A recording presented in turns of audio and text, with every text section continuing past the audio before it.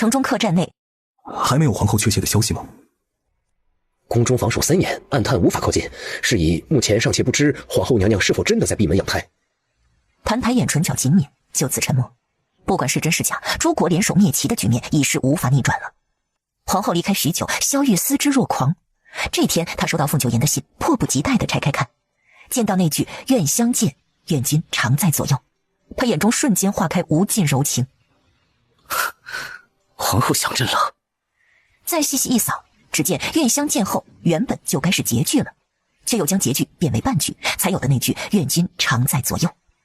他都能想象到，九言在写这信时写到“愿相见”就觉得差不多了，思来想去又添上最后半句，毕竟连着2个愿，着实奇怪。这说明皇后越来越在意他，晓得给他更多了。几天后，西女国国主亲自为他饯行。朕与胞妹失散多年，想托你为朕寻找。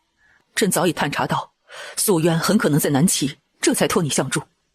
说实话，此前没有向南齐透露分毫，是怕你们找到素渊后用他做威胁。而今，朕不信南齐其他人，却信你孟少将军的为人。好，我当尽力而为。你晓得朕为何一见之前的素渊就笃定他是假的吗？六妹身上有何胎记？哼，非也。这件事朕从未告诉过任何人。赵如兰只知朕有个双生妹妹，却不知双生未必就是一模一样。朕与胞妹一个孝母，一个孝父，长得完全不像。当年朕与素渊不过2、3岁，男人们造反杀入皇宫，母皇为保血脉，将我和素渊送出宫避灾，为了他日姐妹相认，将玉簪断为2截。这是朕手中的一半。如此说来，真正的素渊手里应有剩下的簪柄。不错，此物朕便交给你了。这是西女国国主的信任。今日官员休沐，皇帝不上朝，一大早刘世良就被委以重任。皇上就信他的眼光，让他挑件好看的衣裳。瞧着皇上那副宛如孔鸟开屏的模样，刘世良不禁怀疑，皇上是不是因着皇后怀有身孕憋久了，有新欢了？殊不知，今天正是凤九言回来的日子，萧玉要亲自去城外接他。小别胜新婚，他们夫妻分离2个月有余，萧玉要展露最俊俏的一面。为此，他这几日没少练功，尤其是那10吨子，每天至少要举100个。另一边，凤九言对萧玉的迫切一无所知。他在城外见到一小童，那小童衣衫褴褛，摆摊给人写信。你是毛都没长齐呢，我花钱你办事听不懂啊？老子让你写执子之手，与子偕老，你只要写不就行了吧？唧唧歪歪个什么劲儿啊？不行就是不行，那是军中歌，是同袍所用，你和你的小娼妇算什么东西？你们不配！那客人气得咬牙切齿。嘿，你个小娼妇，你骂谁呢？小小年纪不学好，老子打死你！打死我，你们也是奸夫淫妇。你有妻还要求娶妓女，你枉为大丈夫，去做太监吧，去了世台好，免得一生生一窝。老娘雇你吃，雇你出城科考，你给老娘找女神啊！说着对那小童笑吟吟的感激。多谢你啊，小先生，要不是你偷摸告诉我，我还不知道这人狼心狗肺呢。不客气，惩恶扬善，匹夫有责。娘娘，是七夕那晚被抓的小童生，他爹早逝，母亲重病卧床，平日里被叔叔一家救济。凤九言正思索，夫人。凤九言循声望去，只瞧见萧玉穿着一身紫，格外的独领风骚。他一时没眼看，这是他夫君，那个威风凛凛的一国之君。凤九言很想装作没看见，悄然离开。夫人，萧玉激动万分地揽抱住凤九言。大庭广众，他不能称呼她皇后。两人靠得近，凤九言闻到她衣服上沾染的熏香气味，有些刺鼻。不管你是谁，立刻从他身上下来。小言，你刚才说的什么？萧玉一双眸子闪烁着亮光，不解。凤九言干笑2声。啊，没什么。他总不能说怀疑萧玉鬼上身吧？朕今日包下了长搜望江楼，犒赏皇后与众功臣。您就这么笃定2国盟约已成？自然，你的每封信朕都有仔仔细细瞧过，你说能成，那必然就能成。辛苦了，朕的皇后。你为朕做成这桩大事，想要什么？出使西女国是为了南齐，不过眼前倒真有一件事需要您办。成，只要是你说的，朕都竭尽全力。您把身上这套衣裳换了吧，萧玉心想，难道她这身儿不好看？您穿的太招摇，容易拈花惹草。他这么一说，萧玉果然就精神了。事实上，方才那短暂的几息内，他连杀了刘世良的心都有。就让他们看去，朕心中只有你。凤九言心想，他以为这样穿很好看，早知就不补上那句话了。等我回宫了，届时必要把他那些丑衣服都丢了。飞鹰军们分桌而坐，隐卫们则坐了2桌，没人理会尹七，只因这厮太欠揍，一路上那笔就没消停过。尹七十分委屈，如实写皇后娘娘的出使录的是他，挨打的还是他。他现在可算明白了，史官真是不好做，以后这得罪人的差事他还要做。2楼雅间，那西女国国主有一失散几十年的妹妹，托我们帮她寻找，这是目前唯一的线索，断掉的半截玉簪。找人这种事，他西女国是没人吗？皇上，臣妾有所求。皇后，你这是做甚？皇上，请让飞鹰军回北大营。九言，你我之间无需这般，既是为了飞鹰军的去留，直接与朕说就是了。凤九言又拿出兵符，夫妻一体，朕所有的你都有份，何必分得这样清楚？这兵符便由你保管。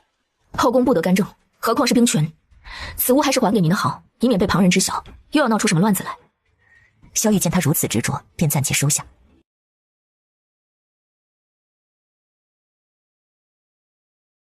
当晚，萧玉来到永和宫，他屏退左右，随后便急不可耐，将凤九言横抱起来，走进床帐。随着衣裳一件件丢出帐幔，里面的声音沙哑急切。皇后，满意吗？萧玉抓着凤九言的手，带他抚摸自己的腹部。凤九言光用眼睛看的，就已有判断，确实练得不错。萧玉的身体越发灼热。话不多时，凤九言反客为攻，他一个翻身将人反制在下方，眼神冷静如水，脑海中浮现西女国那些美男子，唇角不由得扬起。西女国国主若是给我这样的，我说不定还会犹豫犹豫。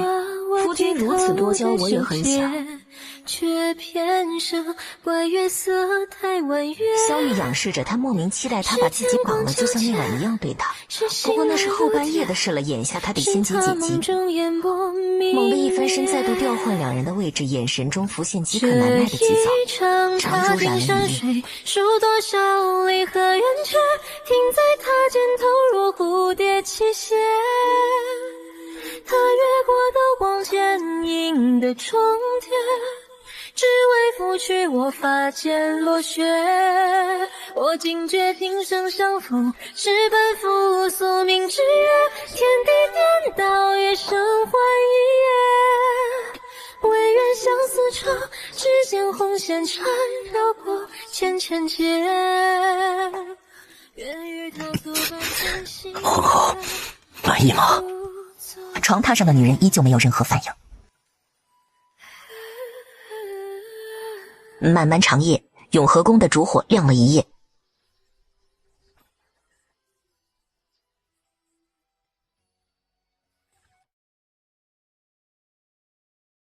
4日啊，对了，为何要把张巡安排进教武堂？此子可教，我有重用。再者，我也想帮帮他。但张巡年纪小，又没有功名在身，难以封官。思来想去，也只有教武堂适合他。还有一事，吴白他被东山国抓了，朕没有夜早告知你，是担心怕你。他还活着吗？依着目前的消息来看，他只是被困，人应该还活着。你放心，朕已经派人去营救，相信很快就能把人救出来。最快的法子是找谭台眼。当天，皇帝急召谭台眼入宫，后者进入御书房，见皇后也在，因这身怀有孕，小腹微微显怀。谭台眼，本宫有件事需要你出手相助。几个月前，我查到一条东山国的暗商道，怀疑与药人一事相关，于是派人前往东山国查探。近日收到消息，我的人被东山国抓了。既得知谭台兄深得东山国皇帝信任，才有这不情之请，多谢了。娘娘放心，我定会尽力而为。晚膳后，他借口去御书房处理政务，实则将众隐卫叫到面前问话。众隐卫有一说一，没有任何隐瞒。但萧玉看完尹七手里的完整皇后娘娘出使录后，脸色瞬息万变。什么美男计，什么与西女国国主幽会密谈，甚至还有临别之际那两人独处私语，就这些都是真的。回皇上，按照您的吩咐，将所见所闻尽数记下，不敢造假。好在九言心中还有他，挡住了诱惑。今日那老女人还送来金刀，这分明是贼心不死。萧玉气恼不已，以后可不能再让皇后去西女国了。还有一件更为重要的事，他得牢牢抓住九言的心，毕竟他总有年老色衰的时候，以色示人终究不能长久。万一哪天他举不动10吨子了，腹部的8块变1块了，皇后岂不是会被别的男人勾走？急则乱，一想到这些可能，萧玉就心慌不宁。夜深时分，永和宫，皇后娘娘，皇上召您去紫晨宫。见鬼！有男人半躺在床上，还是以一种格外诡异的姿势。是朕。半个时辰后，紫晨宫里的丑衣服全都被凤九言丢了出去。哪个正常女人能接受自家男人穿成那副小官模样？何况一代君王。哎，九言，这件挺好，皇后别扔了，这件朕很喜欢。哎，这件不能扔，你说过喜欢看朕穿。凤九言气不打一处来，亲手把他身上那件也扒了。凤九言眼神复杂的看着他，颇为认真的劝解。我方才有些冲动，不过皇上，您是一国之君，不该有那等怪癖。怪癖？分明是他不解风情，还把他那些衣服全烧了。西女国的事，朕都知道了。你如此在意朕的皮囊，朕只怕你早晚会腻。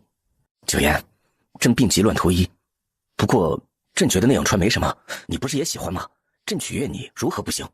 您自己喜欢吗？萧玉迟疑了，他以前不喜欢，甚至鄙夷，可现在为了凤九言的喜好，他极力在改变自己。皇上，您已经足够好了，如果我让您委屈至此，那便是我的过错。实在抱歉，总让您练功。其实取悦自己才是最重要的，您不必勉强。朕明白了。他懂得凤九言的良苦用心，也懂得了为何阮福玉他们都喜欢凤九言。他看着冷漠无情，其实心思细腻。既然衣服的事解决了，我们再来谈谈正事。什么正事？凤九言直接从怀中拿出一张折叠起来的舆图。关于如何反攻，这蛛网分地下暗道和地上明道。这蛛网当年是谭台家为大周蓄阳帝所造，动工神秘，鲜少人知。你想怎么用？西女国已定盟约，我想西境的大军可以秘密调往南境。会不会太冒险？还有更冒险的。此时客栈内，谭台眼神色冷然地看完密信。主子，北燕那边已经等不及了，一直在催促，何时进攻南齐？快了。在他眼中，外面的城池不是城池，而是蛛网连接下的一条条通道。整个南齐他一览无余。半个月后，吴白被安然送回南齐。这位公子伤得很重啊，全凭一口气吊着，能否醒来，那就要看造化了呀。凤九言经历了许多生离死别，早已麻木。战场上，他对同袍最大的期望就是他们能毫无痛苦的死去。凤九言回了宫，心绪不宁。萧玉在御书房与众臣议事。中途南齐边境，诸国大军云集，北境有北燕以及追随北燕的3小国，东境有大夏为首的4国联军，南境前不久才被打退的随和盟军卷土重来，还有那休养生息多年、骑兵众多的南仓国。西境也有2个小国，集结兵力共3万，还有那西女国6万大军紧随其后。他们陈兵南齐4境，呈包围之势，来势汹汹。大大小小的国家算起来有10多个，任何一境失守，南齐就完了。南齐北境，北燕新帝御驾亲征，坐镇后方。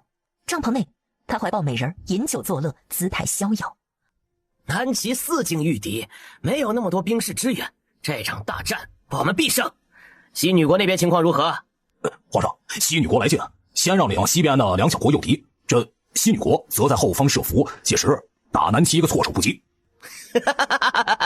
很好，南齐必将为我鱼肉，上火龙，直接摧毁南齐北大门。是。哦，皇上，南齐已有火龙弹。该死，他们哪儿来的消息？竟真能早做准备。2国火龙齐聚阵前，同时发射，必两败俱伤。他不想听东山国的计策，显得北燕没什么智谋，可眼下只能按照东山国的原计划行事了。哼，兵分2路，借道2国。另一边，佯攻南齐的西女国，其内部再次生乱。西女国国主的心腹分为2派。国主，2国结盟这么重要的事，您该早些与臣等商议，再做决定的。南齐分明是自身难保，西女国没有必要被他拉下水呀。国主，请您改变佯攻策略，与诸国一起进攻南齐。南齐胜算渺茫，仅凭一国之力，肯定敌不过10几个国家的士兵。北燕出动火龙，南齐的北境必然被迫。朕就是要看看南齐如何力挽狂澜。来人呐！爹，别喊，是我。你这混账，在这儿做甚？爹，南齐都要亡了，我们赶紧把这些卖了，换些盘缠跑路吧。逆子，你给我滚！滚！爹啊，保命要紧啊！现在不跑，等诸国攻打进来就晚了，连皇后都跑了。真的，我亲眼看着呢，皇后真跑了，他太自私了，这个时候都不带上我们一家。凤九言要去安城办事，刚出城就被凤父追上了。皇后，你如今可是皇后啊！你要去哪儿？本宫知道自己在做什么。来人，送凤大人回府。是。你可不能再折腾了，这孩子可是凤家的希望啊！凤九言头也不回，重新上了马车。安城，皇后娘娘，近况如何？可有什么麻烦事？多谢娘娘关怀，目前一切顺利。这密道四通八达，能在最短的时间内将粮草送到边境。若南齐能渡过此劫，你澹台家功不可没。不得不承认，这蛛网的作用甚大。不敢居功，只求赎罪。只要你不再怪我，你能够真心的信我，做这些事，我毫无怨言。你的事我已经查清，还有吴白的事，多谢你。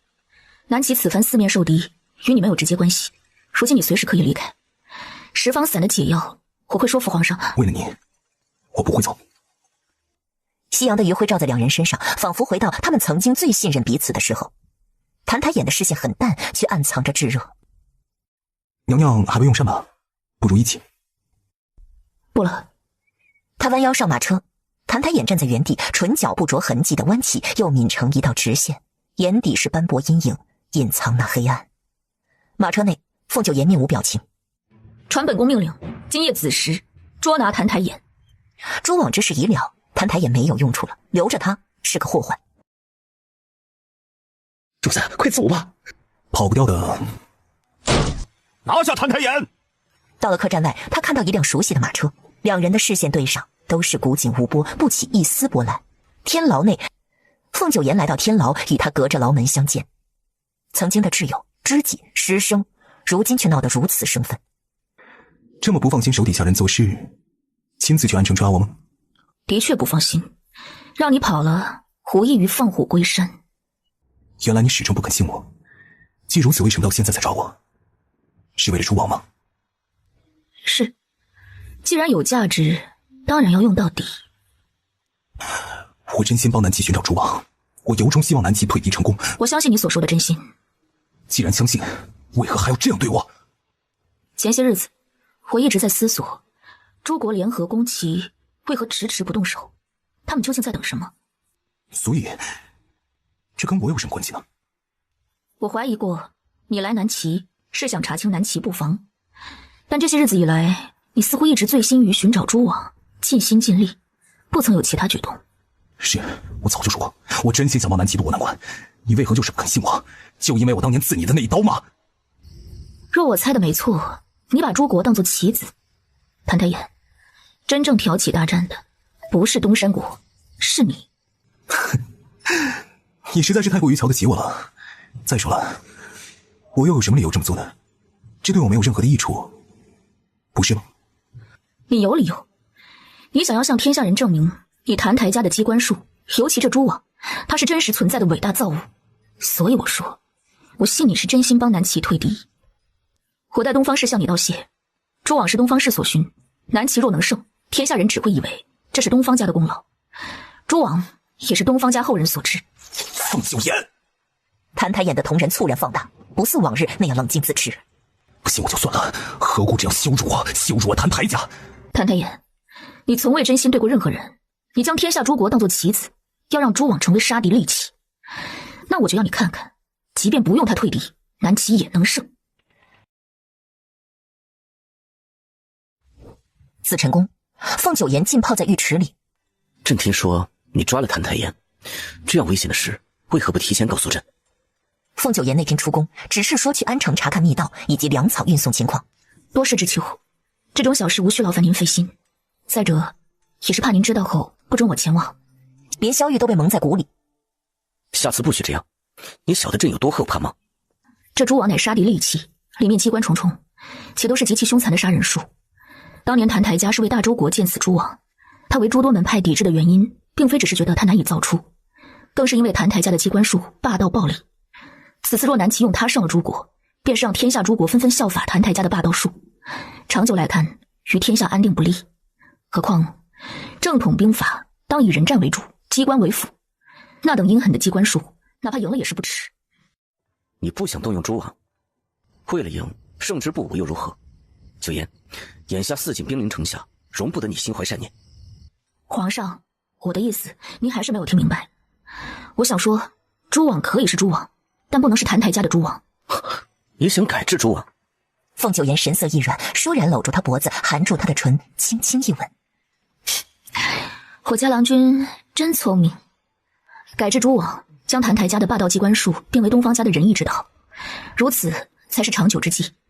否则诸国若以澹台家的机关术为尊，纷纷效法，那么将来这杀人术早晚会用到我们的兵士身上。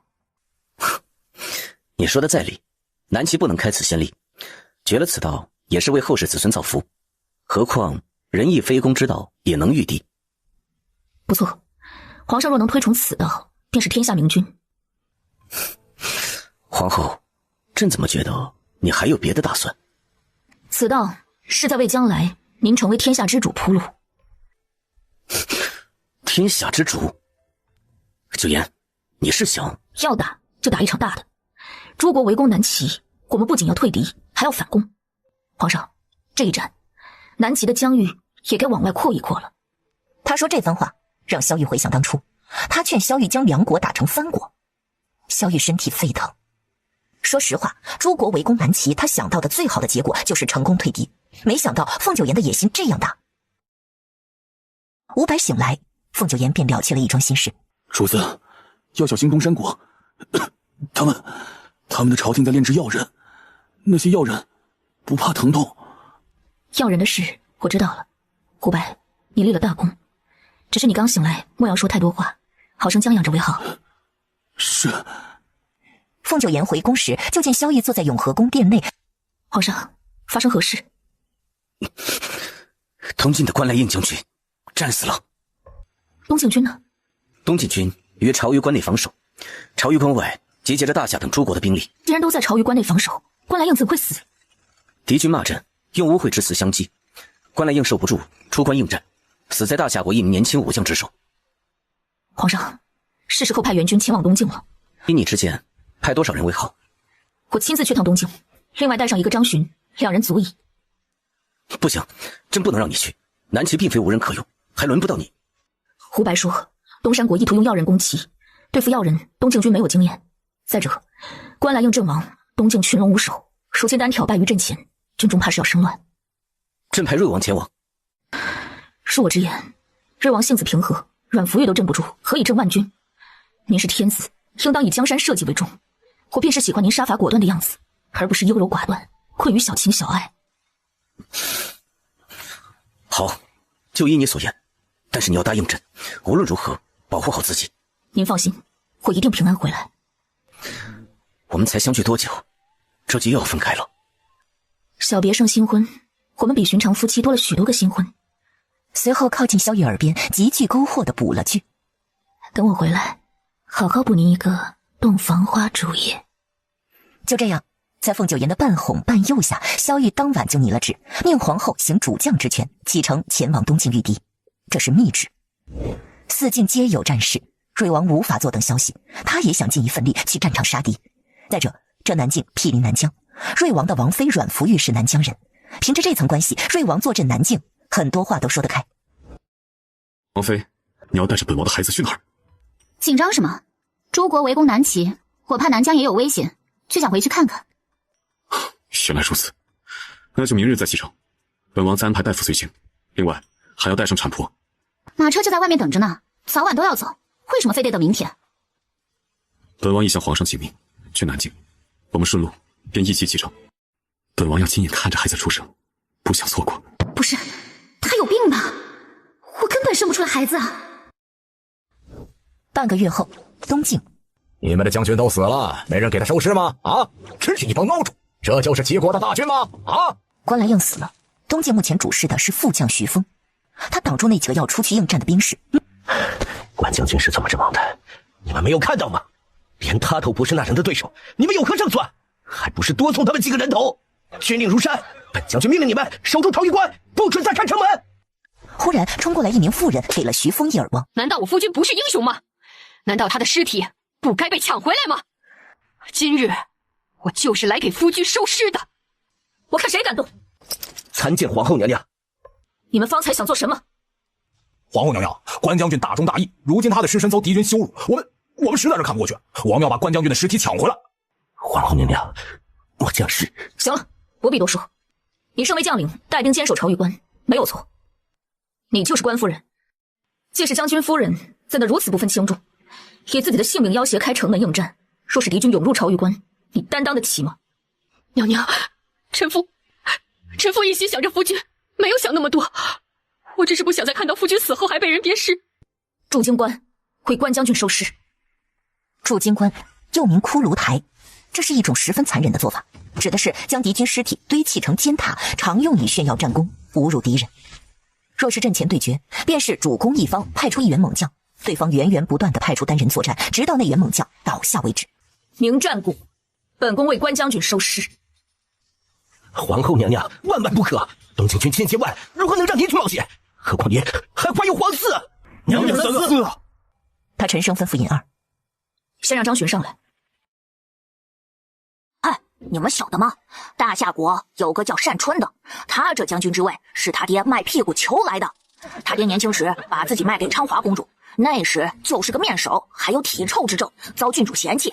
后来呀，他又卖给了公主驸马，被驸马提携着上位，这才有机会上了公主床，还让公主有了孕。后来这孩子长大了，却和他爹一样，都有体臭之症，还都喜欢卖屁股。单将军，小生想问问您，您爹还好吗？可饭否？大姐可还通畅？随后城楼上唱起张巡写的打油诗：大夏有父子，皆如烂白菜，先烂根来后烂叶，老的被人骑，小的被人胯，烂叶烂根断子孙，还要把人笑。别人嫖妓他做鸡，个个大，屁股一翘翘上天，问君几分娇？单春回家找老爹，老爹，咱俩谁更娇？老爹欲言屁下蒙，一路走一路行。速来与我一战！来战啊！话音刚落，城楼上悬下一张布条，上面用血写着：明日5时，驻京关一战。应战。南齐下战书要驻京关，大夏4国盟军都觉得太猖狂。若是没什么事，军营重地，少来为好。再有下次，军法处置。娘，怎么样？皇后没临阵退缩吧？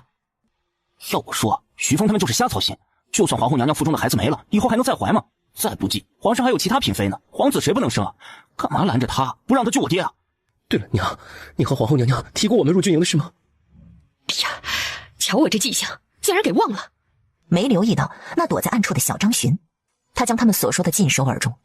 皇后娘娘，他们真是这样说的。这等自私的人，简直没良心。您帮他们收尸，他们却一点不在意您的孩子，您根本没必要帮他们。凤九言听完，并不在意关家母子3人。明日一战，不是为了那3人，也不只是为了关来应，更重要的是为了南齐最终的胜仗。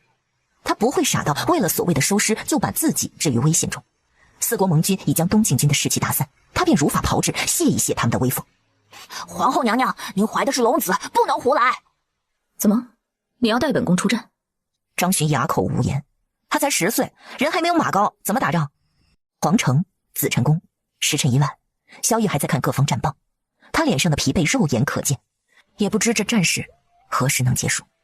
他愧对皇后，身为夫君，应该让自己的妻子过上安然无忧的日子，如今反倒让他操劳，也不知他在东境如何了。移驾永和宫。是皇上。刘世良身为大太监，颇有眼力劲儿。皇上去永和宫，就说明要安置了。说来也奇怪，原本应该在永和宫的皇后娘娘，这些日子不知去了哪儿。在宫里做事就得管住嘴，即便来到永和宫，萧玉也难以入睡，身边空荡荡，实在不习惯。一夜过去，东晋翌日一大早，敌军列阵以待。今日这一战，南齐所要的赌注是关来应的尸体，即南齐胜，4国盟军交换尸体。城楼上，南齐将士们又念起那大优诗：哎呀，大夏有父子，皆如烂白菜，先烂根来后烂叶，老的被人骑，小的被人跨。单春的脸色一阵青一阵白，该死的南齐人嘴真毒啊！昨日喊着要驻京关，今日怎么不见出战的人呢？是怕死不成吗？南齐小儿，还不快来爷爷这儿送死！紧接着，一道身影踏着绳梯而下，那人身穿盔甲，且以面具护脸。南齐应战！杀！这时起风，风沙中有战马声，那是敌军的第1名挑战者。狂风肆虐，好似故意不让人看见那风沙里两人是如何战斗。短短几个眨眼的功夫，那阵风过去了，旁边站着一匹马，距离战马不远处躺着那名大夏武士的尸体。没人看清那大夏武士是怎么死的，并且是在这么短的时间内就被斩于马下。这不可能啊！再战！皇后娘娘真厉害啊！要是她也有这么高的功夫，就没人敢欺负她和娘了。不知不觉间，凤九岩已经斩杀50名敌军，他们的尸体散落各处，所骑的马也都被缴获，被凤九岩拴在一起。不能再骑马了，否则这要是输了，就是把马儿白白送给齐军，并且他也不想再浪费时间。见黄昏，夜幕将至，凤九岩身边的尸体越堆越多。单春那边不断派人去挑战，无一例外都成为他枪下魂。你是何人？为何不敢报个明来？孟家，凤九岩。此话一出，大夏为首的4国盟军面色各异。他就是凤九岩，南齐北大营的孟少将军，一代名将，杀人不眨眼的战神。单春看到那一地的尸体，恍惚间清醒过来，那女人不是战士，是杀神呐！他连腹中孩子都不顾，就只想着杀人。单春服气了，他作为4国主将，不能一意孤行，毕竟他们此行的主要目的是攻下整个南齐，不能为了对付一个人就让自己的兵士白白送死。虚实，终于大夏4国盟军举旗认输，关来应的尸体被送上城楼后，撤！让你们走了吗？将军，快看那边！只见朝鱼关城楼上赫然滚落几10只藤球，硕大的藤球是藤木编织而成，每个都足有2人高。撤！马上撤！说好的南齐出人单挑，居然来这招。等到大夏国为首的4国盟军撤离后，他才不无疲累地坐在一块石头上，微微勾着背，鲜血顺着指缝流下来。胳膊被双板斧砍伤，却无人能看清。不过这对于他来说都是小伤。今日过后，那4国盟军不敢轻易来犯。单春的脸色越发阴沉，他带出去2万兵士，损失了2000，还都是死伤于自己人的踩踏之下。休整！大军把营，后撤10里。将军，这是为什么呀？齐人诡诈，说好是单挑我们的兵士，就暗中设伏，我们难道不该进攻吗？驻京关是为灭我盟军威风，2000士兵足够他们驻京关了。如今连那孟少将军都来到朝鱼关，他可是萧玉的皇后，是萧玉心尖上的人，他这一来定是带着火龙弹的，所以必须后撤。在北燕打开南齐的北大门之前，我们这4国盟军得保存实力，不能再损兵折将了。将军，难道我们就此撤退，坐以待毙吗？后撤亦是假象，南齐军营里不是有我们的人吗？将军，您是说让那孟少将军和关来应一样？这次直接让他死。娘娘，仵作找来了。等等，这不是在天池雪山下救他的老神医吗？杀人魔！娘娘，这老大夫听说军中在找仵作，主动请您而来。这是皇后娘娘，还不快快行礼？不必多礼，老神医，还请先验尸。没一会儿，启禀皇后娘娘，这位将军并无中毒痕迹。如若要再查的深些，须得剖尸。不行，我爹生前遭罪，死后遭人鞭尸，不能再受伤了。关将军，今日我等在此，想要为你验明死因。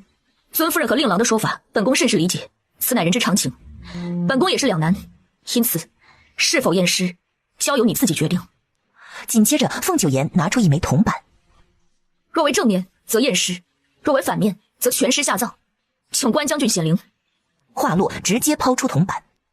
验。张巡默默看向凤九岩，皇后娘娘实在高明。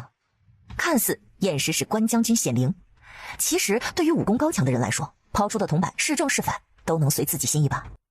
如我所料，斧头的致命伤以前，这位将军中了剧毒，若不及时解毒，即便没有出战，也会有性命之忧。毒？哪里来的毒？将军为人谨慎，尤其在大战前。再者，我和将军日夜商谈退敌之策，吃毒都在一块儿，关夫人冲出来，怒扇了徐峰一巴掌。是你，一定是你下的毒。此前为何没能验出毒？草民猜测，有人对尸体动过手脚。尹三，昨晚进过这帐篷的，你可都看清了？尹三出现时，后面还跟着个尹七。娘娘，您放心，一个都跑不了。每个人进去待了多久，我都记下了。关家孤儿寡母3人进去过，他们离开后没多久，徐峰进去了。再之后，关家大儿子和小儿子都分别进去过。期间，还有那军医。也就是说，以上5人都有机会接触尸体，在尸体上动手脚了。皇后娘娘，末将愿配合调查。拿下！还有这些人，一并拿下！皇后娘娘，是我的错，是我害死我爹的。你混说什么？堵上他的嘴，拉下去审。是。就这样，关家母子3人，徐峰以及那军医都被带到另一处分开审问。2个时辰后，娘娘，关家俩儿子都交代了，药是他们下的。他们的说法是，不想看着关将军送死，就想用些药让他患上寻常风寒之症。不料，那2人所用的药加在一起，并未引发关将军风寒头痛症状，倒成了剧毒。何人给的药？是军医，那2人都指认了军医。把人拖过来。不多时，那军医被拖到凤九岩面前。娘娘明察，草民冤枉，冤枉啊！这东大营内有多少细作？草民不知，草民惶恐。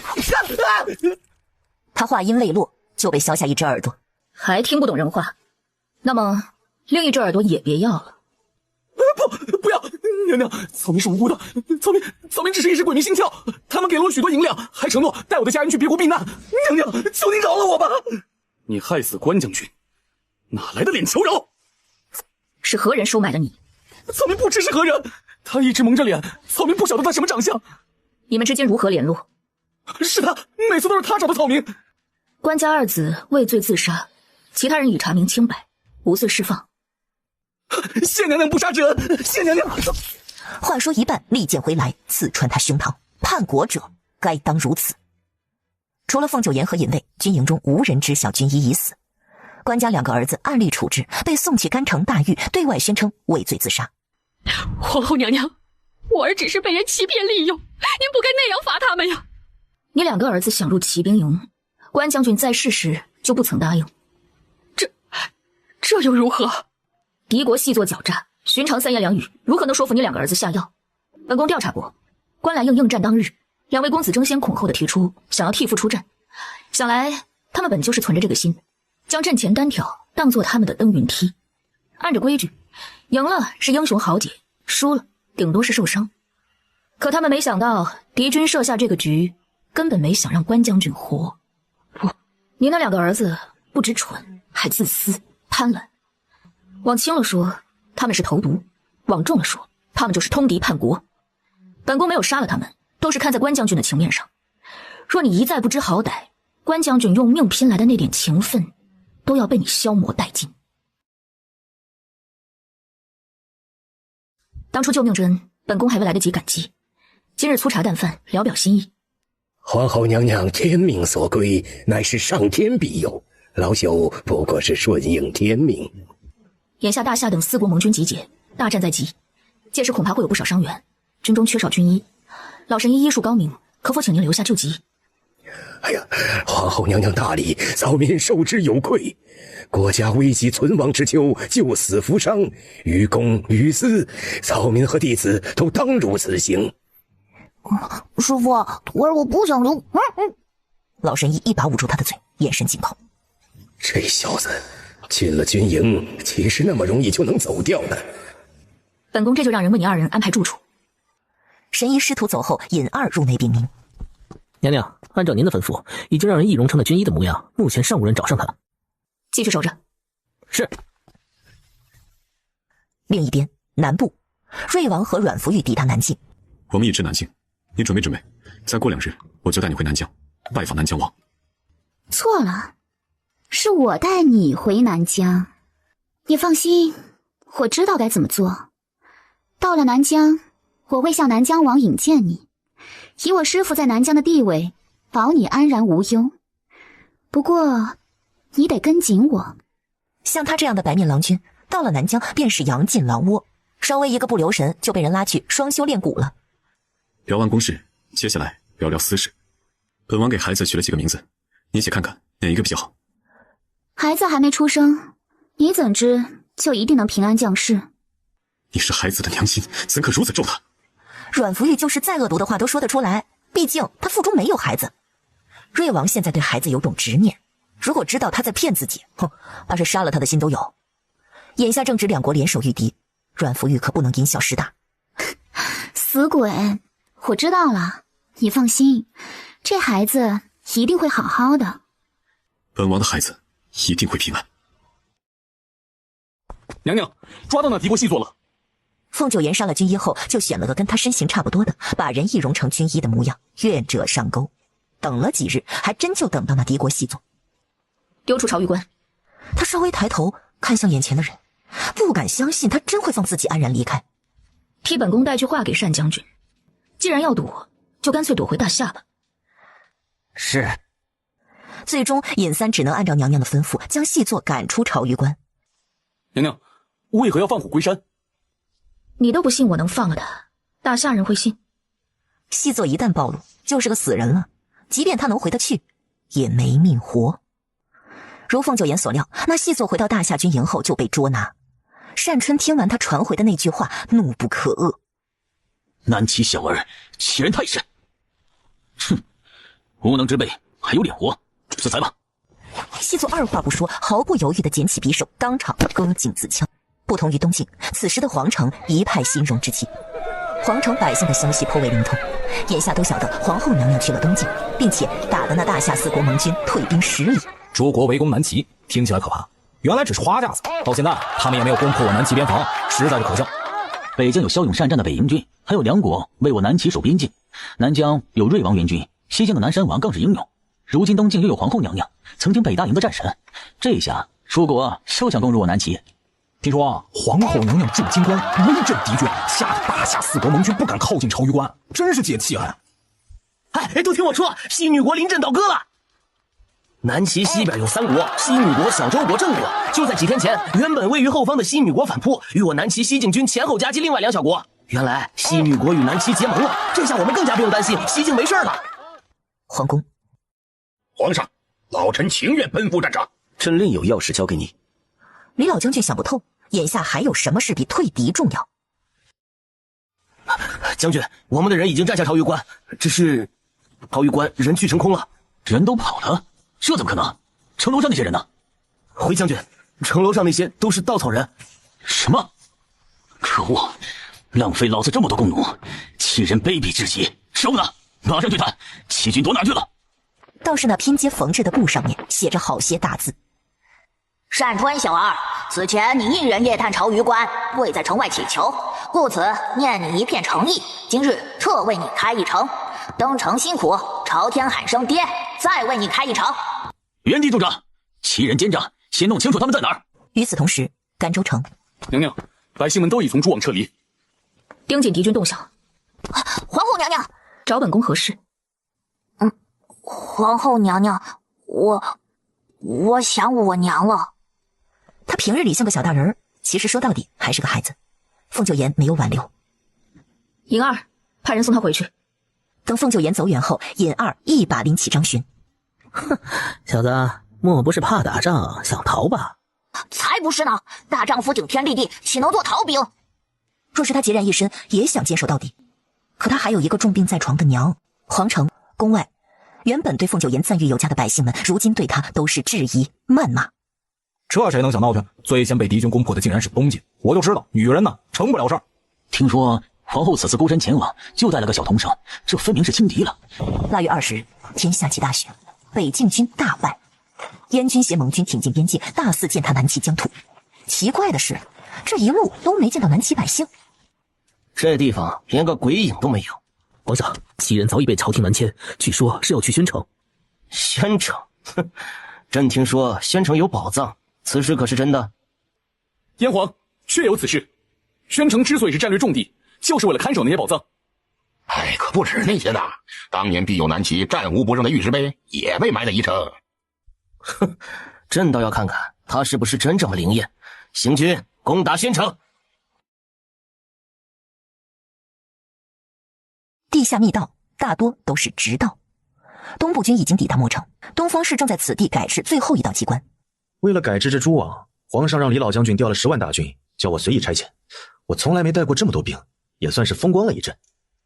人多好办事，10万大军按照他的图纸改制北部和东部的诸王镇，给他省了不少时间和人力，就差着最后一道关口，他特来收尾。东方兄，我带南齐将士们多谢你。你这是要去宣城？等我这边收了工，便带着老樊他们一同去宣城等你。以他对苏焕的了解，苏焕向来喜欢速战，最不喜欢东一锤西一锤，打个没完没了。那么决战的场地只有宣城最合适。转眼已是2月，宣城内诸国将士们随意驻扎，3股势力碰面，少不得争吵。当晚，大夏将士和随和部的闹起来了。谁不知道宣城有宝藏？尤其是那块稀世奇宝玉石碑，你们想独占，就要我们回南边，哼，真是可笑！你们随和部盟军不要脸，城池是我们攻下来的，你们倒好，踩着我们的脚印过河，愣是一点没沾湿。天底下哪有这么便宜的事情？就算找到宝藏，也绝不可能分给你们。次日晚，北燕军营里发生一件怪事。皇上，我们的主火枪都变哑炮了，不好了，城门被锁住，打不开了。众人还来不及震惊，就听见城外响起千军万马声。意识到不妙，燕皇和单春等将领先后上城楼，只见宣城外密密麻麻都是齐军。单春惊愕地发现，为首的那个人是凤九岩。这怎么可能？他不是在甘州吗？将军，那都是东境军的，他们怎么会出现在宣城啊？你不是说东境军被困在甘州出不来吗？这些人是怎么回事啊？单春，你干的好事！燕皇，我请你看清楚，外面只有一部分是东境军，再者，并非我们东部盟军被骗，你们不也是一样吗？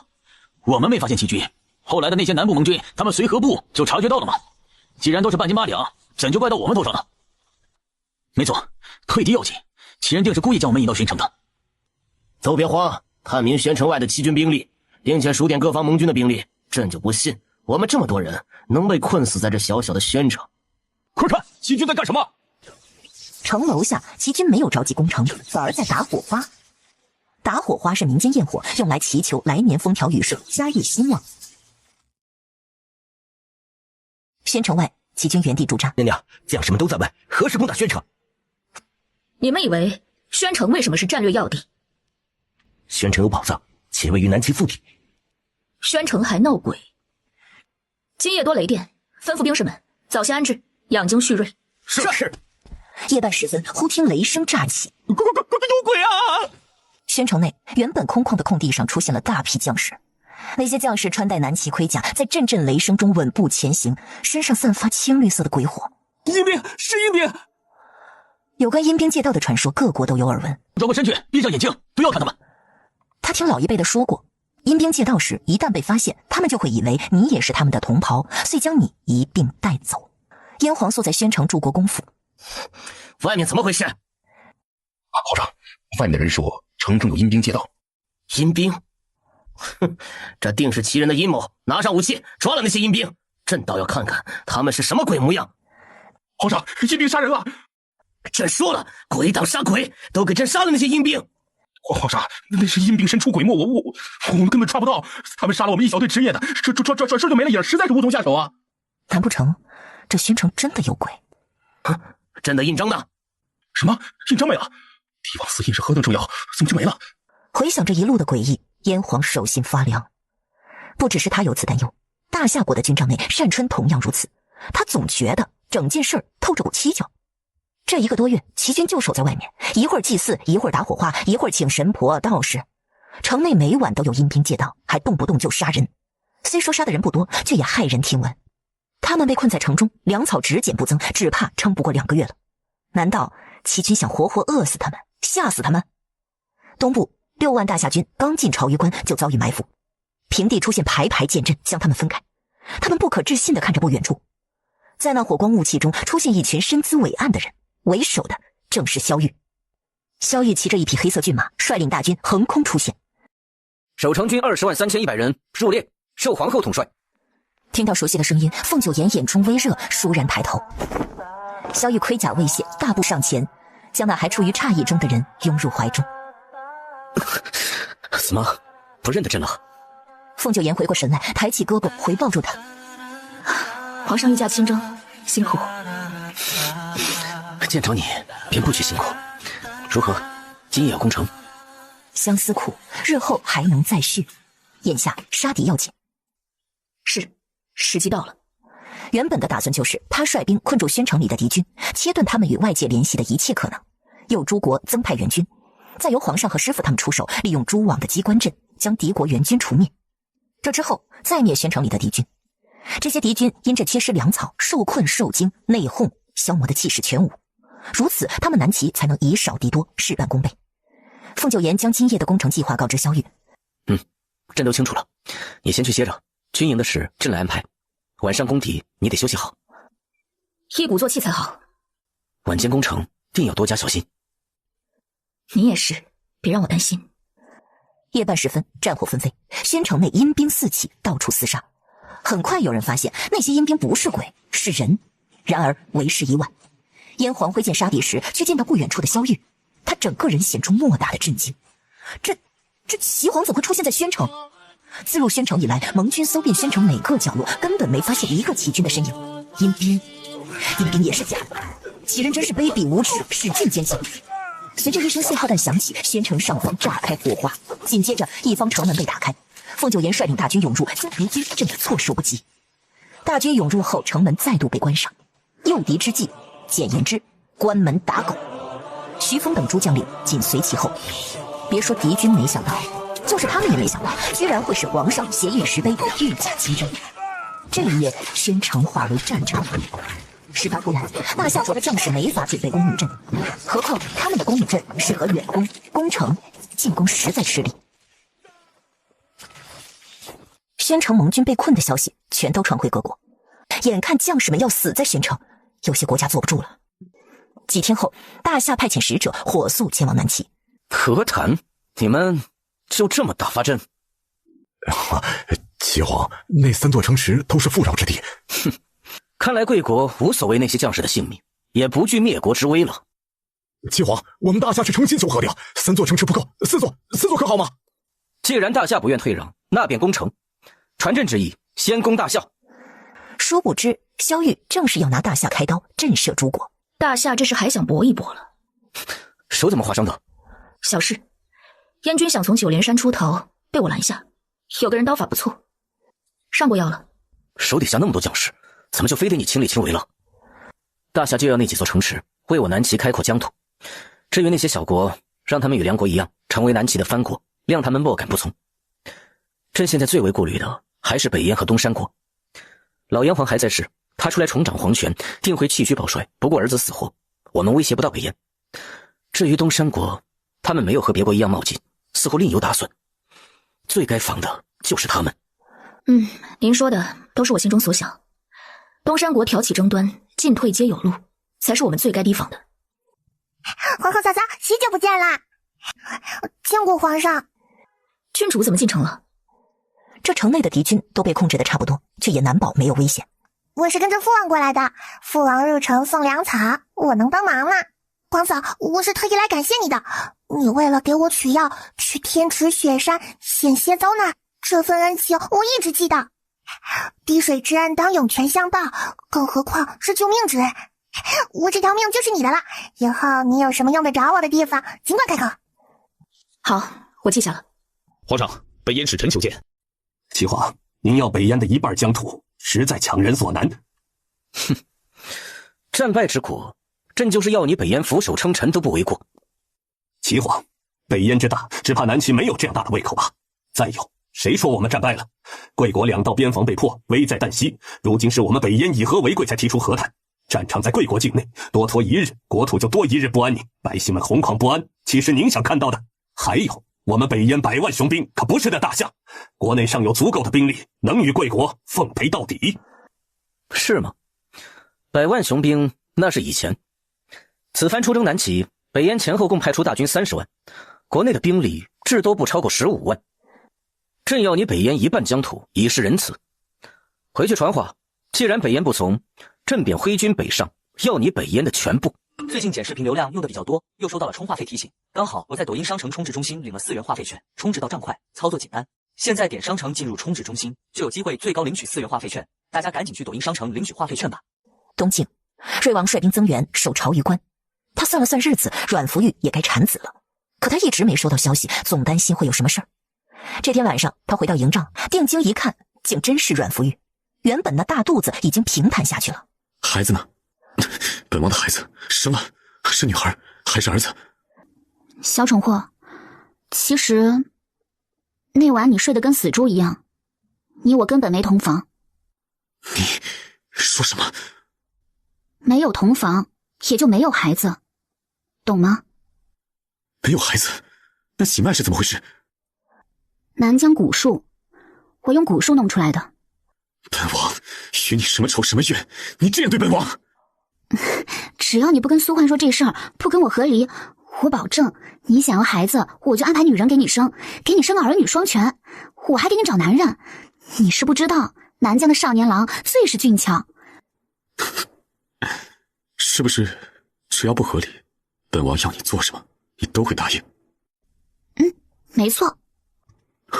这些日子以来，你有很多机会可以同本王说清楚真相，为何要偏偏等到这个时候？瑞王真想杀了他。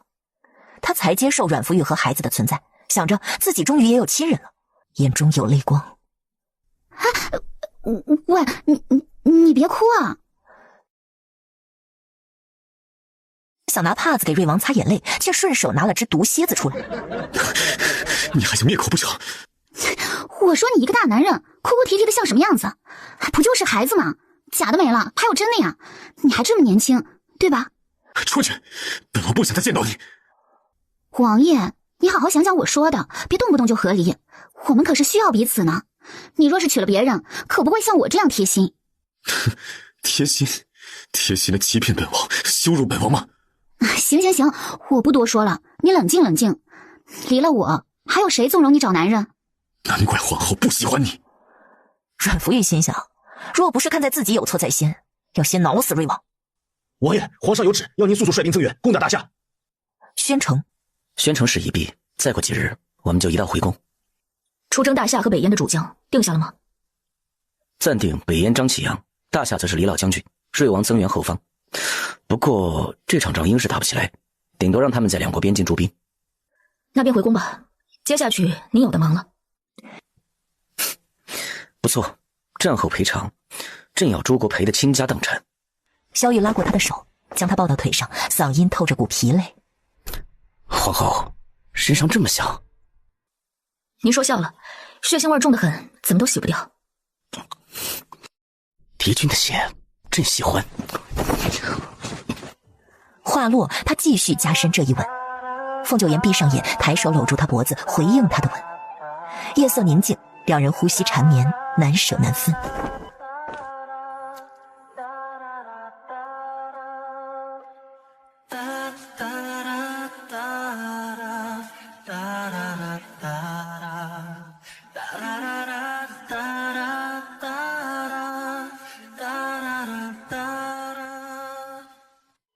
不知过了多久，他靠在萧玉怀中，疲累的睡去。萧玉低头看了看他，心疼又无奈，在他额头上印下一吻。翌日天微微亮，凤九言忽地坐起身，何事？没什么，做了个梦，梦见要攻城了。该打的仗已经打完了，放心，诸国短时间内没有那么多兵力敢和南齐开战，无异于自求灭国。九言，听朕的，放松些。你昨晚睡得很不踏实，定是做噩梦了。今日不急着赶路，再睡会儿。萧玉眉心一皱，轻拍了两下凤九言的背。你躺着，朕出去看看。皇上，有位老军医求见于您，说他有重要的事情禀告。皇上，此事是臣妾疏忽。皇上，当初臣妾在天池雪山遭难，正是被他们所救。皇上，草民有要事要向您陈明。草民略通医术，平日里喜欢探寻天下奇毒，以寻求解毒之法。前些年，草民在南齐境内发现一种古怪的毒，此毒轻者使人癫狂失智，不畏疼痛；重者令人昏睡，如活死人一般。听到此处，凤九言倏然意识到，他说的症状与那药人之毒十分相似。草民走遍各地寻找天下奇药，就是为了研制解毒之法。此番东行，是因发现东边几处村子里有许多病例，想要试药。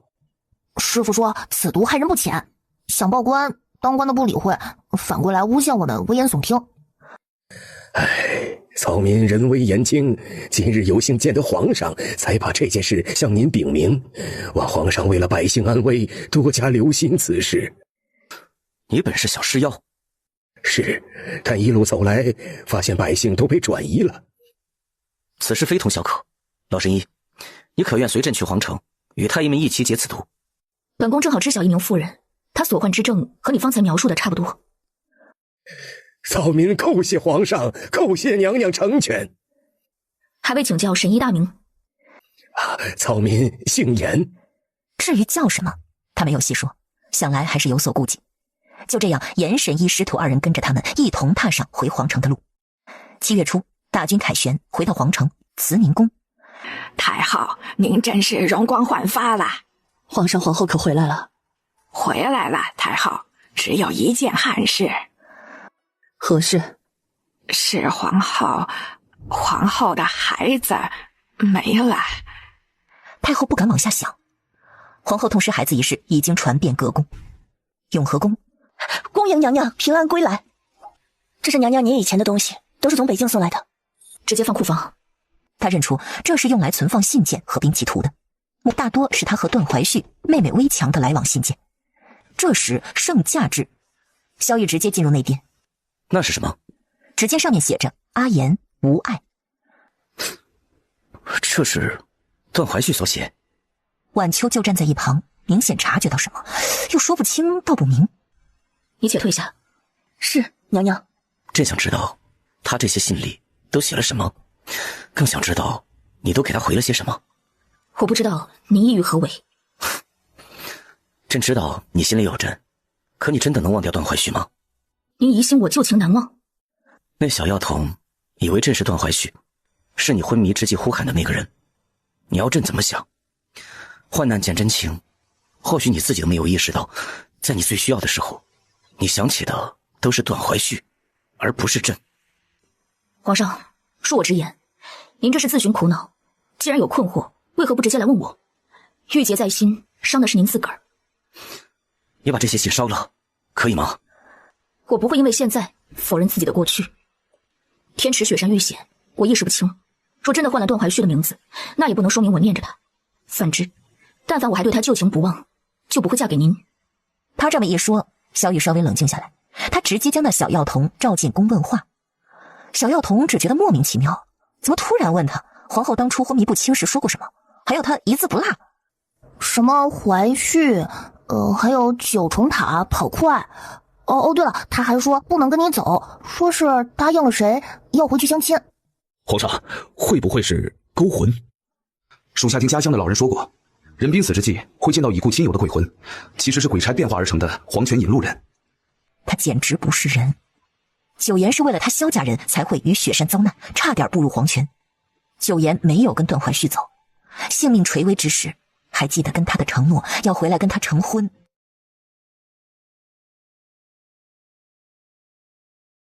是朕小题大做。我既是你的妻，就不会离开你。萧玉低头吻上他唇瓣，带起一丝缱绻，随后摩挲着他耳畔，与他额头相抵。想朕吗？凤九言呼吸微重。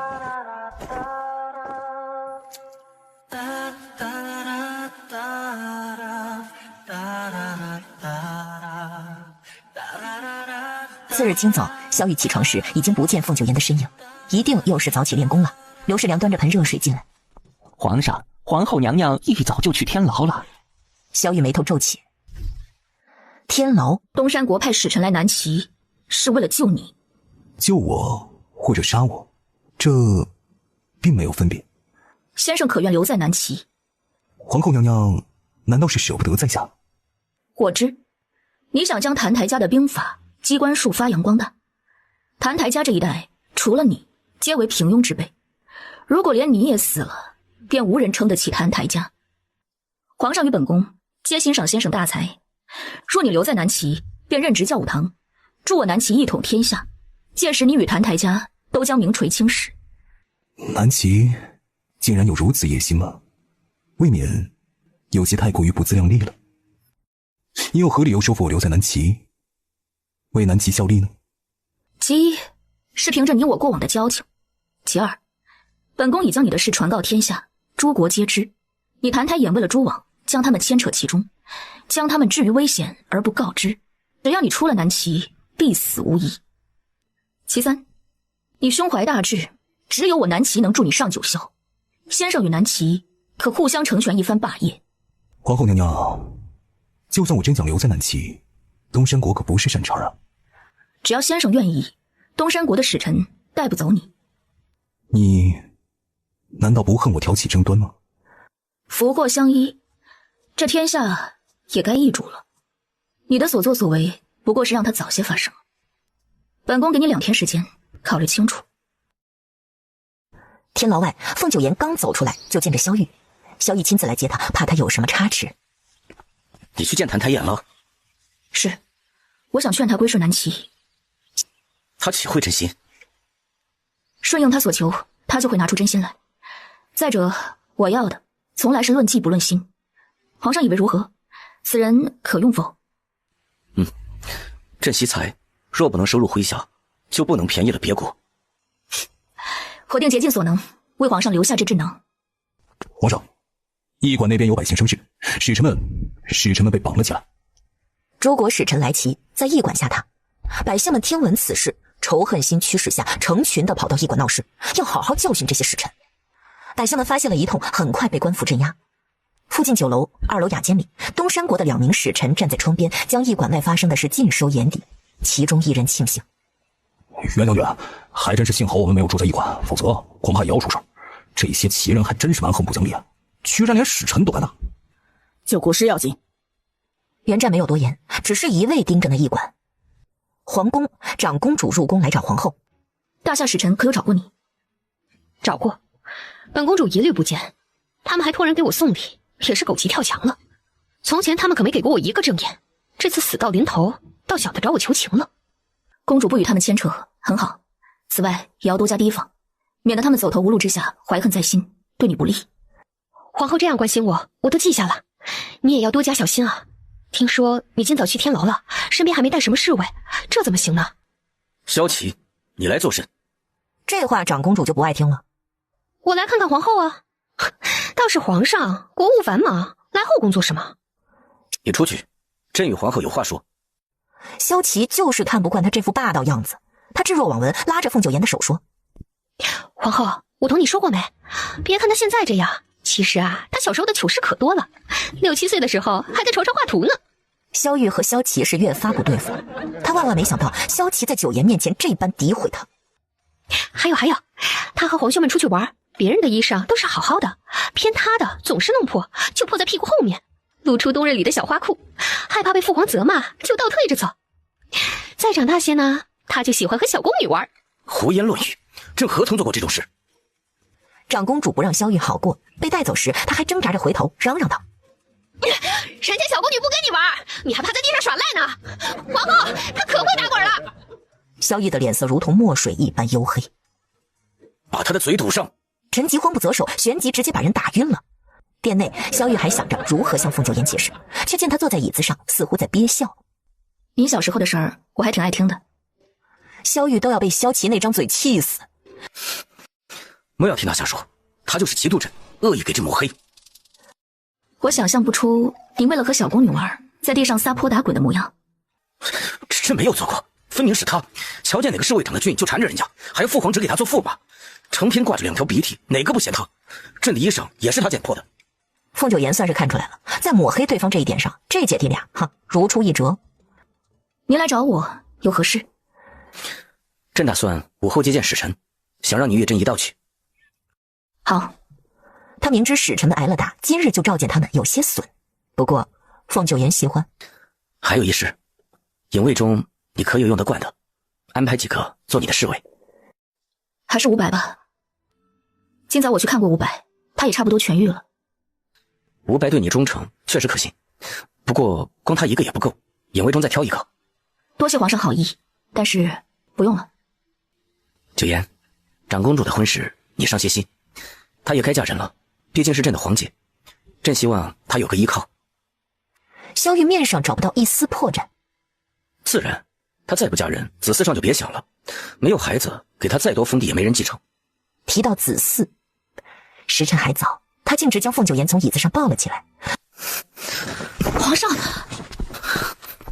朕还想。帐幔被放下，衣裳被丢出，帐内响起控诉声。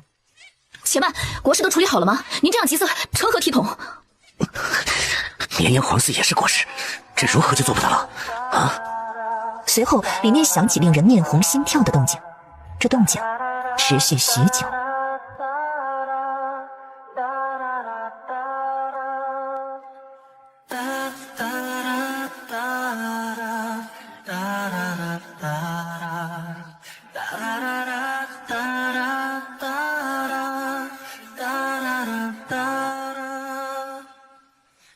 势必萧玉一身慵懒，躺在床上不愿起。凤九言坐在床边，萧玉从后抱住他，修长的手指勾住他腰带。再来。他嗓音阴哑，一会儿还要接见使臣，马虎不得。萧玉笑了笑，随后往他手里塞了块什么。凤九言低头一看，是兵符，一块他从未见过的全新的兵符。他侧头看向萧玉，这是兵符，给你的。除了飞鹰军，还有那新招的1万新兵，都归你。此外，凭此兵符，可随时调派兵马，喜欢吗？此事前朝可知晓？朕早已找过几位朝廷重臣，与他们提起此事，他们都认为朕应当如此行。今日早朝，朕正式跟百官说了，倒是也有反对的，但朕只依据眼下南齐要攻打诸国，反对的都给朕去战场，如此一来，他们也就鸦雀无声了。你瞧，这事也不难。尽管他说起来很轻松，凤九言却晓得，为了这兵符，萧玉一定付出了许多心力。你要对朕好些。凤九言紧握住那枚兵符，蓦地一个轻身将萧玉压在下方。如今众使臣有求于南齐，让他们多等会儿，无妨。说话间，他解下自己的腰带，衣襟顿时敞开了，露出里面的风光。萧玉还未看清什么，就被他用腰带遮住了眼睛，耳边飘来他略显低沉的声音：“郎君。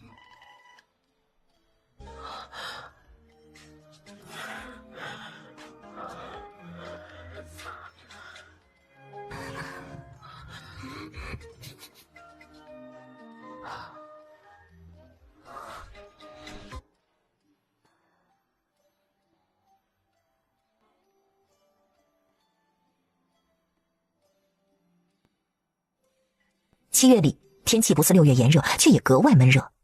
大殿内，诸国使臣已经站了许久。齐皇要见我们，这怎么这么久还不现身呢？东山国2位使臣镇定如常，不骄不躁，与别国使臣相比，干干净净，透着从容。使臣们足足等了2个时辰，才见到齐皇姗姗来迟。参见齐皇，皇后娘娘。免礼，平身。他那凛锐霸气的模样，叫人看不出，其实他半个时辰前还在温柔乡欲仙欲死。此刻的他与床榻间判若两人。南齐所要的早已与诸国言明，战事是你们起的头，输了就当赔偿。若有认为南齐所求无理的，想要来讨价还价的，现在就可以离开。另外，带上南齐的宣战书回去。东山国并未向南齐发兵，自认为没有牵扯其中。齐皇，外臣乃东山国李陵，此番出使南齐，是为了带回东山国罪臣澹台衍。东山国使臣带来布匹、马匹，以礼相待。我东山国从来不牵扯诸国纷争，此次诸国围攻南齐，我们皇上也听说到了一些流言，都说这纷争源于东山国的挑拨。别国使臣互相对望，这东山国使臣什么意思啊？独善其身啊！当初可不就是他们东山国派人游说，要他们联手攻打南齐，瓜分南齐的吗？经过多方探查，我们这才查到，原来这所有的一切全部都是那澹台衍所为。他招摇撞骗，取得我们皇上的信任，被封为国师，成为了东山国的座上宾。没成想他却是不满足于此，意图蛊惑我王，要我王攻打南齐，以成霸业。我王清醒，并没有受其挑拨，不料他却是贼心不死，暗中周游各国，挑拨诸国攻打南齐，还借着我东山国的名号。这话是何意啊？难道联手攻齐不是你们东山国的意思啊？当然，诸国攻齐与我东山国无关，你们都被那谭台眼骗了。一个谭台眼能做成这么大的事儿，你骗谁呢？当初他可是带着你们东山国的国书，摆明了是你们东山国不认账，怕了南齐，跑来撇清干系了。据本宫所知，谭台家不属于任何一国。你说谭台眼是东山国的罪臣，可有受封官职文书？如何证明他是你东山国的人？他让吴白调查过东山国谭台眼，彼时并未查到谭台眼任职一事，所以方才使臣说的是被奉为国师，而不是被封为国师，一字之差，意思差之千里。谭台眼行事谨慎，当初我王要封他之时，他再三推脱，但是这明面上，他却早已是我东山国之人。在本宫看来，贵国实在多此一举。诸国攻齐，如今战败，都不愿牵扯其中。贵国既然查清是谭台眼所为，常理而言，不是应该与其撇清关系吗？现在倒好，口口声声说谭台眼是你东山国的人。众人反应过来，纷纷质疑东山国。对啊，如果挑起争端一事跟你们东山国无关的话，你们干嘛又是送布匹又是送马匹的，把谭台眼弄回东山国啊？换作是我，藏着不吭声，岂不是更加方便？人家南齐没找上你们反而眼巴巴地凑过来找打，这是为何？我们东山国愿意担此重任，惩戒罪魁，这又何错之有呢？凤九言淡然一笑，立马接上这话。皇上，您可听见了？既然东山国愿意负责，这次停战索赔一事也要算上东山国一份了。皇后说的是。外臣听闻，南齐此次能胜诸国，是因为有东方家改制的蛛网相助，而找寻这蛛网也是谭台眼的功劳。因此，外臣疑心谭台眼挑起争端，是为了将诸国的兵力引到南齐，便于南齐灭诸国。否则，如何解释？按照常理，贵国应该对谭台眼深恶痛绝，如今却只是将他关押。由此看来，如今贵国不愿交出谭台眼，是要保谭台眼的命。齐皇要保谭台眼，就不怕与天下诸国为敌？哼，朕有何惧？诸国不是已经与我南齐为敌了吗？且看诸国与我南齐为敌的下场如何，再问朕是否害怕吧。东山国使臣一时哑然无声。凤九言扫了他们一眼，目光冷然。东山国如此费尽心思地想接回谭台眼，不是为了处置他，而是听闻蛛网一事，知晓此物源于谭台家，想要他为东山国造此机关。这人他就是杀了也不会给他们。此番会见使臣，南齐的态度十分坚决，除了按照南齐提出的要求赔偿，诸国别无选择。他们被南齐所逼，无奈签下停战赔偿条约。签了字，南齐10年内不会向他们发兵，割让出这么多领土，以后更得仰人鼻息了。天牢内，谭台眼静坐着。公子，那人又让我传话，接您归国的事一时半会儿定不下来，要您耐心等待。谭台眼一言不发的闭眼，宛如老僧入定。我要见皇后娘娘。凤九言再次见到谭台眼，他的眼神虽然平静，却不似从前那样死气沉沉。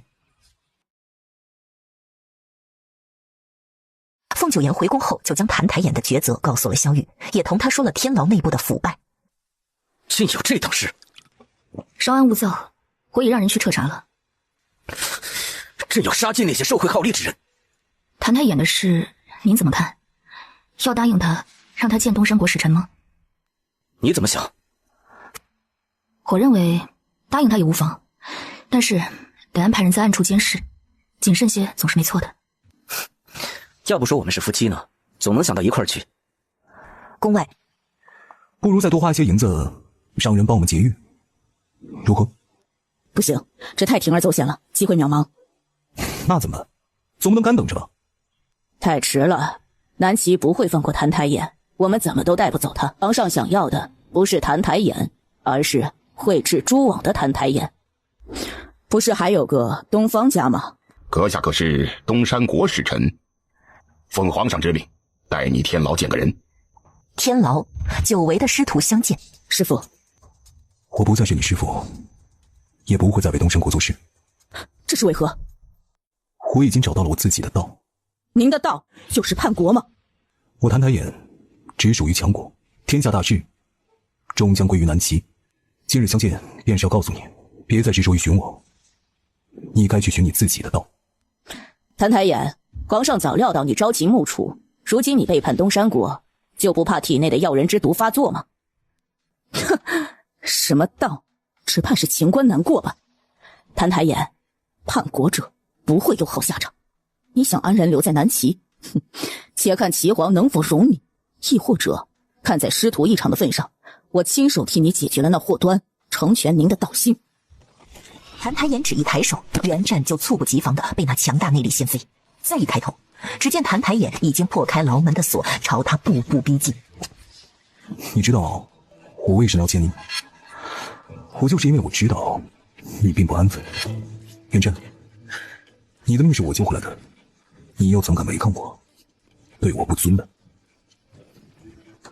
不要以为我在天牢，我就阻止不了你惹是生非。你若是敢在南齐闹事，为师我会亲手拧下你的脑袋。袁战嘴角紧抿，几乎成一道直线。面对谭台眼的警告，他隐忍不发。谭台眼破开牢门后，又安安分分地回到牢房里，并将锁重新缠上。他做得云淡风轻，仿佛无事发生。皇宫隐未将探听到的内容如数禀告，但因着距离有限，袁战和谭台眼压低声音说的那些话，他没听全，只依稀听到谭台眼在告诫袁战不要在南齐惹是生非。萧玉没有多想，眼下政务颇多，他忙得脚不沾地。不过有件事他颇为不解，谭台眼能破开天牢的牢门，也就是说牢房困不住他，那他为何甘愿成为南齐的阶下囚？当林收到凤九言的信后，没几天就跑来皇城了。听说北境和东境被破后，你江家的产业都往东边移。皇后娘娘有所不知啊，那不是我的主意，是族人们自发的，我想拦没拦住我。我江离誓死捍卫南齐。哎呀，皇后娘娘，您就别跟我计较了，我保证江家转出的那些产业1个月内通通转回来。江家还会献出近3个月的盈利冲入国库，您可满意？5个月。苏欢，你抢劫啊！6个月。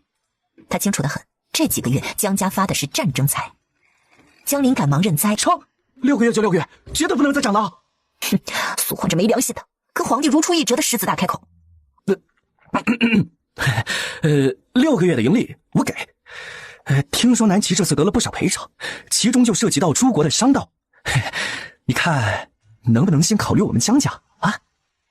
吃这么多不怕撑死，有本事自己去争。暗商道的事查到多少了？哎，你别说，我还真查出些什么了。就那条暗商道，我们江家也在用，但是要人的事儿绝对跟江家没关系啊。我就怕你会多心，所以一直也没敢跟你提。那条暗商道存在几10年了，江家的生意有时会用上它。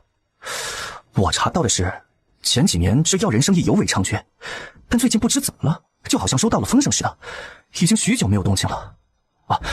我已经派人蹲守，一旦发现和要人有关的买卖，一定会告知你。凤九言听完，至少确定了一件事：东山国和南齐之间确实有要人往皇宫。娘娘，宫外有人求见，说是您母亲的亲妹妹。凤九言眉心一皱，她出生后就被送到孟家，对于凤家的事尚且知之甚少，更别说外祖家了。那女人叫刘莹，确实是您的姨母。不过，侍卫还查到，您的母亲早在20多年前就和娘家断了往来。您这个姨母，不知该不该见？见过皇后娘娘。母亲不必多礼，坐。您还记得刘莹吗？记得，她是我娘家妹子。皇后问她做甚？此人要入宫求见，外祖家的事我知道的不多，特将您请来，一次向您问个清楚。我自从嫁入凤家，娘家人就3天2头跑去闹事。起初是为了让刘莹入府做平妻，后来又是为了我那个不争气的弟弟。婚后1年里，我没少往娘家补贴，后来是婆母忍无可忍，将2家人叫到一块儿，逼着我和他们断绝关系。那之后我再也没有见过娘家人，只听说刘莹嫁给了别城一位富商，至于我那弟弟，年纪轻轻就染上脏病去世了。一会儿我召兄嫂入宫，一同用晚膳。宫门外，皇后娘娘有令，不见。哎呀，娘，皇后不见我们怎么办呢？诸国开通多条商道，尤其是那东山国，皇上名额有限，可不能落到别人头上啊。不急，小的不见，还有老的。我们去凤府。凤府，姐夫，别来无恙啊。你来干什么？当然是有求于你了。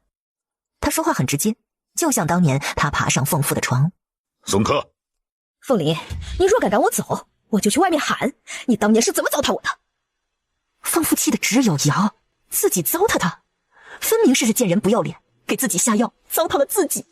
反观皇宫里和乐融融，萧玉从百忙中抽身，陪着凤九妍一起和凤家人用晚膳。萧玉态度平和，瞧着那模样可爱的小孩，心中莫名化开一抹柔软。这孩子多大了？回皇上，已经2岁多了。时光荏苒，他们的孩子都这么大了。萧玉顿生感慨，不晓得他和九妍何时能有个孩子。与此同时，另一边的凤父比他还要苦恼。你说什么？他哪儿来的脸，居然要自己娶她？三郎，我夫君早亡，我也一直没忘记你。既然姐姐已经与你和离，我们就重新在一起吧。这下谁都无法阻碍我们了。谁跟你在一起过？你离我远点。你不愿娶我，三郎，你可知我夫君死后，我便接手了他所有的生意，现在整个江州的生意命脉都在我手里。今日赠你的名画，我家中随随便便就能拿出一大堆，想娶我的人不计其数。如今我念着旧情才来寻你，你居然不愿意。你可知正姬是你的女儿？你胡说！你若不信，可以滴血验亲。我刘盈发誓，若是拿此事骗你，天打五雷轰，不得好死。当初我让你把孩子打掉的，你为什么不照做？三郎，那是你我的骨肉，我怎么舍得呢？为了你，我喝下了绝嗣药，就是为了向你证明，我只会给你一个人生儿育女。你就一点不感动吗？我听说了，皇后娘娘无法生育，只要把我们的女儿送入宫，定能生下皇嗣。我的女儿是天生的好运。这不，今晚他们一家人在宫中相聚，独独瞥下你。三郎，换做我们的女儿，绝不会如此苛待亲爹。宫中晚膳后，你有心事？是，事关子嗣，皇嗣至关重要，我恐怕……怕什么？九妍，你是朕的皇后，朕想与你相守一生，与你能否生下皇子无关，朕还可以等，即便等不到，也能在皇室中选个贤能者。朕不是没有退路，所以你不要为此担心。凤九妍被他抱着，只觉心里发暖。这时刘世良回来了，他瞧见帝后二人相拥，神色紧张地退出殿外，却撞上前来禀告的陈吉，两人撞了个满怀。皇上，北燕使臣求见。这么晚还要求见，是因北燕使臣着实心急。张启阳带兵攻打北燕，势头正盛，必须尽快停战，国内才能休养生息。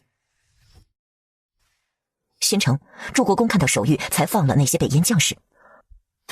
你们要干什么？北燕答应割地赔偿了，你们可以走了。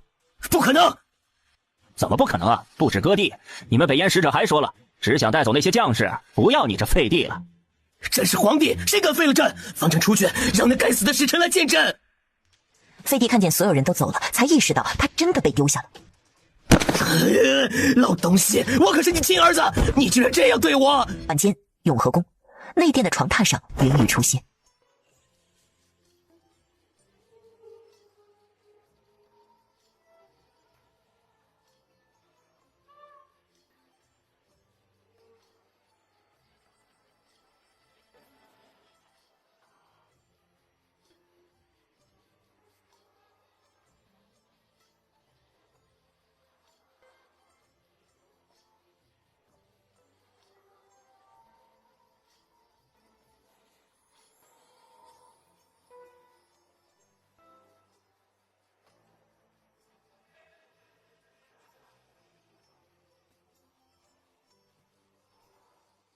势必萧逸一身慵懒。北燕倒是果断，你怎么看？燕皇并非等闲之辈，他给的如此痛快，当小心提防。皇后说的是，朕打算派几个信得过的大臣去北燕驻守。不是北燕，是我南齐的疆土。他一个翻身将萧逸压制于下方，俯首在他唇上印了一吻。我明日出宫去查一查要人的事。让颖儿他们跟着你，早些回来。他抬手勾住凤九妍脖子，深入这一吻。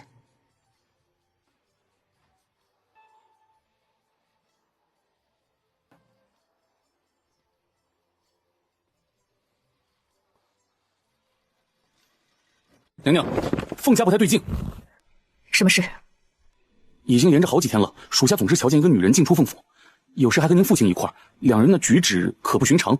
哦，今儿个属下还瞧见凤家下人采买，似乎是些成亲要用的东西。皇后娘娘，谁打的？娘娘，我就是想念魏强了，不知他在漳州过得好不好。说实话，到底怎么了？我看到那些人了，他们对您做了什么？光天化日跑到参将府来闹事，仗着谁的事？这件事和你一个晚辈没关系。嫂嫂也是晚辈，也与他无关，却受无妄之灾。您且去瞧瞧，脸上那么一个巴掌印，好看吗？别说那是您打的。不是我，是你姨母。你姨母要嫁进凤家了。他那个父亲即将要娶的心腹是他的姨母，他母亲的亲妹妹。今日他带着一群人来送喜帖，我不想与他争吵，让他出去。他当众指责我不孝父母，不帮衬娘家弟弟。你嫂嫂不过说了几句，就被他以不敬未来婆母的罪名给打了。府内护院都在做什么？这件事您打算如何？是就此咽下，还是为自己讨个公道？算了吧，都是一家人，那是我亲妹妹。你外祖父母去世的早，娘家就剩你姨母了。何况当初他和你父亲先认识，两人都互赠信物了。他怨我抢了他的夫君，我认了。既是他们先认识，如何会？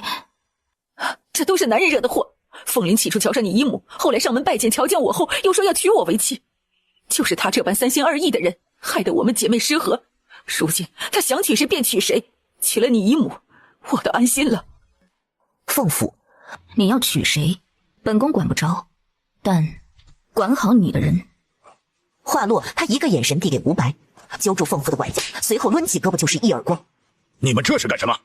你的人去参将府闹事，打了你的儿媳，本宫的嫂嫂。母亲说那是长辈，动不得。可这一巴掌总得有人还。今日暂且让管家还，下次都说出嫁从夫，那么妻不贤乃夫之过。凤九言刚走出来，就碰上了凤燕尘。凤燕尘气势汹汹，看样子是知道了妻子被打、母亲被辱骂的事，来找凤夫算账的。见过娘娘。参将府的护院该换了。娘娘说的是。他何止要换了那些护院，他连这个爹都想换一换。前厅里，敢问父亲，我妻何错之有，要被人当众掌握？他今日下职较早，一回府就看到妻子脸上的红肿，才知府上有人闹事。闹事的还是他父亲要娶的新媳妇儿。他做错什么？你该去问他，问我做甚？一个巴掌拍不响，你若管好自己的女人，让她安分守己，尊敬长辈。您的意思是他有错在先了？大公子，事情尚未明了，老爷也是正烦着呢。方才皇后娘娘来过，老爷才晓得这事。请您转告，明天的太阳升起之前，我参将府必要有一个交代，否则报官。刚送走一个逆女，又来个逆子，他这日子还过不过了？唉，外头热死了。说吧，叫我过来什么事儿？还有脸问我？贱人，你今天去干什么了？我是去找姐姐了，怎么不行吗？我们成亲不该给她送喜帖？你送喜帖就是了，为何还要打人？弄半天你是为了儿媳？对，我打了。谁叫他目无尊长？我与姐姐说话，他跑来指责我的不是。那么多人在场，我若不出手，如何下得来台？他不敬我，便是不敬你这个公公。唉，真不知道以前姐姐怎么教儿媳妇的，教成这般跋扈。住口！你还有理了？没进门呢就敢摆婆婆的架子，何况即便你进了门，也不能对大儿媳动手。你既然知道她父亲在朝为官，怎么不知她的丈夫是3品参将，而她自个儿还是诰命夫人呢？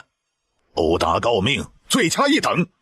你马上去参将府给她赔个不是，否则这事就要闹到官府去了。你没骗我，他真是诰命。皇宫，皇后呢？他可听说皇后回宫了？皇上，娘娘去紫宸宫沐浴，不让奴婢跟着伺候。萧玉转而摆驾紫宸宫。紫宸宫是帝王寝殿。辩论中有间草木深，檐下雨落无故人。回忆斑驳，我却还在等。萧逸坐过去，颇为粘人的抱住他。萧逸下巴蹭着他脖梗。好些日子没见你了，以为你被外面的野男人勾了去。凤九言出宫调查，并非每天都能回宫，去的地方远了，一走就是好几天。就像这次，算起来出宫有5天了。真是杞人忧天。西边的战事也结束了，西女国这次也了不得，连灭2个小国。西女国毗邻我国，他们国力强盛，对我们未必是好事。好歹收了人家的金刀，就这般无情吗？凤九言听出他的调侃，双手搂住他脖子，在他唇上轻点一吻。这么浓的味道，御膳房的醋都被您偷了。他侧头看着萧玉，发现他又俊俏不少，下颌线尤其锋利。练过了？凤九言意味深长地问，随手探向他腹部，一捏。萧玉身体一颤，拖住凤九言腰臀，将他往上一提。萧玉视线灼热地望着他，再陪朕练练。一番惊天动地。轮中有见草木深，檐下雨落无故人。回忆斑驳，我却还在等回故人。凤九言回到永和宫时，天已经黑透了。吴白上前禀告：那刘娘子去了参将府，给参将夫人赔礼道歉了。她倒是能屈能伸。听说是您母亲从中说和，还留下刘娘子用晚膳。吴白偷偷瞥了眼娘娘的神色，他认为太过良善，容易被人伤害利用，但他不好直接说。凤九言面色淡漠，派人去趟江州，仔细查一查刘盈。朕听说今日军营里有人为难你，那些个不听话的直接赶了就是。无需这样做，皇上，他们虽然鲁莽，也不够聪慧，至少心系家国安危。军营里难免有这些人，人无完人，您既要他们为国效力，就当包容他们的不足，加以雕琢。只怕你有容人之量，他们没有感恩之心。能上阵杀敌就好。这几日你实在辛苦，中秋宫宴将至，你便歇会儿，做些轻松的事。于我而言，处理宫中事务可不比练兵轻松。参将府，刘盈也想参加中秋宫宴，便找上了凤母。待我明日去同皇后说说。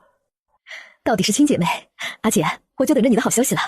次日，我听说中秋宫宴将至，你姨母和表姐也想看个热闹。你是皇后，能否做主，让他们2人得以入宫？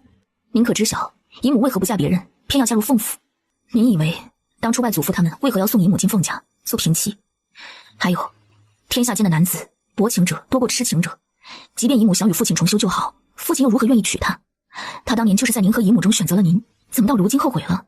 事实上，这一切都是因为，早在当年，姨母就怀上了凤家的骨肉，也就是现在这个钱正基。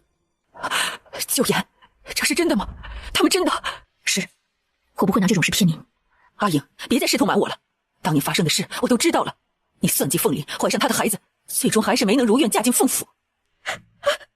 阿姐，是我对不起你。阿姐，当年我太冲动，太任性，我嫉妒你得以嫁进凤府，我也不甘心。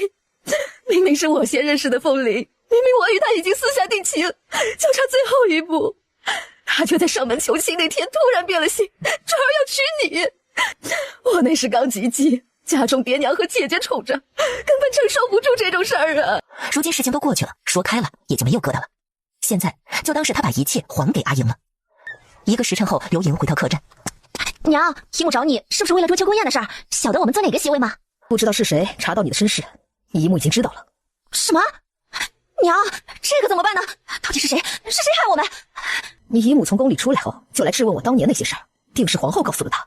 我可是她亲妹妹，是她娘家唯一的亲人，我们的关系不是谁都能随便挑拨的。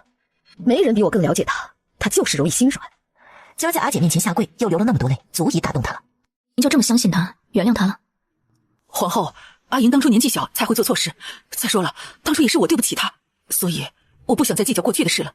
你姨母带着个女儿，要操持里里外外不容易。您不是说想念微强了吗？正巧微强昨儿来信问起您的近况，本宫打算派人送您去漳州。算了算日子，正好赶得上中秋。这样甚好。皇后，我放心不下你姨母。您放心，既是本宫的姨母，本宫一定带您照顾好她。参将府，刘盈如往日一般直接往里走。您找谁？自然是来找我阿姐的。您来的不巧，老夫人今儿一大早就走了。她又去宫里了？不是宫里，是漳州。守门的递给刘盈一封信，这是老夫人留给您的。阿莹，事出突然，我今日就要前往漳州，因为路途遥远，为和微强共度中秋，一刻不容耽搁，因而无法与你面别。日后若有什么事，只管入宫寻皇后，她定会照顾好你和正姬。刘盈看完信，心神不宁，走得这么突然，实在蹊跷。倒像是在故意躲他。皇宫，凤九言打算在中秋宫宴前为长公主安排相看驸马。记上，参选驸马者先验身，防是有心无力者。皇后，太后蓦地反应过来，赶忙制止。然而凤九言嘴快，该说的都说了，连长公主都没想到皇后会这样直接，她怕是不知道什么叫委婉吧。太后，长公主的要求不过分，是十分必要的。哀家当然知道，过分的是皇后你一点不把我们当外人了。公主对尺寸大小可有要求？随着桂嬷嬷手一抖，盘里的茶盏侧翻了。皇后，我可以有要求吗？当然，民间男子选妻都要求细腰大臀，好生养。皇帝选妃更有细致到发黑、体香等。长公主选驸马，怎可能没有要求？皇后啊，中秋宫宴很忙吧？要不你先去忙着大事儿，妻儿选驸马什么时候都行。母后，我的事也是大事啊。500来遍。娘娘，您那姨母拿着夫人给她的信，要来宫中见您。她来的倒是快。皇后，我们早该来拜见的，奈何刚落脚皇城，太忙碌，还请您见谅。本宫记得，是本宫不愿见你们。皇后表妹，您似乎对我和母亲有误解，我们可是一家人，以后我娘嫁进凤府，我们的关系会更加亲近的。您说呢，妹妹？正姬这话多少有些挑衅意味。凤九言目光清冷地望着他们，即便他坐着，那母女俩站着，却给人一种他居高临下俯视他们的错觉。皇后妹妹，是您和姨母说会照顾我和娘的。今日我们入宫是为了中秋宫宴的事儿，我们可是您的亲人，想必比任何人都有资格参加这宫宴，对吗？娘娘，凤大人到了。臣参见皇后娘娘。免礼。本宫听闻你们好事将近，是以今日将你们聚到一起，是为了提前给你们送上一份新婚贺礼。皇后妹妹，您有这个心意就够了。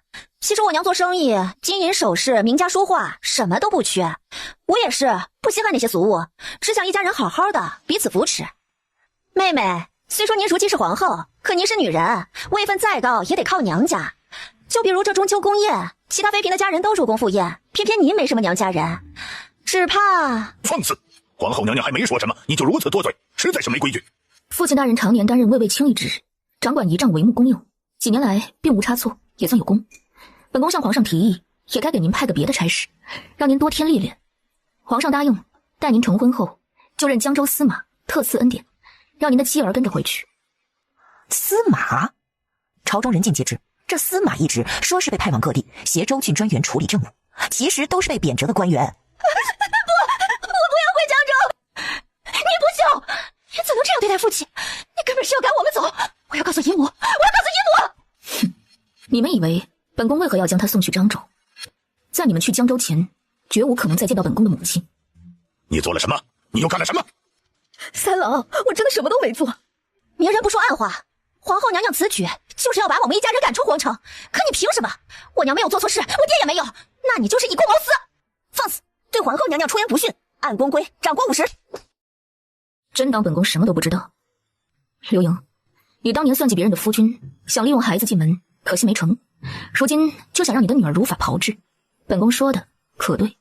皇后娘娘，当年我与三郎的事儿，阿姐都清楚，而且已经同您说过，那都是一场误会，是我那时太年轻。可您方才说什么如法炮制，请恕我不明白，您何出此言呢？难道您以为我们要参加中秋宫宴是为了接近皇上？这太荒唐了！皇后娘娘，谁不知道皇上他独宠您一人，谁能取代您呢？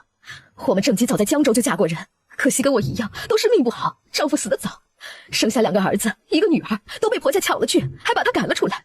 我们来皇城只是想找个依靠啊。皇后表妹，您真的误会我和娘了，我哪敢跟您争皇上了？我在江州还有3个孩子，只盼着爹娘成婚后，靠着娘家的势力把孩子们夺回来。母女俩都能演，死不承认。凤父作为知情者，明知刘盈打的什么主意，很难置身事外。毕竟他也被他们说服，希望正姬生下皇嗣。皇后，你到底想干什么？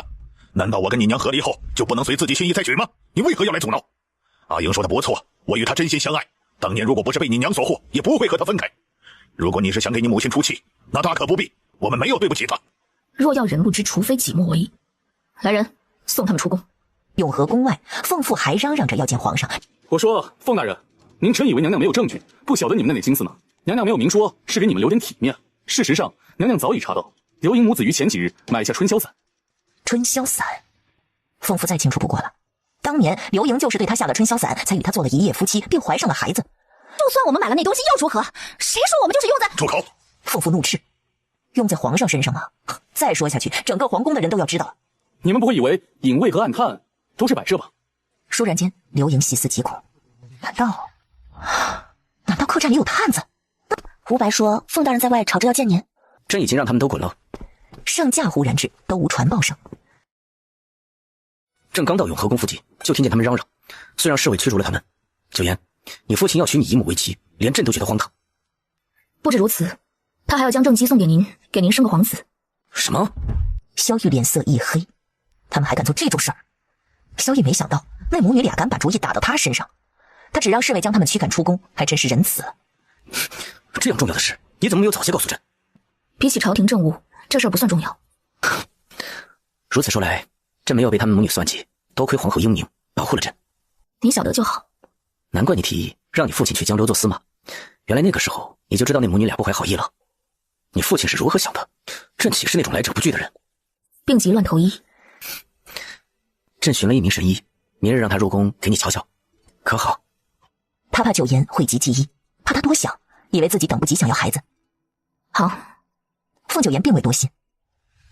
凤父，喜帖已经发出去了，你现在说不愿娶我了？凤林，这种事你怎么做得出？你就不怕别人笑话你吗？哼，笑话我也比我被贬到江州做司马强。亏我相信你，以为你真能想出什么好法子让正姬怀上皇子，结果你都做了什么？你以为皇上像当初的我一样那么容易被算计的吗？刘盈，我凤林就是娶那春楼的妻也不会娶你，你可把我害惨了，是你害得我与儿女失和。放屁，那是我害的吗？在我来皇城之前，他们就不拿你当爹了。管家，把这个女人赶出去。你敢？你就不怕我把当年的事说出去，让他们知道你奸污妻子的妹妹吗？我现在还有什么好害怕的？你我的事该知道的都知道了。刘盈，自作孽不可活。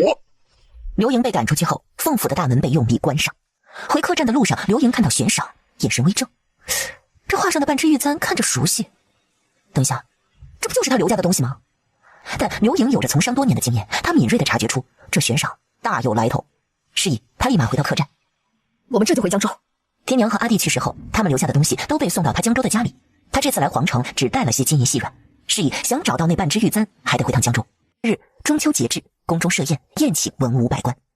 阮福玉与瑞王坐在一块儿，夫妻俩貌合神离。瑞王见阮福玉十分宝贝那酒壶，连他多看一眼都要被阮福玉用眼神警告，就好像他贪图那点酒似的。阮福玉从一出府就带着了，也不晓得里面有什么好酒，值得他如此。赏赐完那些大臣，萧玉着重赏赐皇后。此次对战诸国，皇后亲征，功不可没。朕将飞鹰军和1万新兵交由皇后，此前有诸多异议。今日朕一次说个明白，皇后与朕夫妻同心，别说只是1万多人，就是朕手里的兵符，皇后也可用得。凤九言看着他漆黑深邃的眼眸，微微一笑。不愧是孟渠养出来的女儿，果真是虎父无犬女啊！这孟家满门忠烈，皇后娘娘不负所望。凤父眼眸黑沉。皇后有兵权又如何？与他毫无干系，凤家也不会因此而荣耀。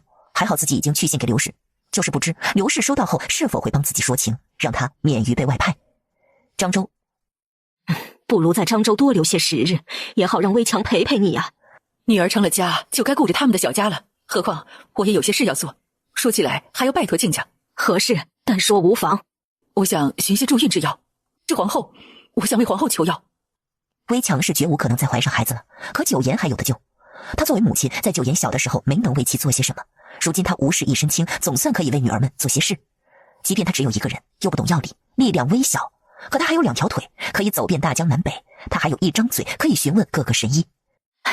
个人体质不同，皇后娘娘的病症如何，还得诊治后再对症下药。是以我眼下也不好说，不如让我夫入宫为皇后看诊。好，等我此次回皇城，就和皇后说说，让宋大夫入宫看诊。他本意就是如此，只是不好意思麻烦人家宋大夫。他看向宋家的小女儿，直言不讳地问：亲家母，可是打算继续生？不生了，我跟他爹已经商定，等他长大了就招婿。女儿生的同样是我宋家的血脉，和儿子没分别。说起来，这丫头抓周时还抓了一把药材呢。东城酒楼，阮福玉早早定下雅间，等着凤九言的到来。结果是东方氏他们先到了。听说你原本只想约苏焕一人，阮福玉，朋友一场，有些话我不得不说。苏焕如今的身份不同于往日，你做什么前最好三思。你还是担心自己吧。如今东方家改制诸王，威名远扬，有的是人想找你，全国都对你发出悬赏令了。我们南疆王也想请你去南疆坐坐。这真是人怕出名，猪怕壮，不是吗？苏焕还没来呢。阮福玉正胡思乱想时，门开了。怎么是你？难怪宫宴结束后他磨磨蹭蹭不肯回府，原来是跟这些人有约。王妃怎么不向本王引荐引荐？王爷，府上不是还有事吗？哦，那件事啊，本王都已经处理完了。放心，本王有的是时间陪你。说着看向桌上那壶酒，这酒在宫里时就没见他喝过一口。到底是什么好东西藏得这么紧？凤九言来了，刹那间阮福玉只觉这雅间都变香了。来，你一杯我一杯，我敬你。这酒只有我们2个喝。哼，他们要喝自己倒，难不成还要老娘我伺候他们？哎，说的也是，她现在可是王妃了。凤九言见大家都喝了阮福玉带来的酒，并且也没闻出这酒有什么异常，这才放下戒心，喝了2口。雅间小窗的对面，树上站着个人，此人正是一路尾随凤九言而来的萧玉。他透过那小窗暗中窥视，不是说不能戴自家夫君吗？怎么阮福玉自个儿戴了？甚至还假装筷子掉了，弯腰到桌底下。事实上，阮福玉确实丢东西了，那是他亲自炼制的琴骨。今日这酒是没有问题的，只是这酒会减低人的敏锐性，皮肤感觉不到痛痒，便于他下蛊。方才他万事俱备，只差接着握手的功夫，让藏在手腕部蛊虫爬到凤九言身上。突然，阮福玉在自己腰间掐了一把，精准地扼住赤蛇的3寸，将他扯了出来。他瞪着那赤蛇，无声地质问：琴骨是不是被他给吃了？毕竟这种情况不是头一回发生。那赤蛇一脸无辜，却在阮福玉放过他后，绕到阮福玉背后干呕。瑞王瞥见他的异样，晓得阮福玉多看重这条宝贝蛇，便想提醒他，但他甫一张嘴，那赤蛇朝着他的方向猛地一呕，旋即就感觉什么黏糊糊的东西溅到他手背上。阮福玉被瑞王给缠上了，这狗男人不知抽什么风，一下把他抱住，直说他热。阮福玉顿时意识到，那消失的琴骨不会跑他身上了吧？他立马给他把脉，结果完了，还真是琴骨。好热，好痛！阮福玉气得牙根痒痒，该死，真该死！另一边，萧玉为凤九言建造的自在居内，年轻的帝王被推到门后，凤九言对他步步紧逼，揪住他衣襟，眼神里透着点点笑意。跟踪我？萧玉多少有些心虚。朕是在微服私访。凤九言声音放低了，显得沙哑。您当我是傻的吗？我的婢……萧玉眼神一暗，蓦然伸手，单手搂住他的腰，一个翻转，将他反制压在门后，随即狠狠地吻上他的唇。你怎么敢教训朕？这是自在区，没有皇上，只有不听话的小郎君。说着，他摸了摸他的脸，动作有几分轻薄。萧玉扣住他手腕，贴近他脸庞，问：不听话会有惩罚吗？他一副很期待的模样。凤九言启程反问：你说呢？随后一整夜，房前的动静断断续续，叫人浮想联翩。与此同时，瑞王府，阮福玉耗费很大精力才稳住瑞王体内的琴骨，让他变得稍微正常些了。可惜那琴骨一时半会儿取不出，时不时就会发作。阮福玉，你对本王做了什么？吵什么吵？你喝多了，我把你扶回来的。阮福玉睁眼说瞎话，心不在焉。他到现在也没想明白，这琴骨怎么就跑到瑞王身上了？该死的，白白浪费他一个大好机会。次日天刚亮，萧玉掀开被子一角，露出的后背上有几道细细的痕迹，像是鞭痕。他无比厌足，半梦半醒间对着凤九言又搂又亲，结果一睁眼发现他搂着的是块枕头。凤九言早就晨起练功去了。自在居的后院，娘娘，江州有消息了，刘盈一回江州就在找什么东西。找东西吗？凤九言目光幽凉，刘盈回江州的事似乎暗藏玄机。江州那边若有什么情况，务必第一时间告知本宫。此外，派几个人去漳州保护好母亲和微强，不让任何人打搅他们。是，娘娘。还有一事，西女国国主的病情越发严重，貌似只剩下2-3个月的寿命。他们才打下的郑国和小周国正在密谋联手造反，西女国不太平了。萧玉找来的那位神医来自民间，他也是抱着试一试的心，让大夫给凤九言诊治。那大夫连着给凤九言看诊了几天，始终没有进展。皇上，皇后娘娘已是寒气侵体，伤及根本，草民才疏学浅，恐无法为娘娘诊治此症。朕带你去乌鸦山。乌鸦山是萧玉的师门所在。皇上，您明知乌鸦山的规矩，想要进山门必须先拜师，并且以后只有这么一位师傅。皇后娘娘已有恩师，也就是她的养父孟将军。您这么做，岂不是让他背弃恩师？皇后娘娘能答应吗？萧玉坐在龙椅上，瞳孔深邃，一言不发。瑞王见他如此反应，兀自猜测：难道皇后娘娘并不知道这规矩？那皇上这岂不是先斩后奏？萧玉决定带凤九言去乌鸦山，不日就要启程。他命瑞王监国，并设几名辅政大臣。与此同时，外派的官员名单出来了，凤父的名字赫然在其中。而他给父母的信迟迟没得到回复，为此他急得团团转。爹，听说您要被外派了，荆州是什么地方？您还回得来吗？回不回得来？你说呢？不是，我就是问问，我当然希望您早点回来了，我这都要成亲了。成亲？八字还没一撇，你成的什么亲？爹，不劳烦您，我早就定好了，我和那姑娘两情相悦，他爹娘也同意了，就差媒婆上门正式提亲了。那姑娘是哪家的？是秋雨楼的。逆子，你是要娶个继子回家呀？爹，不是继子怎么了？不是，他原先也是这家姓白的姑娘，是被他爹娘卖去的。他是清官人的，爹，我一定要娶她为妻。你给我站住！想娶她没门，除非我死了。我就要娶她，就要！您不同意，我也跟大哥他们一样，我也离家出走，我也不认定了。你还敢威胁我？孽子，我今天非打死你不可！你个不中用的东西！老爷，哎呀，不能打了！明轩犯了什么错？你也知道往死里打呀！你问问他了不得了，要娶个继子为妻。林姨娘顿时一惊，她的儿子怎么能娶继子呢？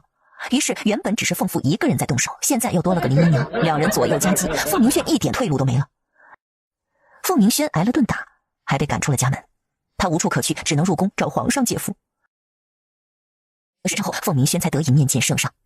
姐夫，皇上姐夫，你要给我做主啊！萧玉见他挂着的两条鼻涕，眉头皱得更深了。得知事情的来龙去脉后，萧玉也想揍他。混账！你娶谁不好，偏要娶个继子。凤明轩再不济也是凤家公子，小国舅爷，怎么能娶那烟花柳巷的女子为正妻？他要是给凤明轩赐婚，这永和宫的门以后他都别想进了。去请皇后来。凤九言来到御书房，就看到凤明轩跪在萧玉腿边，一把鼻涕一把泪。凤明轩见着他，又来委屈告状，说来说去就是想娶那个名叫婴儿的女人。先起来。不，你们不答应我就饶回不起。既如此，这事儿倒是好办。凤家毕竟是名门，祖宗规矩不可乱。唯一两全其美的法子就是你与凤家断绝关系。如此一来，你要娶什么人都与凤家无关，就算你娶个青楼女子，也只是你一个人的事。不行，那可是我爹娘，我怎么能这么做呢？方才不是还说只要能娶婴儿，你什么都能做吗？你究竟是因着那份孝心，还是舍不得凤家二公子的位分？凤明轩，你给本宫好好听着，鱼和熊掌不可兼得，既要这个又要那个，天底下没有这么便宜的事。凤明轩，你若决定好，朕这就可以为你赐婚。快些做决定，皇上日理万机，容不得你如此耽搁。我不许，皇上，我不娶婴儿了。自己可是皇后的弟弟，他为什么不能帮自己一把？本宫并非瞧不起青楼女子，她们也只是为了谋生，能觅得如意郎君，得以从良，是他们求而不得的福分。但凤家百年声誉同样重要，你若身为凤家人，享受着荣华富贵的同时，就得担起责任，以凤家为重。你想要牺牲凤家，成全自己，没人瞧得起你。如今你既然做出选择，就当继续走下去，别回头。我明白了。凤明轩走后，还犯愁呢？其实你若真想帮他，朕让人安排给那女子赎身，让她清清白白的进凤府，如何？不可，这是自欺欺人。纸包不住火，此事容不得侥幸。凤明轩也该学着承担起凤家的重任。若是我们成全他，而非他自己成全自己，他就不会珍惜，那女子跟着他也不会幸福。娘，江州那边的新消息，刘盈母女找到了半只玉簪。刘盈母女怎么也想不到，回到江州还有人跟踪窥探他们，更没料到他们再次来到皇城，刚踏进城门就被两个官差抓了。你们干什么？大胆！你们可知我是谁？娘娘，这是从您姨母身上搜出来的。打开后，里面果然躺着半只玉簪。他沉稳不迫，拿出自己这边的半只簪首，细细比对。令人震惊的是，对上了。送别之际，林姨娘哭得无比伤心。老爷，您走了，妾身可怎么办呢？凤父不晓得自己何时能回来，叮嘱林姨娘好好打理后院。凤大人，娘娘让我给您的，里面的盘缠够您在江州生活个3年5载了。娘娘还说，您要谨记，为民办事，为君分忧，做个百姓爱戴的好官，才是真正的光耀凤家。凤家的名声靠您了。凤父只觉得这话莫名其妙，倏然想起，一直以来他就是这样将光耀凤家的担子压在2个女儿身上，所以皇后是故意的。半个月后，前往调查刘家的探子回来了。刘老爷家境贫寒，婚后生下大女儿，就是娘娘您的生母。后来他中举，带着妻女的安城夫人，据说途中妻子生下小女儿，也就是您的姨母。但根据探子所查，刘夫人也就是您的外祖母，她生下小女儿的日子和她离开老家的日子对不上。因为按照小女儿的年龄推算，这刘夫人应该在老家时就有3、4个月的身孕了，可左邻右舍们都说那时刘夫人不像怀孕的样子，是以都说那小女儿很可能是半路捡的。如今这刘盈42，和西女国国主年纪一样。娘娘，如果真是这样，那么您那个姨母极有可能就是素渊。这件事不对劲儿，继续查。外祖父母家境贫寒，刚赴任，月俸不高，为何还要捡个孩子？再者，听母亲的描述，外祖父母非常看重儿子，既如此，应该不会捡女孩来养。娘娘，西女国使臣要带走大牢里的刘娘子。鸡蛋不能放在一个篮子里，西女国国主寻人心切，不能仅仅指望凤九妍一人，是以他暗中派遣心腹，让他们来到南齐。刘盈手里的半只玉簪的确能对上，但此事尚且存疑，不能仅凭那断簪就认定刘盈是素渊。使臣晓得这道理，可他们也有考量。皇后娘娘，不瞒您说，我们国主她病得极重，怕是等不了那么久。您说的疑点固然存在，但是刘盈手里的断簪加上她的年龄，这些都与素渊大人吻合。没错，我们还是想先把人带回去，让国主见一见。容外臣说句不好听的，退一万步来说，即便刘盈不是国主的亲妹妹，可如今国主每况愈下，有这么一个人也能聊以慰藉，望您成全。人，本宫可以让你们带回，但这件事本宫也会继续查下去。你们要向国主陈明清楚，也好让他辨认一二。素渊大人，我们终于找到您了。刘盈颇为诧异，他们是何人？为何对自己如此恭敬？还有，为何叫他素渊？我们来自西女国，国主与妹妹失散，您手里的那只断簪正是姐妹相认的凭据。你们是说，我是西女国国主的亲妹妹？竟有这等好事？是，我们这就带您回国见国主。皇上，娘娘，有人在敲登文谷，要状告凤家。是何人？回皇上，据说是个青楼女子，和凤家二公子有了首尾。让那混账滚进宫来。是皇上。皇上政务繁忙，不该为了这等事耽搁。既然事关我凤府子弟，当由臣妾来处置。如果您信得过臣妾，这叫什么话？朕当然信得过你。半个时辰后，那告御状的女子被领到永和宫。民女参见皇后娘娘，娘娘千岁。你有何冤情？启禀娘娘，民女婴儿已经怀上凤二公子的骨肉，可前几日他竟说以后再也不会见民女。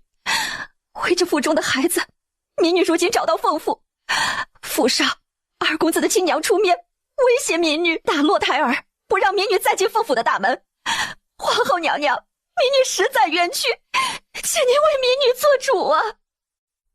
是凤鸣轩承诺你要娶你为妻，还是你自己想做正妻？是二公子说的。他不能娶你进门，却可以将你养在外头，你也不愿吗？不，我不愿。皇后娘娘，我也曾是好人家的女儿，我要的是明媒正娶，我不要做个见不得光的外室，一个随时会被男人丢弃的外室。凤鸣轩食言了，他想要继续做凤家二公子，就不可能娶你为妻。你状告他，想求什么？民女这里有他暗印的文书，他答应要娶民女的，不能就这么算了。若是今日不能如愿，那民女就一头撞死在宫里。你敢威胁娘娘，真是放肆！当初民女被卖到那地方，是想寻死的。二公子给了民女希望，民女才从了他。本宫已知前因后果。婴儿，你是有骨气的女子，宁为玉碎不为瓦全，但以你目前的身份，要进凤府还要正妻之位，是妄求。本宫无法逼着凤鸣轩与凤家决裂，娶你为妻。凤家能做的就是为你赎身，放你自由。多谢娘娘。可是民女只想要个公道，除了那暗印的文书，他还给民女写了婚书，去我家下了聘礼。这期事已成，如何能反悔？让凤鸣轩进来。不一会儿，凤鸣轩哼哧哼哧的进来了。见过皇后。此女手中有你亲手暗印的文书，你可认？你下过聘礼了？是我写的，可我那个时候也是昏了头了。阿姐，皇后阿姐，我真是色迷心窍了，求你帮我不想离开凤家，我不想娶婴儿，我也不想要那个孩子。阿姐，凤家如今只剩下我一个人了，父亲走了，我得撑起凤家呀。既然已经下聘，如何还能随意悔婚？即日起，你不再是凤家人，这女子你必须娶了。姐说的没错，你跟你娘一样，都是白眼狼。你娘不帮她亲弟弟，你也不帮我，你们都一样。只要我们一家人整整齐齐的在一起，就不怕没有好日子过。就算你不是凤家的二公子，我也喜欢你，嫁鸡随鸡，嫁狗随狗。1个月后，萧玉和凤九言抵达西部无崖山。您手心发汗，是身体不适吗？萧玉轻轻摇头。几日前，师傅夜观星象，料到贵可至，特派弟子在此迎接。您这位师傅有些神通。他的神通可不止这。无崖山乃清修之地，萧玉只带了凤九言一人，让陈吉他们在山下等。皇上，您是不是有什么事瞒着我？已经来到无崖山，左右也瞒不过去，萧玉只能对他说实话。九言，朕这么做都是无奈之举。其实无崖山有个规矩，想要得师傅诊治，就得拜入门下，只认这一位师傅。您要我背弃师门？别生朕的气，朕不是有意要瞒着你的，实在是怕你不肯答应来无崖山。九言，朕晓得你和孟将军师徒情深，但你们除了是师徒，还可以做父女，情谊不会断。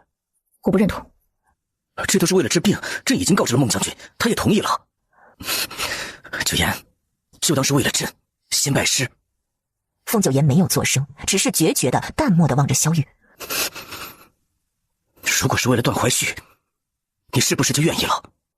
与旁人无关，您不该骗我。朕不知如何开口，你若是提早知晓，一定不会来这儿，所以朕只能先斩后奏。我会去见您的师傅，但就算要求医，也未必要拜他为师。无崖山高耸入云的修舞台内，师傅。凤九言也跟着萧玉行礼，嘴唇微抿。这无崖山的主持人，他有所耳闻。此人名为玄冥峰，是江湖中赫赫有名的老前辈，算起来如今已有90多岁的高龄。无崖山的规矩，皇上应该没忘才是。晚辈听闻，为保无崖山的清净，不受外人所扰，老前辈只为门中弟子诊治。确有此事。前辈，我与皇上成婚至今，依然无子，兹事体大，关乎国家社稷。国家社稷固然重要，可我无崖山的规矩也同样重要。皇后娘娘还是莫要强人所难。晚辈不敢坏无崖山的规矩，也不会。我非你门下弟子，皇上是，还请前辈为皇上诊治。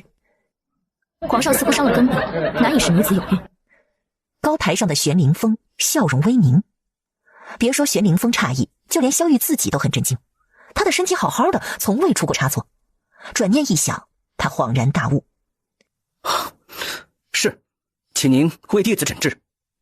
玄灵峰的嘴角微微一抽，这一个两个的撒谎信手拈来啊！凤九言笃定这玄灵峰不会拒绝，他如此神通广大，必然知晓他们入山的目的。既然知晓，还派弟子去山门迎接，就证明他有心为自己诊治这寒症，只是碍于无崖山的规矩。好啊，这是要老朽明修栈道，暗度陈仓了。就是不知皇后此举，皇帝是否知晓？玄灵峰静坐着，目光如炬，审视着萧玉，却见后者眸中含着诧异，紧盯身边的皇后，一副第一次听说自己有病的模样。玄灵峰眉峰微挑，看来他那好徒儿并不知情，哼，谅他不敢欺骗师傅。另一边，西女国，素渊，你真是素渊？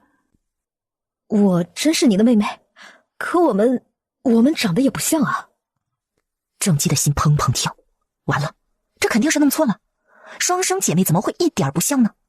我们姐妹虽是双生，却是一个孝父，一个孝母，自然长得不一样。刘莹母女互相看了眼，这才彻底放下心来。阿姐，你真是我阿姐，老天有眼，我们姐妹终于相认了。西女国国主也眼含泪花。别哭，姐妹团聚，这是喜事。来人，大摆宴席，庆祝朕寻得亲人。是，国主。姑母，有何事急着见朕？国主，这个素渊是假的。你与素渊，一个像母亲，一个像父亲。今日一见，那素渊一点不似你父，一定有假。那半只玉簪是真的。照这么看，刘盈很可能知晓玉簪真正所属是谁。他既拿着玉簪冒充素渊来到西女国，朕便不能打草惊蛇，以免他狗急跳墙，害了真正的素渊。听到这儿，欧阳莲和莫心嬷嬷都是一惊。原来国主早就安排好一切。1个时辰后，正姬可有婚配？姨母，我心悦齐皇，可否请您出面让我嫁给他？以西女国和南齐如今的盟约关系，两国之间应该和亲的。你这孩子，快些住口！你姨母身体抱恙，怎好要她操心你的事儿？西女国国主微微一笑，无妨，朕的外甥女去南齐和亲，再合适不过了。改日朕派使臣去南齐，再做决定。多谢姨母。西女国国主望着不远处的枫林，眉眼深邃，看来他得写封信给凤九言了。凤九言还在无涯山，好事不出门，坏事传千里。短短几日，整个无涯山的弟子都晓得皇上伤了根本，回师门求医了。为此，萧玉连着几天没出门，凤九言也哄了他几日。师兄，这药您趁热喝。后者是来送药的，似笑非笑，看得萧玉直发毛。师兄，难怪自您登基以来一直无所出。您说您早回来找师傅多好。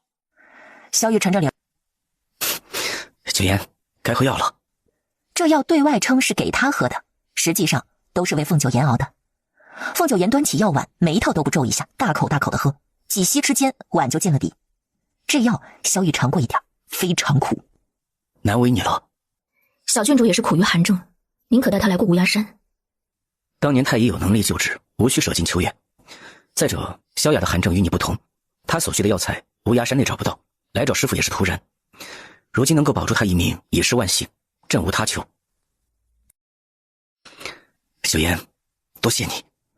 多谢他救了萧雅，也多谢他愿意为了自己忍受着漫长又艰难的诊治。真想谢我，以后别再擅自决定我的事。是朕错了，以后再也不瞒着你了。还有，别再无理取闹，拿段怀旭说事。好，朕答应你。来了无涯山几日，还没带你四处走走。萧玉拉着他的手走出院子，往无涯山的更高处走。一路上，萧玉与他说起小时候的事。以前无涯山不管弟子吃喝，朕刚来的时候只有6、7岁，从来没有自己动手下厨，不知如何填饱肚子。实在是饿得不行，跟着师兄们去山里打猎，河里捕鱼。凤九言由衷赞叹，难怪您厨艺这般好。萧玉颇为受用，眼中的笑意都多了。那别看弟子不多，练功的位置十分难抢，想找个好的位置就得起早，那边是必争之地。我还在石头上刻过字，刻字的大石头还在，上面有不少刻字。凤九言一眼找到萧玉的名字，紧接着的是慕容兰和瑞林2个名字。这个林字应该刻了许久，前后足足刻了2个月。你没什么想问的？没有。当年先帝为何要将您送到此地？或许是不想见到朕。南巡途中母妃受辱，先帝心有芥蒂，在所难免。萧玉不想去计较这些。不只是您，先帝还将瑞王一同送来，似乎本意就是要瑞王辅佐您。毕竟儿时建立的深情厚谊，会让瑞王对您效忠。先帝是为了保护您，或许从一开始他就想将皇位传给您。皇上，先帝并未抛弃您，这无涯山真是个好地方。九言，萧玉转身将他拥入怀中，永远都别离开朕。皇上，西女国国主来信，要娘娘亲启。西女国国主来信细说了刘盈一事。凤九言先看完信，一脸严肃地对萧玉说：西女国那边疑心刘盈并非真正的素渊。几天前他就收到了刘家人的画像，东方氏通过各方描述绘出刘家夫妇以及死去的小儿子的画像。刘盈和那个弟弟与爹娘的模样多少都有些相似，只有自己的母亲与刘家人长得都不像。10月初，凤鸣轩急匆匆地迎娶婴儿，他在城西置了处宅子，广邀亲朋，来的却没多少人，连他的亲娘都没来。凤鸣轩看着稀稀拉拉的宾客，十分寒心。原来当他脱离凤家人的身份后，真就什么都不是了。新房内，相公，他日你考取功名，定能出人头地。凤鸣轩呆呆地坐在床边，一声不吭。考取功名哪有这么简单？相公，别人不信你，我信。你说你非要嫁给我做甚？以后你跟孩子饿死，你可别怨我。相公，若真有那么一天，我们就一同跳河，下辈子再做一家人。瑞王府，阮福玉，本王已经知道了你对本王下了情蛊，这情蛊一天不死，本王就一直关着你。阮福玉干脆承认了。是你中了情蛊，但这是一场误会，我可没想给你中蛊，是你倒霉。你敢用情蛊算计皇后娘娘，阮福玉，你真是不知死活！行了，轮得到你来教训我。你若觉得此物好用，将来我送你一只，让你给齐皇种上，如何？本王不需要。他不屑用这种手段。话刚说完，他望着阮福玉，体内又生出一股燥热。意识到自己又开始不正常，瑞王转身就走。阮福玉故意喊他：“王爷，别走啊！”参将府，凤母从漳州回来了。阿银究竟去哪儿了？皇后呢？我如何才能见到皇后？燕晨，你说实话，你父亲和姨母是不是被皇后给逼走的？母亲，后宫不干政，皇后娘娘如何能将父亲外派到江州？这都是皇上的意思。那你姨母呢？你姨母的婚事怎么？此事我知道的不多，但我猜，如果父亲和姨母问心无愧，皇后如何能阻挠他们？皇后是我的亲妹妹，是您亲生的女儿，难道她还能害您？凤燕晨打断这话，替凤九妍解释。凤母认同这话，却也担心自己的亲妹妹，不晓得阿莹现在如何了。无崖山，玄灵峰给他把脉，却打量着凤九妍的面色，看样子他这药没白喝，脸色比之前红润得多。这药适宜，没什么异常，回去后继续喝个半年，不可一蹴而就。权与情，自消彼长，皇后娘娘三思而后行。凤九妍眼神微变，流露出一丝不解。皇上，回宫后，请您雨露均沾。你在胡言什么？是不是药太苦？我们不喝了，朕死心了，不折腾了，我们回宫。皇上，玄老前辈没把握治好我，即便能治好，也不知猴年马月才能有个皇嗣。皇嗣乃国本，让您过继别人的孩子，对您不公。说完了。你说完，便轮到朕说了。若是朕无法生育，让你与别的男子借腹生子，你可愿意？这要看是否必须有个孩子。若是必然，为了江山社稷，我可以。凤九妍，你怎能说出这样的话？你可以什么？你可以和不喜欢的人同房生子吗？你若这么做了，将朕置于何地？朕就不信，若朕真的和旁人有了孩子，你能心如止水？你能不生朕的气？是，我会在意，但这也是没办法的事。您需要皇子继承皇位，我给不了您，总不能阻止别人给您。萧玉上前捧着他的脸，在他唇上亲吻了一下，而后他格外郑重地告诉凤九妍：“九妍，朕只想要你，若注定无子，朕也不强求，你也别有其他心思，别想着把朕推给别的女人，否则朕这辈子都不会原谅你。你这与让人玷污朕有何分别？”皇上，娘娘，皇上来消息，凤老夫人被掳走了。尹六交给凤九妍一封密信，凤九妍立马拆开来看，却见是西女国国主的字迹。令堂与素渊有恩，朕特请他入西女国一聚，改日定然将人安然送回。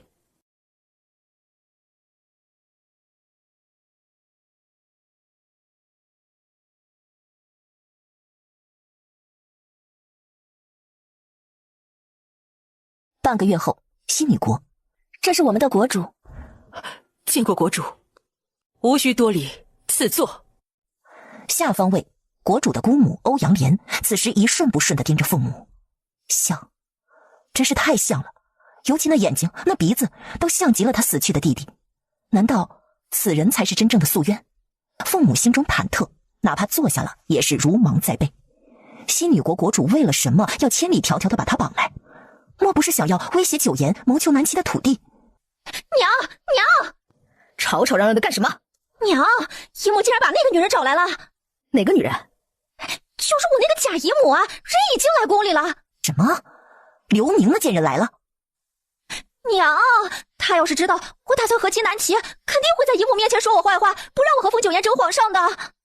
刘盈脸色冷沉，这倒是小事儿，他就怕刘宁的到来是为了和他争夺素渊的身份。前殿，凤母得知了刘盈认亲一事，她颇为惊愕。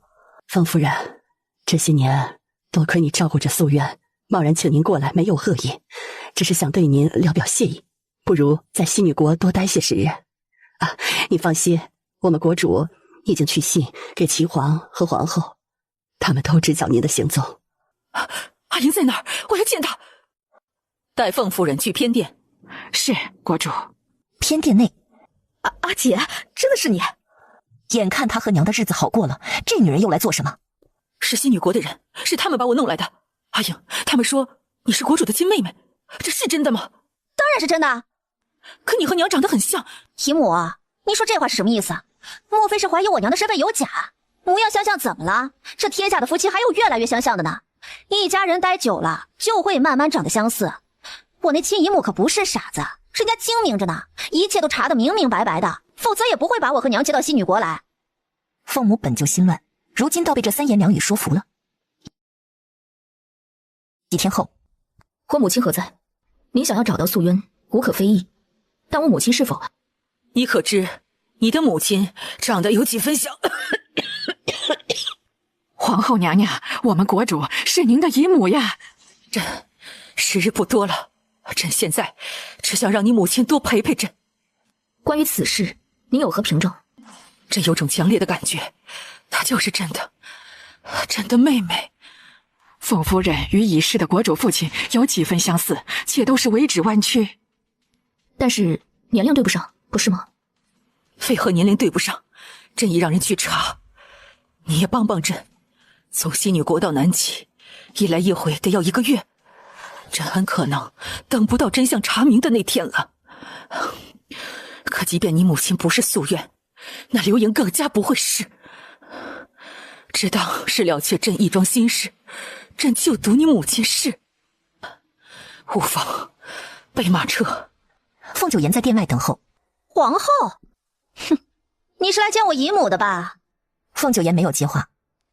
你也没想到吧？我的姨母是西女国国主，我娘会是下一任国主。姨母已经答应我要促成2国联姻。我的表妹，以后啊，我们可就要共侍一夫了。虽然不知你为何前来，但我明日就要随我娘启程，代表西女国出使南齐了。我们来日再见。郑姬扭动着臀，径直往国主寝宫去。凤九妍看着他背影，暗自思忖，恐怕出使是假，西女国国主要把刘盈母女遣送回南齐才是。南齐西境，南山王带兵驻守在此地。这几日，他天天陪着皇帝巡视边防，已经走破2双鞋了。也不知皇上突然来西境做什么，就算是巡查边境，该看的看过了，也该回皇城了。皇上，近来国务很闲吗？国务是忙不完的。那你还不赶紧回去？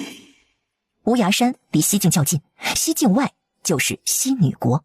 萧玉本想和凤九妍一同去西女国，可凤九妍不准，无奈他只好留守在西境，准备随时接应凤九妍。萧玉也看得出南山王对他不胜其烦，但是他等不到九妍，就绝不离开。母女2人随使臣一同启程，风光无限。娘，以后我若生了皇子，就让他做南齐的王；若是女儿，就送来给您养，让他继承国主之位，可好？好。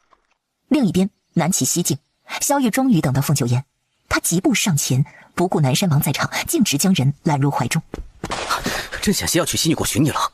南山王气得胡子一翘，原来皇上赖在西境是为了等皇后，如此重色，乃昏君做派。一国之君不以国事为重，跟在女人屁股后面，如何能成大器？凤九妍推开萧玉，对着南山王招呼：“王爷。”南山王一副不想再见到他们夫妻2人的模样，立马赶客：“皇上、皇后，时辰尚早，老臣这就派人送你们回皇城。”皇上再巡视下去，他手底下的兵都要疑神疑鬼了，被上位者成天盯着，谁都消受不住啊。皇后舟车劳顿，还未用膳。无需如此麻烦，皇上，备些干粮即可。我们还是早些启程妥当。南山王暗自点头，还是皇后娘娘明事理。萧玉以他的意思为重，转而让人准备干粮。凤九妍并未直接回皇城，他要查清素渊一事。萧玉还有国事在身，2人就此分开。皇城，刘盈母女以使臣身份抵达，一行人在驿馆住下。没成想，第2天就出了件怪事。次日清早，郑姬跑来喊：“娘，其他人怎么不见了？他们不会被当作奸细抓走了吧？”“不会的，西女国和南齐乃是盟约国，南齐不会为难他们。去报官。”官府也没听说西女国使臣要来呀。官府要刘盈拿出国书和通关文牒，证明自己的身份。刘盈着急道：“我说是有这些东西，还用得着你们找人吗？国书、文牒都在那几个人身上呢。”从西女国到南齐，那几位大臣怕他丢了国书，一直没让他碰过。刹那间，刘盈有种不祥的预感。那几个人该不会是别国的细作，要对西女国不利吧？这位夫人，待本官上报，再予你答复。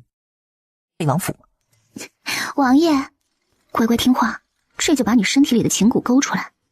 就没有别的办法？别乱动，我正找着呢。阮福玉的手在瑞王身上游走，上下摸索，刺激到那到处跑的情蛊，难免会疼痛，且伴随着一丝难以启齿的愉悦。不多时，阮福玉终于找到那情蛊所在的位置，在瑞王腰侧。随着阮福玉一针下去，情蛊在瑞王体内炸裂，化为一滩血水。倏然间，他面前的阮福玉如同一片枯叶，整个人往前一栽，倒在他怀里。你怎么了？他方才不是还好好的吗？瑞王当即意识到，这或许是情蛊的反噬。我娘临死前把我交给了师傅，那个老顽固把我往死里折磨。他使我蠢笨如猪，说是再不勤勉修炼，定要被师弟师妹们抄了去。练功太辛苦，我吃的也多。遇到苏焕后，我才晓得自己有多胖。我是为了他，把自己变瘦、变美。为了给他一个惊喜，我特意躲了他半年。我就想着，当我再次出现在他面前时，能看到他惊艳的眼神。结果，他居然骂我。他说，他还是更喜欢我肉多的模样，扔出去能砸死人。皇嫂她那时应该是心疼你，不想你那么折腾自己。是啊，他心疼我，他就是这样，面冷心热。恕我直言，皇嫂一直戴着面具，你应该看不到她面色如何。你管我说什么？我又不是说给你听的。你好些了吗？真的不用溥仪来？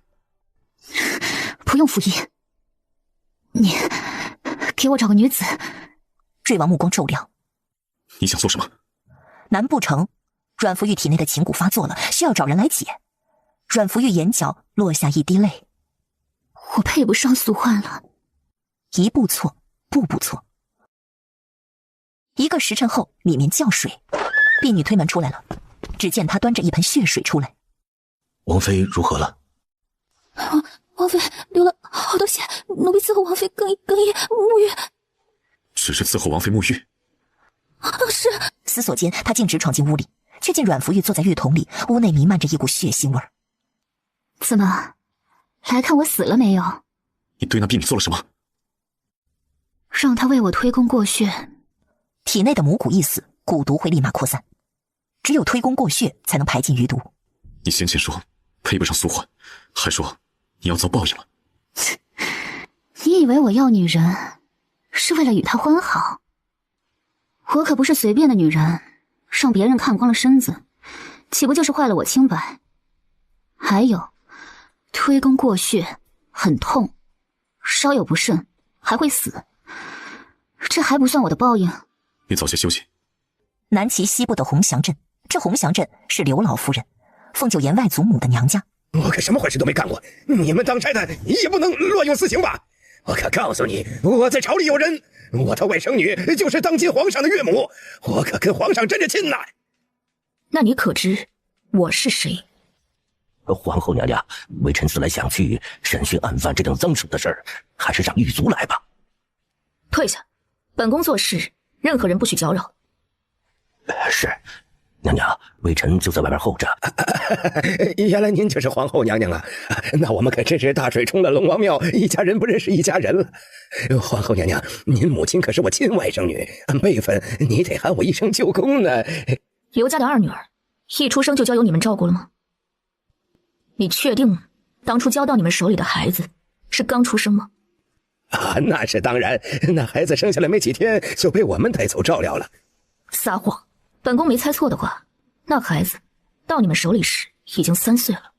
本宫只给你1炷香时间，1炷香后动刑。皇后娘娘，是当年我们去见那孩子之时，他已3岁，我们照顾他到8岁，对外称他5岁那年，他才回到刘家。看来事实确实如他所料的那种。早在刘家夫妇捡到素渊时，就已经把2个孩子的身份对调了。当初被不见九言不在，他本就心烦意乱。九言在西女国的事都已告知过萧玉，因而萧玉非常清楚，那刘盈是被西女国国主将计就计欺骗了。只是没想到，过了这么些天，那自诩聪明精明的刘盈至今没有反应过来是怎么一回事，还敢求见于他。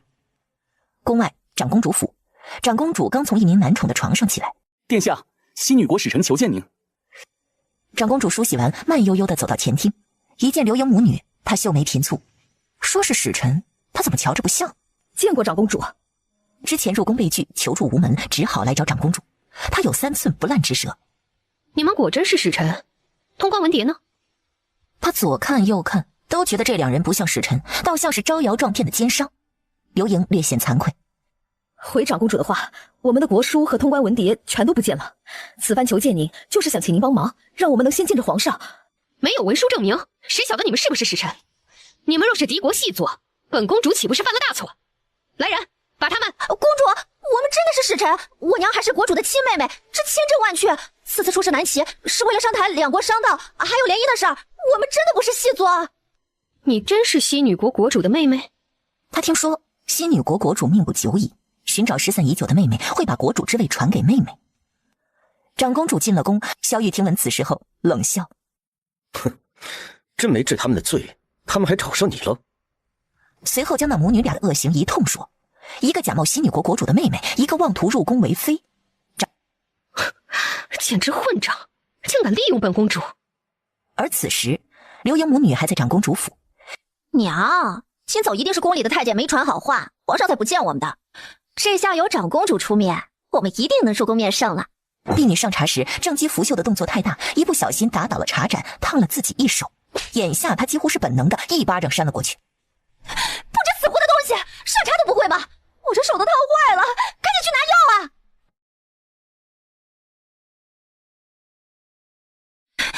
娘，这长公主府的下人做事如此毛毛躁躁的，没规矩，真不如我们西女国宫里的。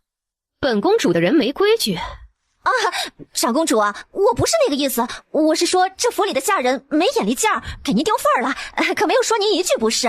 公主，正姬是被烫了手，一时嘴快。本公主已经见过皇上了，你们可真放肆！什么使臣，什么国主的妹妹，都是假的，竟敢来本公主这招摇撞骗，害本公主挨了皇上一通数落。来人，把他们打出去！不，长公主，这一定是有什么误会，我们的身份不假啊！公主，您相信我娘，我娘说的都是真的，我是和亲公主，以后我们都是一家人啊！长公主府外，母女2人愤愤不平。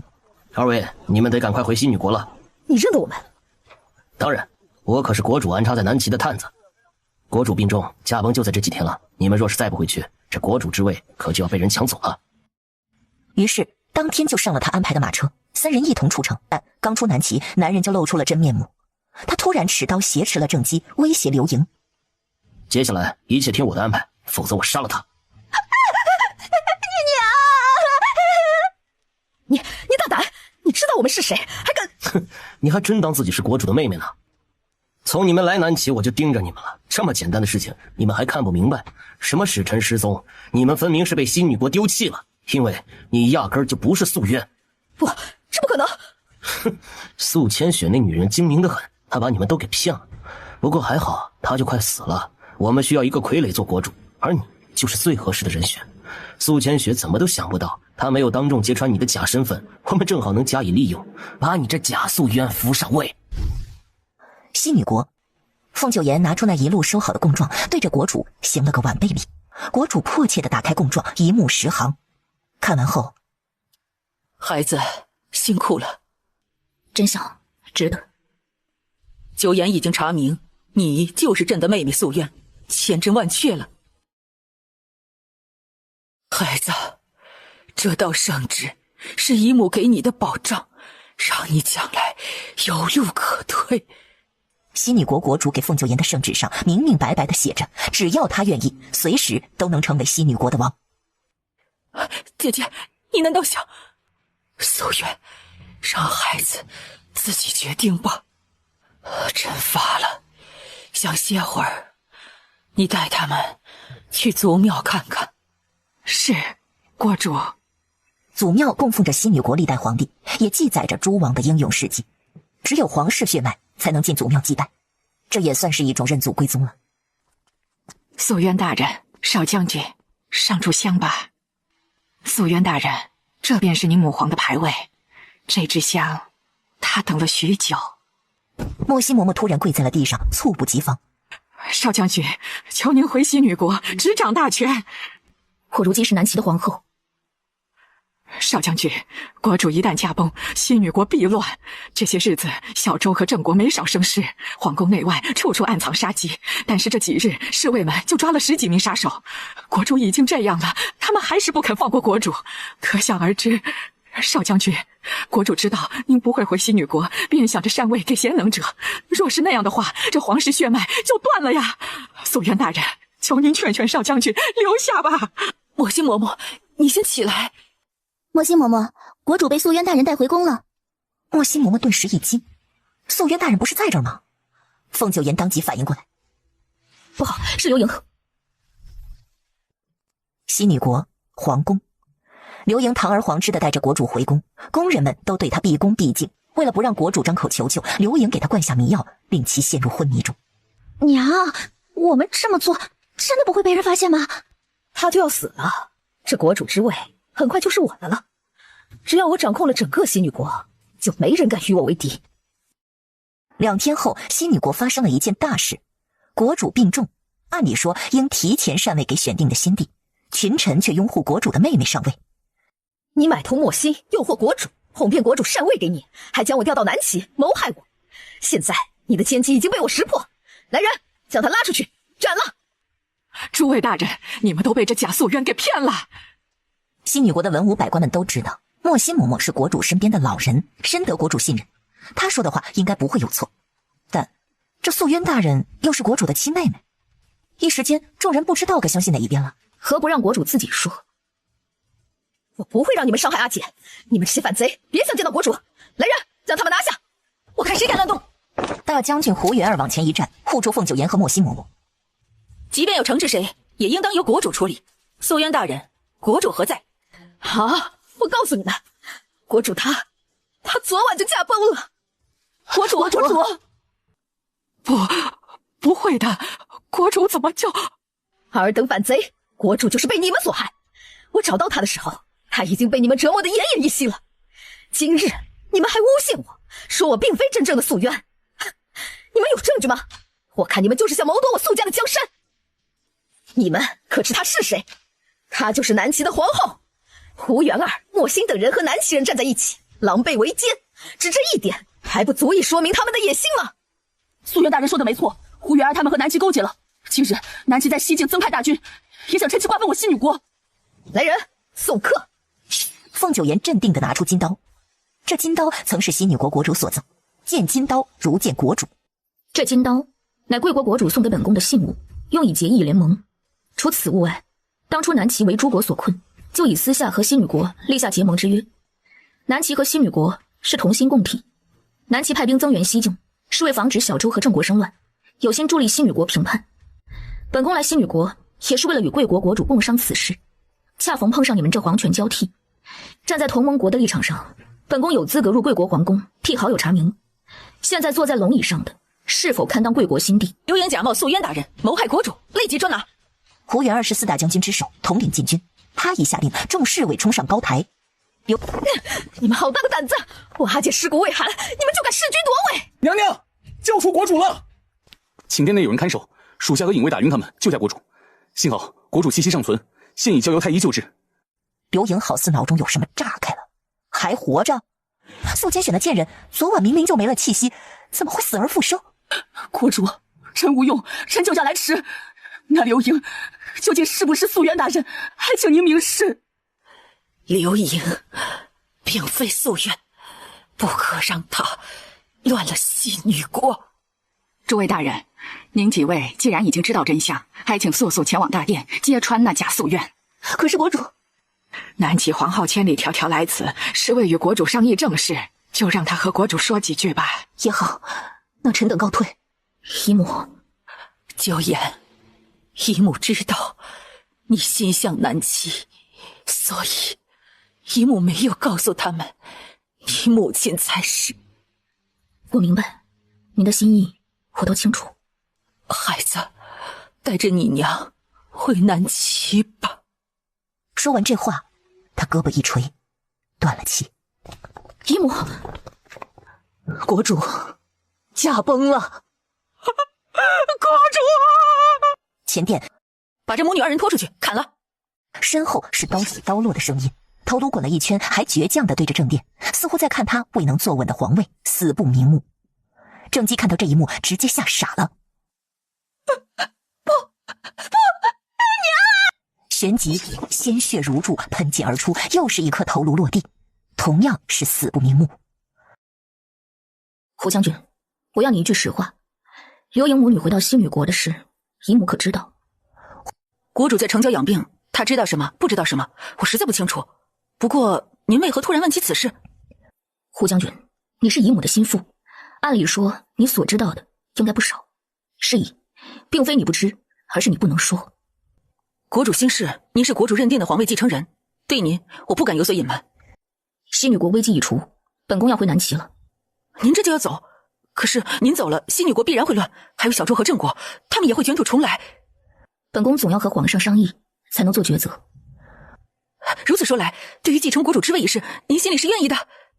凤九言没有回答他，只静静的远眺东方。那是你亲姨母，你有什么事儿非得这么急着回南齐？就不能送她下葬，为她守头七吗？九言，你怎么这样无情啊？凤九言没有陷在母亲的指责里，迅速稳住心神，调整好情绪后继续上路。吴白跟随他多年，看出他心里憋着事儿，他只担心主子这样下去会憋出什么病来。南齐西部无崖山，情难舍，权难弃，你可做好抉择了？前辈，我想知道皇上命中是否有子？这不在我，而在于你。我那位姨母以身入局，逼着我接受国主之位。就算胡元儿不说实话，他也猜到了。回想起来，都有迹可循。其一，西女国的探子尤为厉害，当初他秘密出使西女国，姨母早就能够知晓。其二，姨母被刘盈掳走那天，特意让莫心带着他和母亲去祖庙。其三，姨母身边一直都有暗卫保护，刘盈那帮人怎么可能那么轻易将人掳走？母亲说他无情，他承认，明明是死前都为他着想的姨母，他却毫不留情地怀疑对方。可是人心难测，姨母纵然将他视作至亲，却也无法改变姨母是国主，是素家血脉，这就是上位者。心怀天下者，非一语所能困。年轻人，你要走的路一直就在你脚下。皇上，西境来报，小周与郑国退兵，据说是西女国有了新帝，是皇后娘娘。你说什么？萧玉没有等到凤九言回来，却先听说了他在西女国登基的传言。弄清楚，这究竟是怎么一回事？啊，是皇上。翌日，慈宁宫，太医，姑母的身体如何？可有什么大碍？回娘娘的话，太后人脉亏虚，太冲脉衰少，天亏竭，地道不通，归水已绝。宁妃察觉到姑母的异样，猜到姑母一时间无法接受这种残忍的事实，暗示太医可以退下了。修婉，姑母老了，可你还年轻，你当真要一辈子耗在宫中吗？姑母，您这话……当年哀家并未给先帝生下皇子，却因着皇上，哀家坐上了太后之位，得以颐养天年。可这样的幸运，100年都难得一见。宁妃承认，姑母说的这番话非常有道理，但是进宫不由他，离宫自然也不由他。父亲他们不会容许自己出宫另嫁的。离开慈宁宫，宁妃好似身负千斤担。太后，皇上来了。见过母后，朕要出宫，归期不定，后宫诸事，朕单怕宁妃一人无法定夺，暂且交由您主管。皇帝，你又要出宫，这次是为了什么？还有，当初皇后与你一同微服巡查各城，怎么只有你回来了呢？皇后呢？朝中事务急需朕回来处理，皇后仍在带朕巡视各方。此次朕就是去寻她的，宫中就交给母后了。再次听见他唤自己母后，太后眼中泛起泪光。你放心，有母后在，万事皆安。御书房，皇上，若皇后娘娘真的做了西女国的新帝，您这个时候去西女国又能改变什么呢？竟然又要他监国，还特意交代他遗嘱所在。他只怕皇上此去西女国，不是想把皇后娘娘劝回来，而是赶着去做皇夫，再也不回来了。哎呦，两位客官，打尖啊还是住店呢？住店2间房，先上2壶酒，4斤牛肉。成，您二位稍等啊，马上就来。同样被风雪困在逆旅中的还有几个客商。属下看见他打开箱子，往里面丢了几个馒头，那里面好像有活物。凤九言接过话，眼神微凉。对，属下也是这样想的。主子，要不要再去探查一番？我去抓人，你去验货。2炷香后，你的货交代清楚。你到底是谁啊？难道你是？不可能！你们，主子，箱子里的是药人。药人，还真是无心插柳柳成荫。这药人买卖被他碰上了。你们到底是何人呢？是什么药人？我是镖师，那是我送去边城医治的病人。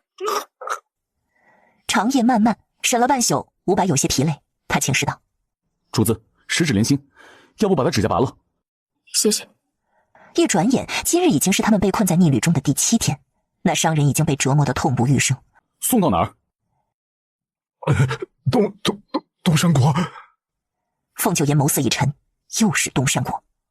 外面有人敲门。什么人？客官，是我。来了位客官来寻人的，您看方便见一见吗？哦，那客官啊是来寻妻的。听到这话，凤九言眉头一蹙，心中升起一抹莫名的情绪。在下萧二。熟悉的声音，熟悉的名字，是他。门打开后，外面站着的果然是萧玉。萧玉同样一瞬不瞬地凝望着凤九言，生怕他跑了。按计划，萧玉本打算直接去西女国，但收到隐卫的消息，说凤九言已经回到南齐。萧玉遂按着信上的地址赶来，还好风雪留客。夫人，当着外人的面，他不好直接唤凤九言名字，可即便换个称呼，同样饱含着深情与思念。并不是才见到石头不得决定，那么任性。凤九言带着萧玉进屋，刚关上门，萧玉就将他抱了个满怀。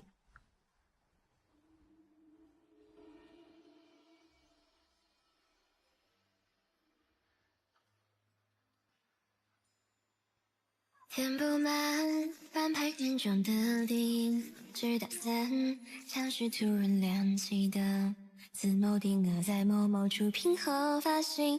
势必，萧玉一身慵懒。您怎么来了？外面下了雪，可有不适？萧玉有恐雪之症，外头的风雪又那么大。朕无事，倒是西女国那边究竟是怎么一回事？你当真？九言，你永远都是朕的皇后。西女国的事，且听我慢慢同您说清楚。但眼下还有件要紧事。他先将发现药人买卖一事告知了萧玉。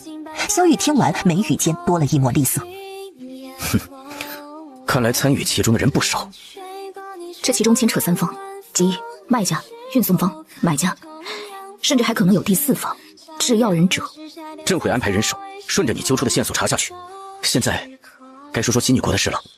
凤九言对上萧玉的眼眸，几息后以平静的口吻将西女国那边的事一一告知他。包括他手里那道传位诏书，以及西女国目前面临的困境。萧玉这才明白，他变伪即位。关于他成为西女国新帝的事，是小周和郑国传出来的谣言。九言，告诉朕，你的想法是什么？这次回南齐，是回家，还是与朕道别？我并没有想好，此事难两全。我不想做西女国的新帝，也不想眼见他衰亡。是以我急着赶回来与您商议。商议吗？九言，你明知朕的心意，朕与你夫妻一场，怎么舍得与你分开？朕自问，与你商议不出什么。您为何觉得我就舍得与您分开呢？朕自问，比不上西女国，在你心中，太多东西比朕重要。你的妹妹封为强，你的师父师娘。还有你的仁义，这些都是排在朕前面，甚至连……您又想说段怀旭了？没有，朕想说的是500。我们是夫妻，但朕在你身边的日子远不如那个500多。我倒不知您心里藏着这么多委屈。凤九言，朕在与你说正事。是您先闹别扭，扯到旁人身上。不必商议了。事实上，这一路朕都想好了，无论如何，我们夫妻不能分开。要么你回南齐继续做朕的皇后，要么朕随你去西女国做你的皇夫。皇夫？凤九言当即怔住了。凤九言不敢相信刚才听到的，萧玉说要做他的皇夫。您是认真的？来寻你前，宫中的事朕已经安排妥当。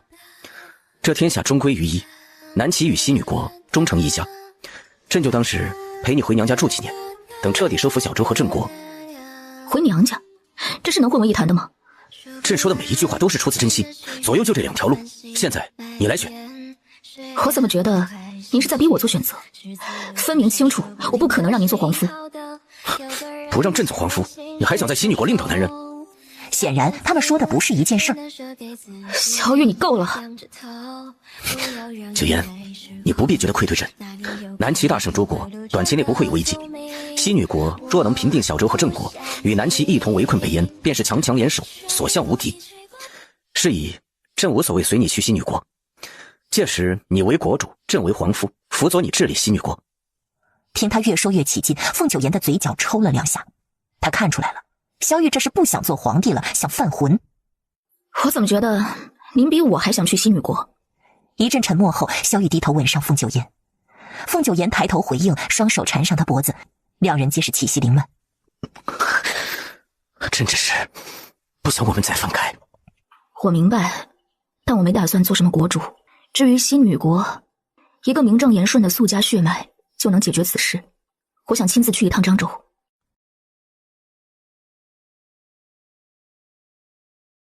小别胜新婚，凤九言双手捧着他的脸，眸子含着几许柔情似水。萧玉哪里还能克制得住？不多时，床帐内响起男人委屈的控诉：“朕就知道，你就是馋朕的身子，平日里一封信都没有，一见面就这般急不可耐。”填不满半排观众的电影，直到3场时突然亮起灯，字某定格在某某处平和发行，我目送他们行色匆匆。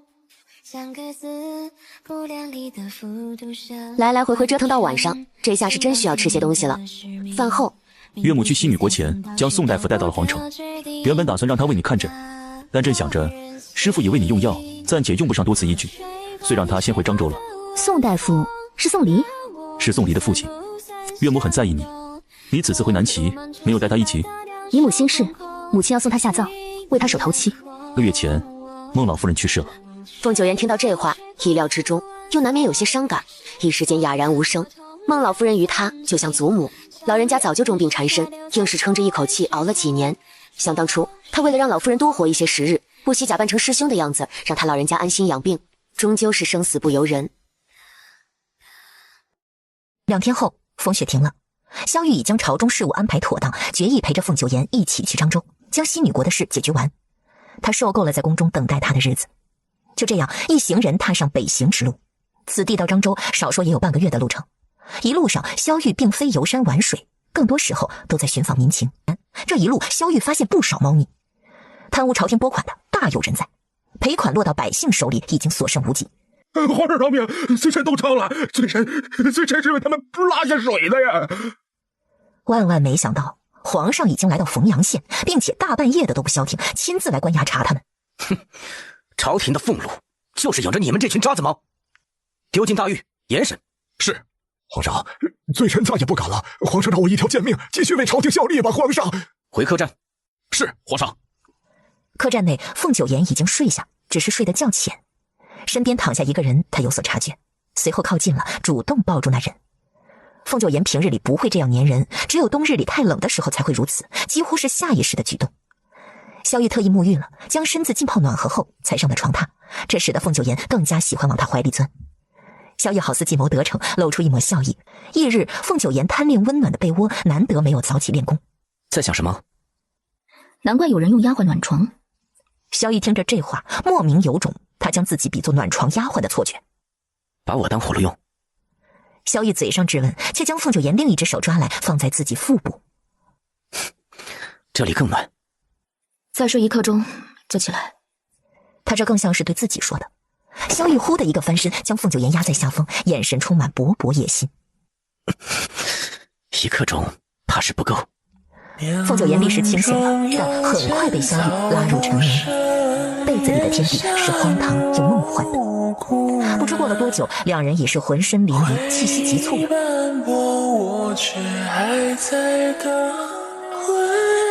你们两个怎好让皇上和娘娘久等呢？无妨。见过皇上、皇后娘娘。本宫与微强1年多没见了，可否在府上行个方便？没什么不方便的。微强，你带皇后娘娘去后院坐坐，说说话。娘娘是贵客，可要好生招待。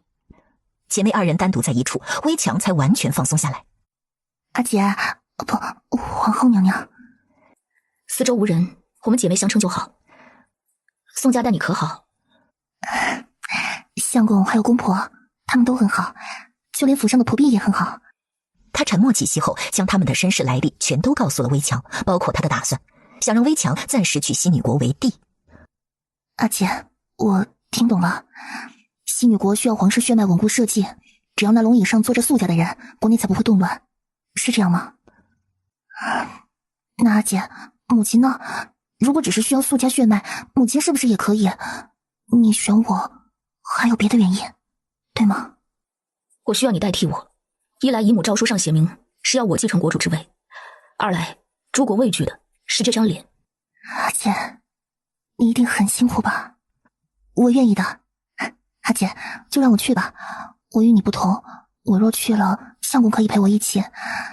以前都是你保护我，这次就让我帮你做些什么吧。你好好考虑，再做决定。尤其要和宋离商量清楚。阿姐，不瞒你说，成亲后我一直被相公养着，不晓得自己能做什么，又有什么用处。如今若能去西女国做个镇国之宝，我很乐意。至少我不是一个无用之人了。等不多时，相公，我要去西女国。回强，你去西女国做什么？他一头雾水。好在凤九言很快对他讲明一切，宋离悬着的心放下了。原来是这样。好，我也一同去，但是得告知父亲母亲。翌日，夫妻二人与父母拜别，离开了宋家。他们和凤九言一行人顺路结伴而行，如此姐妹二人也能多待一阵子。一共2辆马车，原本应是2对夫妻各坐1辆，却成了姐妹俩坐一起，萧玉和宋离坐一车。这厢姐妹二人聊得热火朝天，另一边萧玉和宋离相顾无言。宋离主动找话聊：皇上，您是何时知晓皇后娘娘就是苏焕的？你和皇后是怎么相识的？是救命之恩。她从前是个什么样的人？提起当年的事儿，宋离可有的说了。凤九言当初闯荡江湖时就与宋离相识，在宋离心中他是良师益友，关于他的事迹，宋离亲眼见过，也听说过。如今再说与萧玉听，可谓滔滔不绝。当晚，一行人在客栈住下。飞强，明日我们可否坐1辆马车？皇上为难你了？那倒没有，只是和皇上坐在一起，难免无所适从。可是我也想和阿姐在一起。皇上3句话都不离皇后娘娘，我这该说的都说了，不知道明日还能说什么。你与我阿姐很熟吗？你呀，小心些吧。阿姐可说了，皇上小心眼儿。你一副和阿姐很熟悉的样子，说的越多，只会让皇上越讨厌你吧。那我明天不说皇后娘娘的事了。此时隔壁房间，凤九言褪去外面的脏衣服，进了浴桶。萧玉就坐在不远处的桌边，若有所思地望着他。那个宋离，他怎么了？他今天跟我说了一些事，关于你的。你女扮男装藏得很深，骗过了东方氏，连宋离这个大夫也未曾察觉到。他甚至为你处理过后背的伤口。我确实藏得很好。萧玉走到浴桶边，抬起他下巴，毫无预兆地吻上他的唇瓣。凤九言仰头回吻。浴桶内水波荡漾，就如同他们此刻被撩拨的心湖。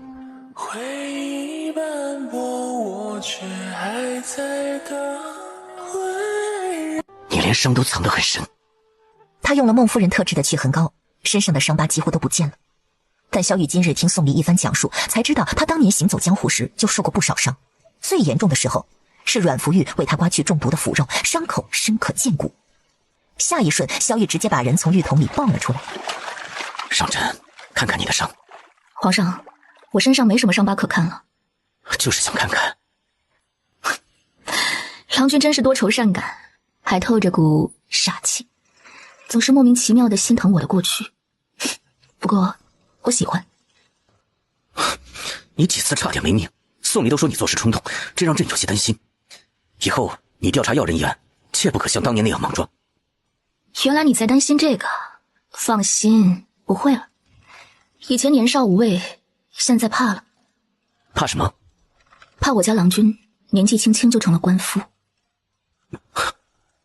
那便好好活着，好好活着，不要再冒险。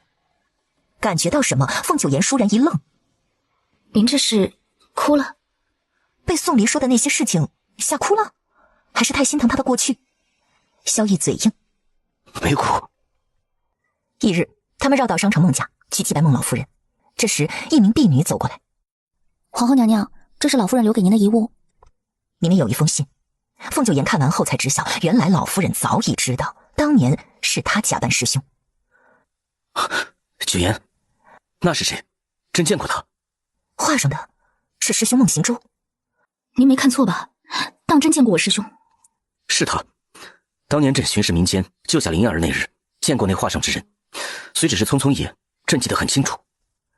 当年林燕儿是出逃的药人，朕救下他后，得知有人在炼制药人，遂带着官兵去剿灭贼人。到了内地，见到了你的师兄，彼时不知晓他的身份，与他交过手，扯下了他的蒙面，可惜被他逃了。当时他身边还有一个人，蒙着脸，看不清楚容貌，但应该与他是一伙的。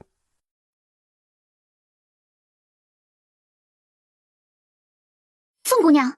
凤九言认出此人是曾经的家嫔。我们该回客栈了。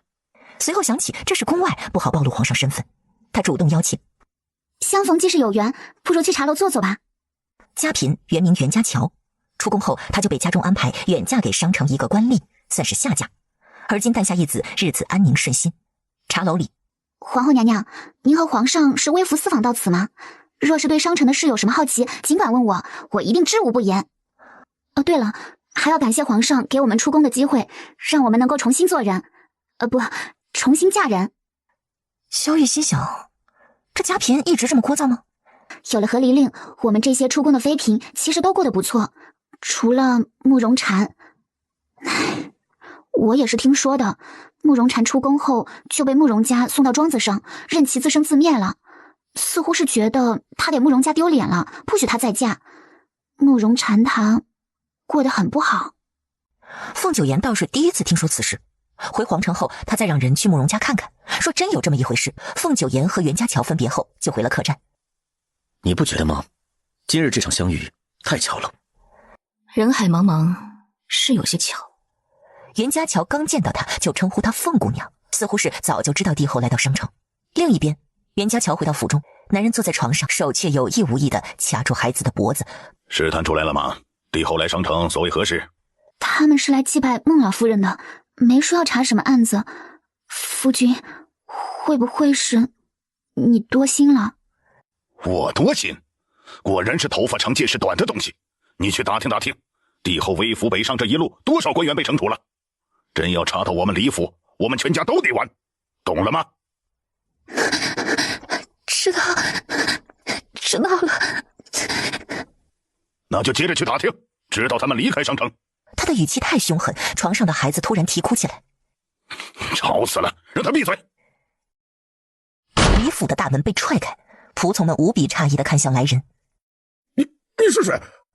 话不多说，手一摆，后面的官兵一拥而上。皇后娘娘，您和皇上还要在商城待几日？我带你们四处逛逛，好吗？还没见过你的儿子，怎么不把他抱出来？行啊，当然可以。娘娘若是想见他，我与夫君说一声。凤九言忽地抓住他的胳膊，笑得比哭还难看。瞧着心烦，让我不管都不行。娘娘，我的孩子，他不会有危险。主子，这孩子还挺乖，属下这个生人抱他，他都不哭不闹的。娘娘，多谢您，谢谢您救了我的儿子。凤九言视线淡然地看了眼那孩子，他脖子上有道明显的掐痕。你和孩子先走。不，我要待在您身边。这时袁家乔的丈夫也回来了。微臣参见皇后娘娘，不知娘娘驾临有失远迎。他很镇定，哪怕眼见官府查自己的府邸，也没有表现出慌张失措，似乎笃定官府搜不出什么来。夫人，这是怎么了？皇上和娘娘已经知晓你的恶行，快些交代吧。皇后娘娘，我这夫人自从生下孩子后，就开始疑神疑鬼，变得疯疯癫癫了。不知道她对您说了什么，让您造成此等误会。权和利确实会叫人疯癫。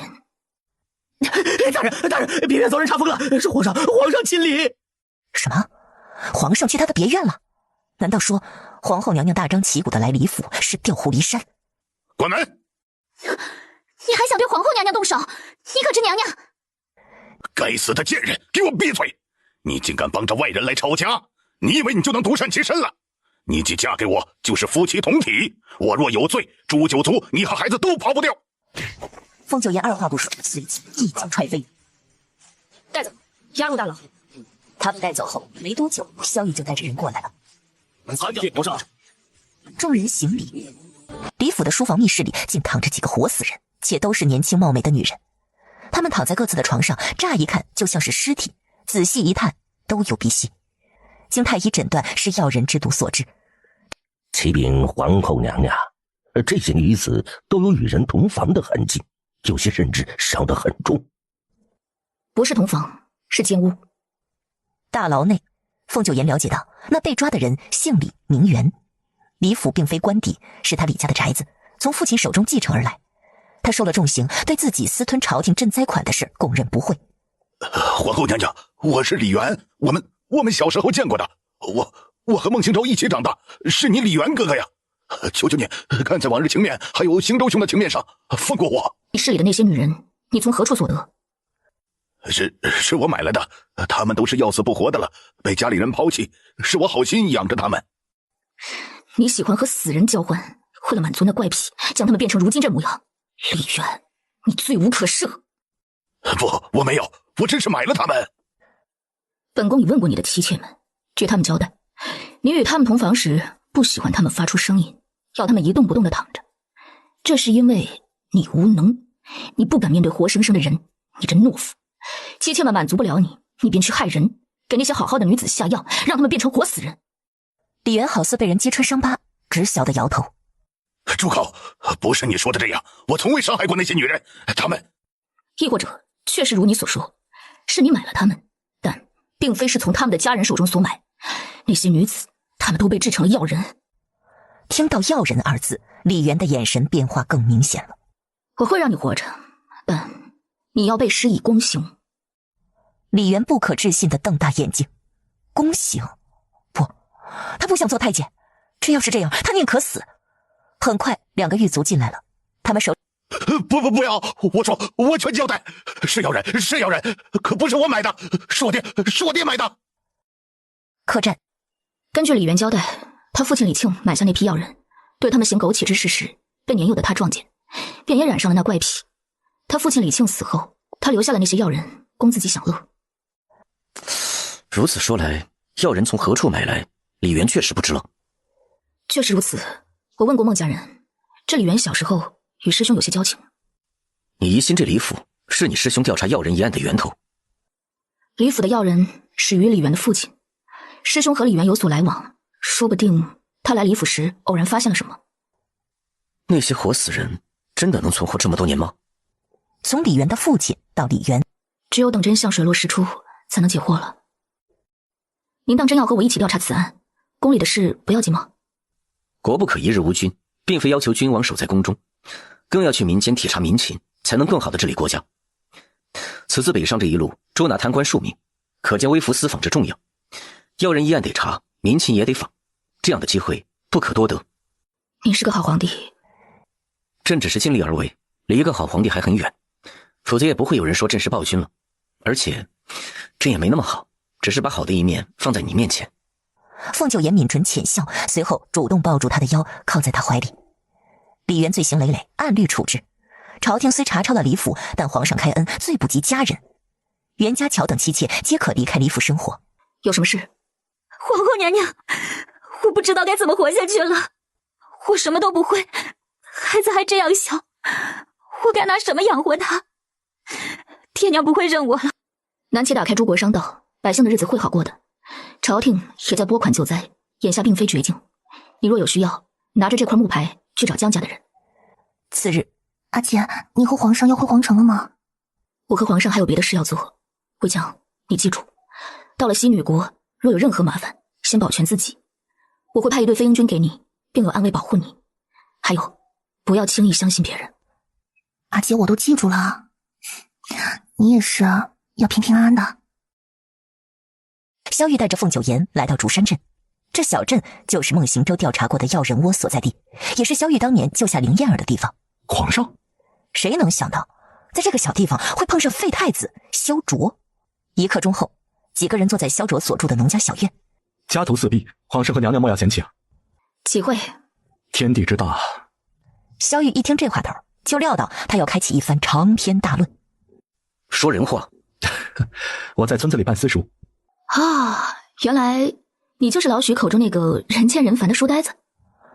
他们为何厌烦他？秋收正忙的时候，把人家孩子拉去私塾，这也就罢了。他用鸡蛋收买孩子，几次被村民当成人牙子。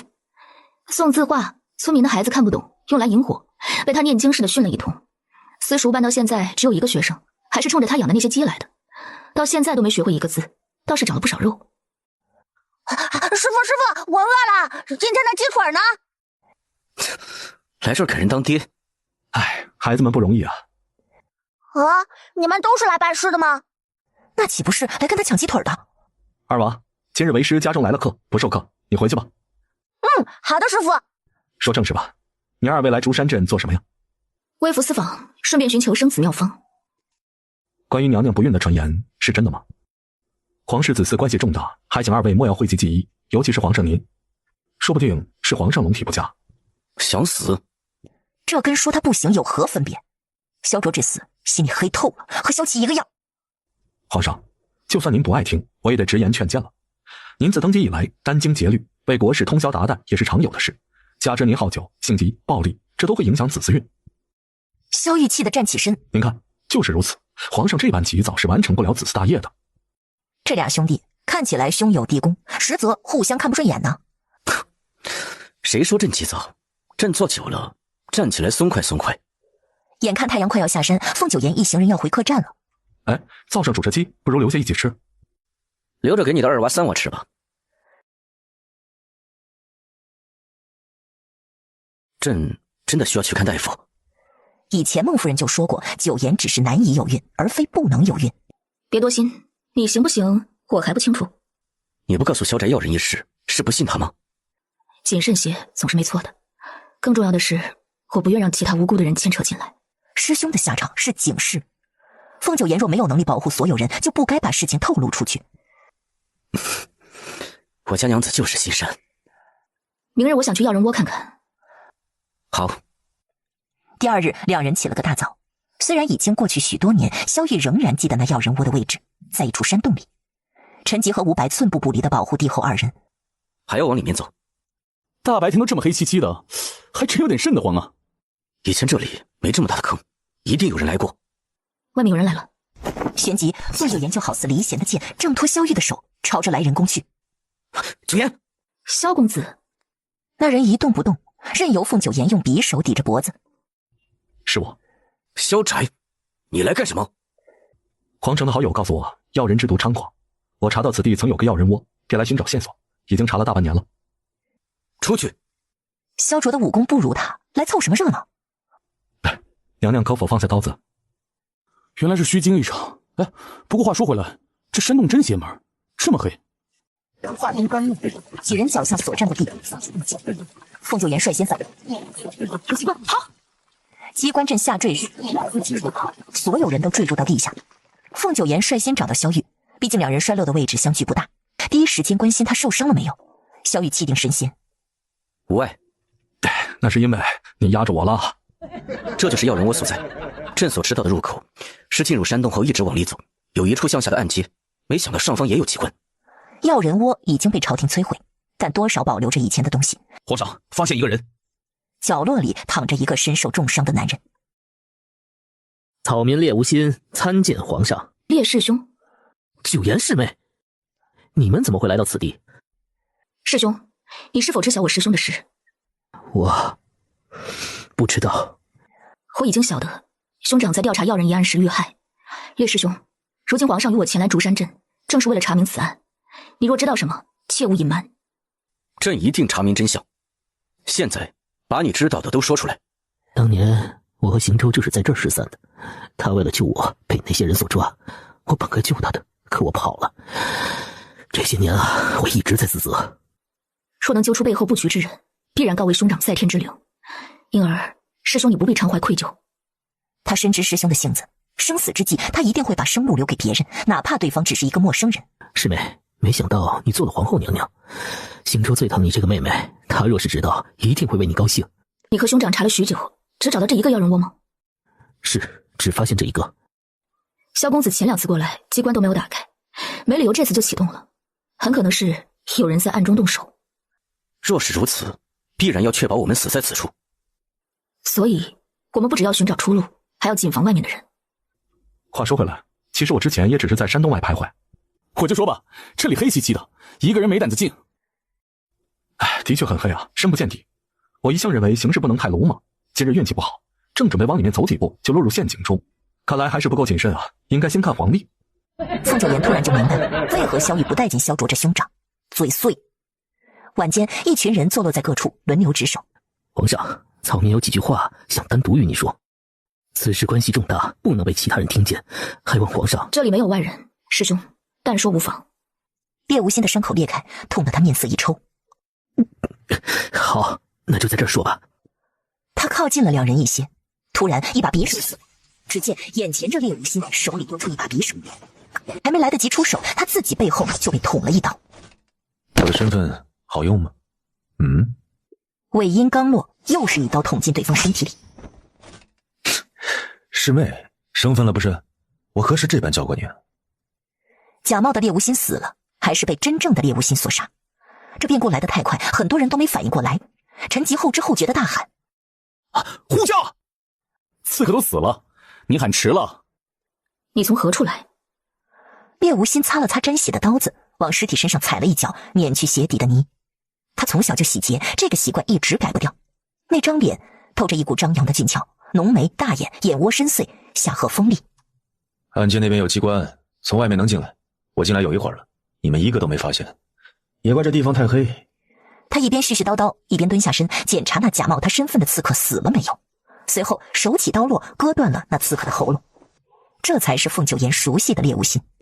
师兄常说，烈无心这人是真的没心，此人若是走上邪路，一定会是大魔头。此人就是故意留在这儿等着杀你们的。现在我杀了他，你们平安了，门就在那边，出去就是。他晓得这群人中有皇帝，有皇后，但他懒得行礼，也不会。师兄，你又究竟知道多少？我已经是死人了，你还得活下去。还有啊，别叫我师兄，怪肉麻的，还像小时候那样无视我就行。伍佰，把他们2个都弄出去。是。疯狗。行，一起出去，别用那脏手碰我。我手脏？洗洗你那脏手吧。你大爷！皇上娘娘，草民这就回村子里了，1天没喂鸡了，他们该饿瘦了。这人是不是有点分不清轻重？我也该走了，回去喂鸭，一个都不准走。皇上，民以食为天，草民那些鸡关系到草民的生计，还请您放草民回去。带走。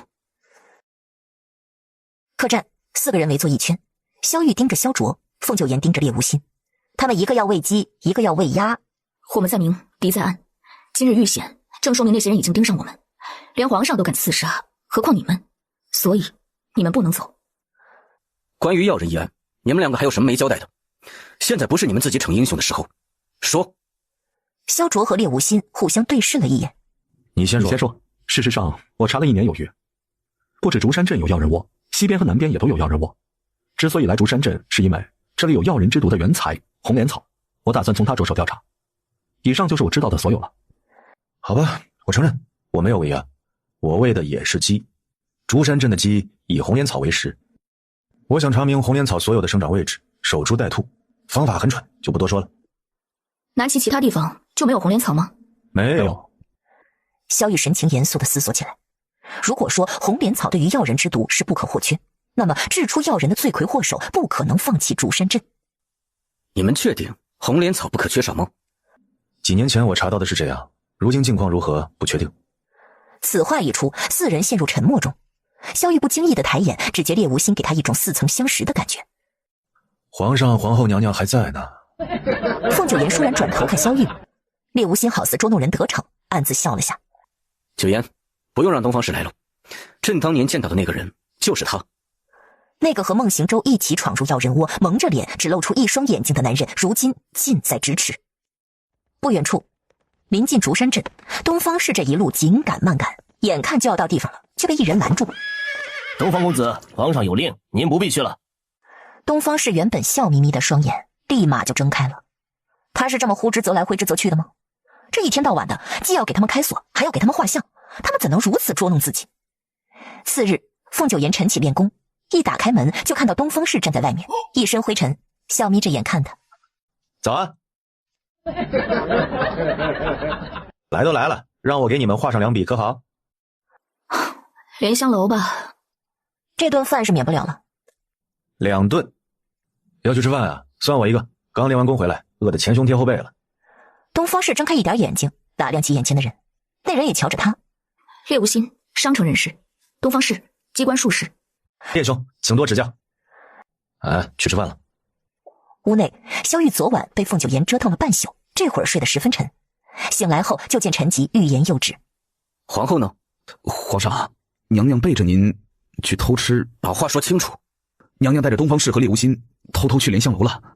回皇城去，让颖儿替你。不，也给朕滚去北燕，挖玄铁矿。莲香楼，萧玉急匆匆赶到。他倒不是担心凤九言和那2个男人如何，毕竟东方氏痴情于亡妻，烈无心看起来对九言很不满。昨晚听九言说，2人小时候都喜欢黏着孟行舟，因而互相不对付，怎么都不愿碰面。他刚到雅间外，行舟就是嫌弃你，你小时候什么德行，现在还是什么德行。你这脾气，茅坑里的石头，又臭又硬。他不让你查药人一案，你非不听，还带着一大帮人过来送死。那可是皇帝，是南齐的君主，现在跟在你屁股后面四处跑，死了怎么办？你这不是祸国殃民吗？还说你不是妖后。师兄已经死了，你若是还有心，就不该拿他取乐。皇上也不会死，药人一案，我必然会查到底。你阻止我，莫非你早已和那帮人勾结，背叛师兄？凤九言，你是疯狗，逮谁咬谁。孟师伯本想将你许配给我，幸而我跑得快。萧玉立马推门进去，只见凤九言和烈无心要动手，剑拔弩张，东方氏挡在中间拦着，眼睛却直勾勾地盯着桌上。你们快别打了，我的菜都凉了。都住手！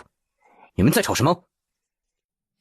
没事，叙旧而已，对吧，师妹？是，只是叙旧。萧玉心想，真当他耳朵聋了，什么都听不见？不过他提起和九言的婚约，又是怎么一回事？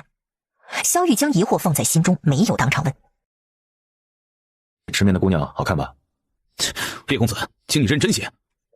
不识货，面坨了还会好吃吗？那姑娘1碗面吃了3颗。烈无心随后出了雅间。东方氏抬眸望着凤九言，我们被人盯上了。凤九言轻轻地点了下头。片刻后，烈无心回来了。皇上，请您2位为民女做主啊！这竹山镇的乡绅趁着之前的战乱霸占他家中房屋和土地，他得知帝后巡查各方，就一直在找机会告御状，还弄到了皇上的画像。早上见萧玉进莲香楼，他就认出来了，一直在外面是想找个合适的机会。萧玉示意陈吉接管此事。多谢皇上恩典，民女代全家叩谢皇恩。你是土生土长的竹山镇人，有件事需要你相助。红莲草乃剧毒，必须除之，朝廷很快就会颁下戒严令。民女知道了，民女回去后就和叔伯们说。女子被送走后，烈无心笑着问凤九言：“你何时也会坑蒙拐骗了？”对付歹人就得用非常手段。我有一个计划。你想以朕为饵？昨日在山洞，那些人胆敢弑君，若是知晓您会敬重红莲草，被损害利益，他们必然会再次动手，而且得快，因为一旦禁令下达，就是无法挽回。我们的行踪已经被盯上，无法藏匿。倒不如正面相抗，将暗处的人引出来，这是其一。第二，我们这么久没抓到，就说明他们另有法子弄到红莲草，很可能利用了竹山镇的村民，比如让村民割草，再从村民手里买下。那些村民比我们更加着急，想要找到背后的买家。我们2个青梅竹马，相逢恨晚，皇后为了我这竹马舍弃皇上，皇上伤心之下回皇宫，这场戏如何？怕是想死。我觉得不如何。真要走到这一步，我宁可选择东方氏。东方氏笑了，选他就选他，为何还加个宁可？那些人也不是傻子，没那么好骗。何况他也不想让萧玉误会什么。猎无心想的法子不适用。回到客栈，凤九言将那株红莲草放在桌上，准备画下它，送去皇城，让严神医看看。累了一天了，今晚早些安置。我还没画完，我帮你画。凤九言单手勾住他脖子，眼睛里好似有钩子勾着他。一会儿再画。他说着，将萧玉拽到床上，随后帐幔被放下，隔绝外面的光亮。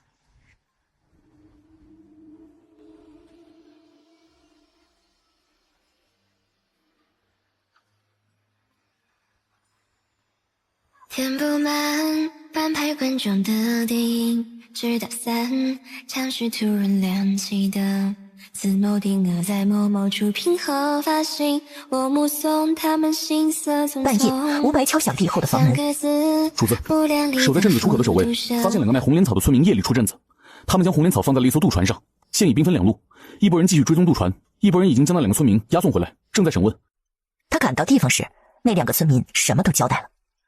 饶命啊！我们只是卖了些红莲草，其他的一概不知啊！谁让你们这么做的？鲜少现身的尹六出现了。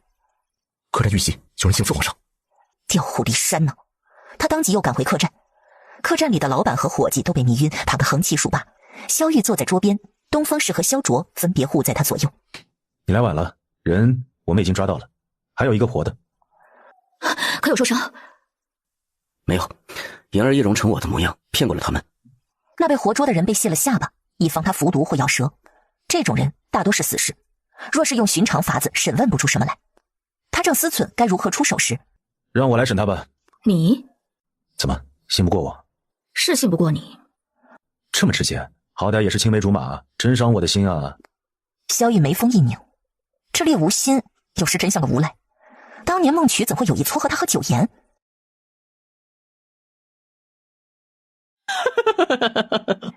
刺客的笑声十分刺耳。留2个人，其他人都出去，人多了影响我动手。凤九言相信东方氏，让他留下。另外一个则是陈吉，他和萧玉去了隔壁房间，却只见床上躺着个萧玉。吴白颇有眼力劲儿，跑过去强行推醒尹二。哼，这个皇上睡得挺踏实。皇上，二哥这几天几乎没有合过眼，一直盯着客栈外面，所以才……要睡也得先把那假面给摘了。顶着他那张脸，四仰八叉的呼呼大睡，丢的是他的脸。话音刚落，隔壁响起惨绝人寰般的喊叫。凤九言他们走后，猎无心的手段层出不穷。饶是东方氏这见多识广的，也都睁大了眼睛，晚上吃下的山珍海味都想往外吐。他转头看陈吉，只见陈吉一脸板正，面不改色。不愧是御前侍卫，皇帝身边的人，真冷静。原来御前侍卫也是常人。皇上，审问出来了。根据刺客交代，他们是云山派弟子。审问的场景，但那微微发汗的额头还是出卖了他。萧玉命人收拾完客栈里的尸体后，一行人就事不迟疑，兵分2路。萧卓留在竹山镇，继续调查红莲草背后的买家。凤九言则和其他人带着那些刺客的尸体前往云山派，问个清楚。哎，请等一下，在下怎么觉得这并非兵分2路，而是把我一人丢下了？你的感觉没错。全真派副掌门，有人送了块木牌过来，想要见您。见到木牌的刹那，冷心儿眉眸一缩，是苏焕。此时全真派外，萧玉脸色铁青，他昨晚光顾着凤九言的安危，要与他一同来全真派，却没料到只有女子能进全真派，因而他只能被迫扮作女娇娘。为了遮掩住他的男儿气概，九言还往他脸上涂脂抹粉，让他变得阴柔。回想起来，难怪昨晚九言说要来全真派时，那素来喜欢凑热闹的东方氏竟一句话不吭。凤九言，你看够了吗？半路，萧玉就重新换上了男装。为了这次比武大会，他牺牲颇多。凤九言顾念他的辛苦。我家郎君真是厉害。他一伸手将凤九言从后面捞过来，让他侧着身子坐在自己腿上。可想好怎么补偿为夫了？今日我下厨给您好好补补。不劳夫人费心。你晓得，比起那些，朕更像……这是江林的别院，难得今日其他人都有事外出，他和九颜落得个清静，无人打扰。不由凤九颜回绝，萧玉就把人抱进内室，一脚踢开帐幔。不多时，衣物被丢到帐外，里边响起凤九颜的疑问：连战15场，还有力气折腾，还是先吃点东西？后面的话被萧玉以吻封唇，成了靡靡之音。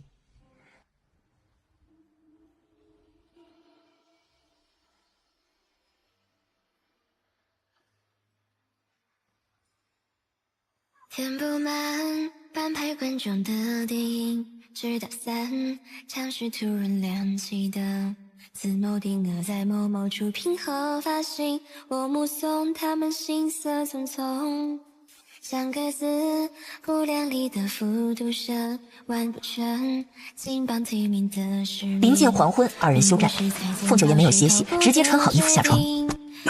你去做甚？不是说了吗？今日我下厨。萧逸悬着的心此刻终于吊死了，九颜竟然还有力气去下厨，看来这一顿在所难免了。萧逸认命似的做最后的挣扎。要不要朕给你打下手？不用，你坐等着吃就好。晚间，东方氏他们回来了。那个猎无心看着就不像好人，我怀疑他是要人帮的演戏。哎，不得不防啊！东方氏心不在焉，看向厨房那边。今儿谁下厨啊？只见里面正在做菜的那个是凤九颜。灶台边，凤九颜加了1勺盐，再尝觉得淡了，又加，如此往复，已经不知道加了几勺。东方兄，你帮我尝尝这汤。东方氏脚底抹油似的，一下就跑没影了。脚底抹油似的，一下就跑没影了。原来凤九颜是要毒死他呀！江林后脚跟来厨房，不明所以。江林，帮我尝尝。我正好饿了。他舀起1勺汤，喝了一大口。苏焕，你放了多少盐啊？看来是真的咸啊。厨房里发生的事儿没逃过萧玉的耳朵，他为了自己的安危，特意让尹卫盯着。听完尹卫的禀告，萧玉只觉奇怪，九颜的厨艺再差，也不至于弄成那样。难道是他味觉受损？当即去了厨房。那药以后别再喝了。他本以为师傅说的坏症是难得才会发生，凤九颜既然已有反应，就不应再折腾了。毕竟一个人失去味觉，往小了说，再也品尝不到美味；往严重了说，将无法食毒。没有大碍，明天或许就好了。只是有些可惜，答应了今日下厨犒劳你的。你不做就是最大的犒劳。你什么意思啊？凤九颜忽的就明白了，难怪下午那会儿缠着自己，就是不让他下床。这是压根儿不想吃自己做的东西。我说错了，我的意思是我不想你辛苦。剩下的我来做。好。猎无心找到帝后，将审问的结果告知他们。据内人交代，他是江州本地人，只负责传递消息，并不知道背后的主子是谁。比武大会里确实有他的内应，内人乔装成飞雪山庄的弟子，名字是慕白。得知全真派要剿灭药人帮，慕白就将消息传了出去。很快江州这边的药人窝当机立断，要通过云山派将剩下的那些药人全部送出城。昨晚子时，药人送出去后，他们就自毁药人窝，恐怕现在我们若是过去，也不会得到任何有用的线索了。萧玉则马上交代陈吉，你亲自去趟官府大牢提审慕白。猎无心同去。果然是最毒妇人心，真是一刻都不让他歇的。那两人出去后，凤九颜忽觉胃里不太舒服，他眉心微蹙，想把那股气呕出去。哪儿不舒服？夫人并无大碍，不过还要恭喜二位，夫人可是有喜了。刹那间，凤九颜和萧玉都是脸色一变。真是喜脉。此前让九颜停药，就是抱了不准的要孩子的打算，以为自己此生没有子嗣缘。确实喜脉，已有1个多月了。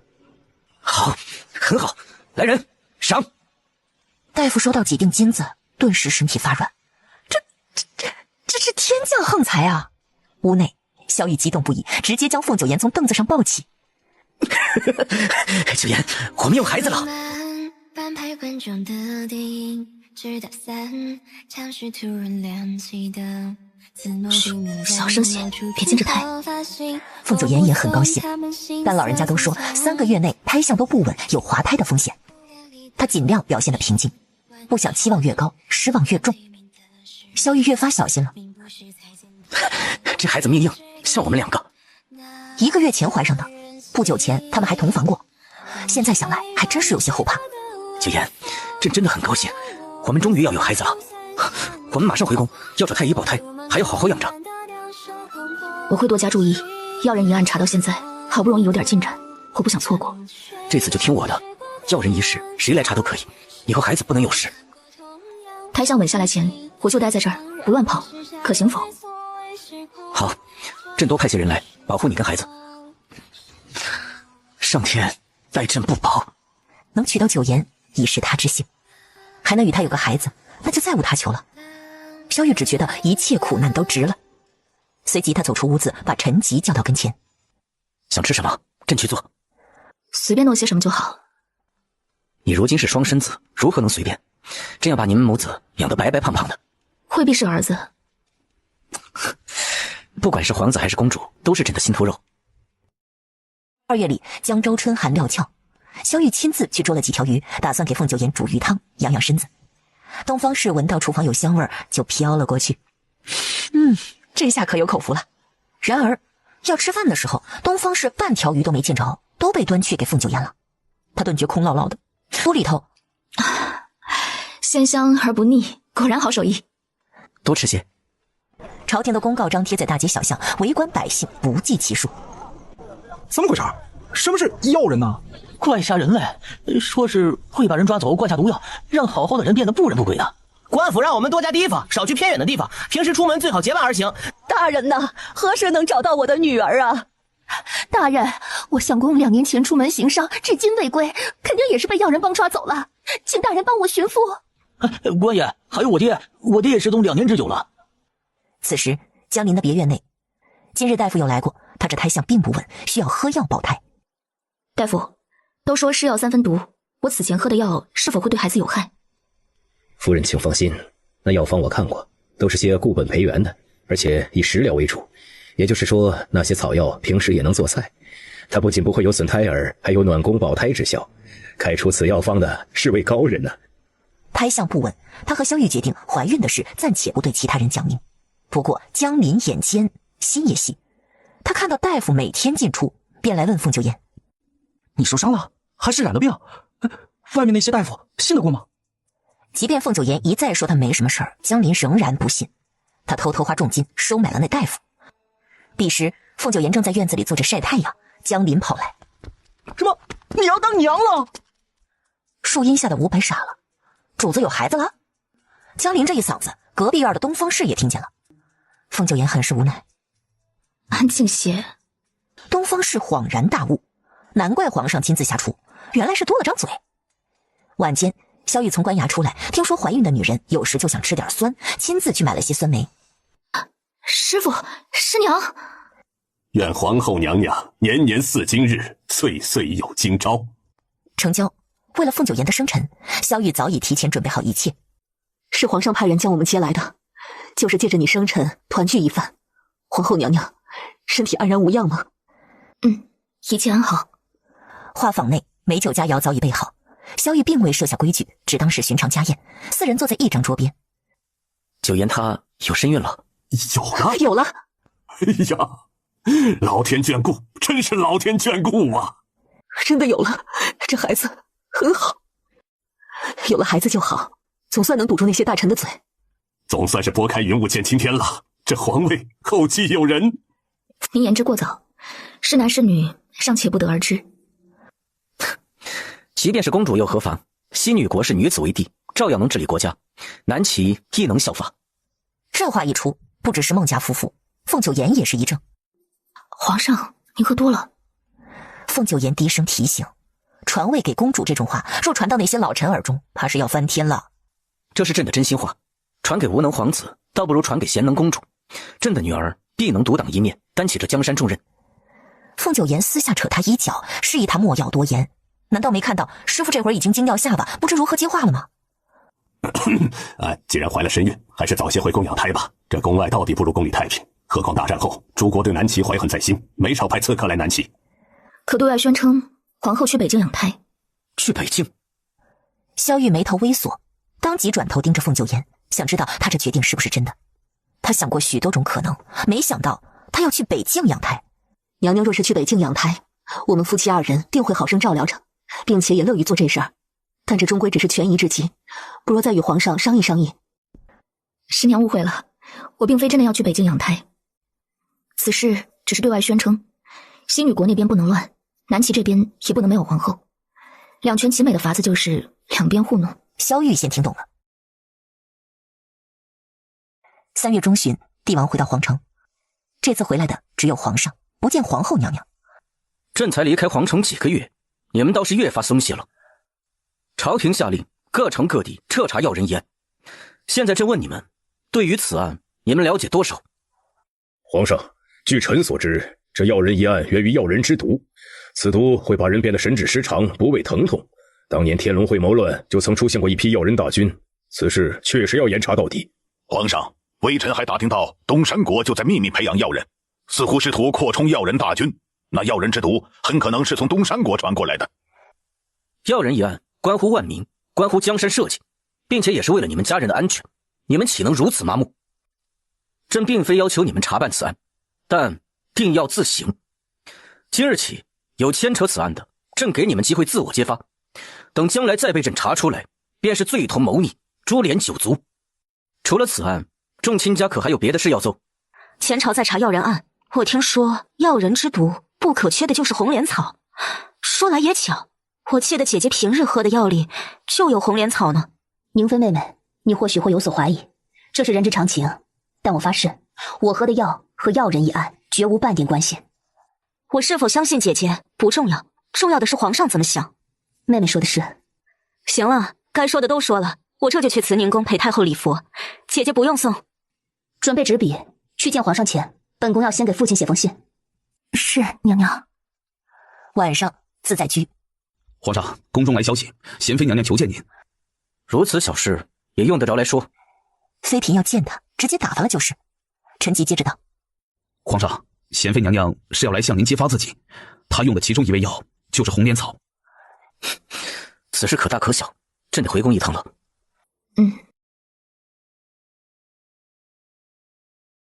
翌日，贤妃身患怪病，太医院久治不愈，其父寻的偏方所用的药里需要红莲草做药引。但我们此前调查红莲草的买卖，并未查到和贤妃有关。确实查不到，因为并非只有竹山镇栽种红莲草，皇城西郊也有。贤用膳，瞧你都瘦了，如今你怀着孩子，得多吃些。还是没有猎物新的消息吗？怕他太过担心，萧玉提起另一件事。你从前的婢女莲霜可还记得？她对萧卓很关心，这2日没少去看她。据我了解，莲霜离开皇宫后就回到了陈家老宅。她一个女子，靠着刺画为生，日子暂且艰难，但她已有方向，立志要振兴陈家。我当初给她自由身，就是希望她不再做伺候人的事。至于萧卓，他虽然放弃了皇室身份，甘愿做寻常百姓，可相信您也看得出，他并不知道如何做个普通人。从他办私塾这件事就能看出，他随心所欲，骨子里仍然是上位者的姿态。莲霜与他本就是不同路上的人。皇上，恕我直言，萧卓会拖累莲霜的脚步。朕只是随口一提，你对那丫头还是如此护短。可若是他们两情相悦，只怕你也拦不住。另一边，萧卓所居的宅子里，莲霜，你是个好姑娘，但男女有别，明日起你就别再来了。不，萧公子，让我照顾你吧，你这样我不放心。有什么不放心的？外面都有官兵把守。那不一样，我担心您吃不好饭。公子，我明日再来给您送饭。自在居，萧玉和凤九言都还没有睡下。皇上，经草民诊断，贤妃娘娘所中的乃是药人之毒。既是药人之毒，却迟迟没有发作，就是因为那红莲草吗？皇上，贤妃娘娘手中的方子与草民起初制出的解药一样，都只能暂解毒性，无法根治。贤妃之前并未吐露全部实情，这案子必然有更深的秘密。朕给你最后一次机会，坦白实情，否则罪同包庇，届时你和你的全家都将被治罪。皇上，要罚就罚臣妾一人，这件事与臣妾的家人无关。说完这话，他忽地从怀里掏出一瓶药。萧玉反应甚快，直接抄起手边的茶盏，将其猛地掷出。御前侍卫陈吉立刻上前，先一脚踢开药瓶，旋即将娴妃的双手反剪在背后，免得他再次服毒。皇上，您为何不让臣妾死？您不爱臣妾，甚至一眼都不多看臣妾。臣妾在这宫里比死更痛苦啊！哼，以前是容妃，后来是凌燕儿，再后来又是皇后。皇上，您从未看过臣妾，您不是想知道臣妾为何会染上这药人之毒吗？哼，去问问您宠爱的容妃吧。当年她盛宠一时，父亲见我与容妃有几分相像，便急着将我送进宫。宫里的人都说容妃温柔贤良，臣妾起初入宫时也是这样以为的。可很快，臣妾就发现她的真面目。她表面与臣妾做好姐妹，时常送臣妾首饰，甚至还会带着臣妾一同见您。皇上您从来不拿正眼看臣妾，但容妃不这样想。选秀时您夸赞臣妾赋诗有才情，就令容妃一直耿耿于怀。容妃不只害了臣妾，她还要害臣妾的家人。皇上，您登基之初，有人质疑先皇遗诏，说您这皇位来路不清。朝廷彻查此案，不知容妃使了什么手段，我父兄竟然也被牵扯其中。是我跪着求容妃，受尽屈辱，他才肯放过我父兄。后来案子查清了，父兄被无罪释放，可他们在牢中受尽折磨，落下了病根，身体大不如前，我母亲一夜白头。这一切都是容妃的错。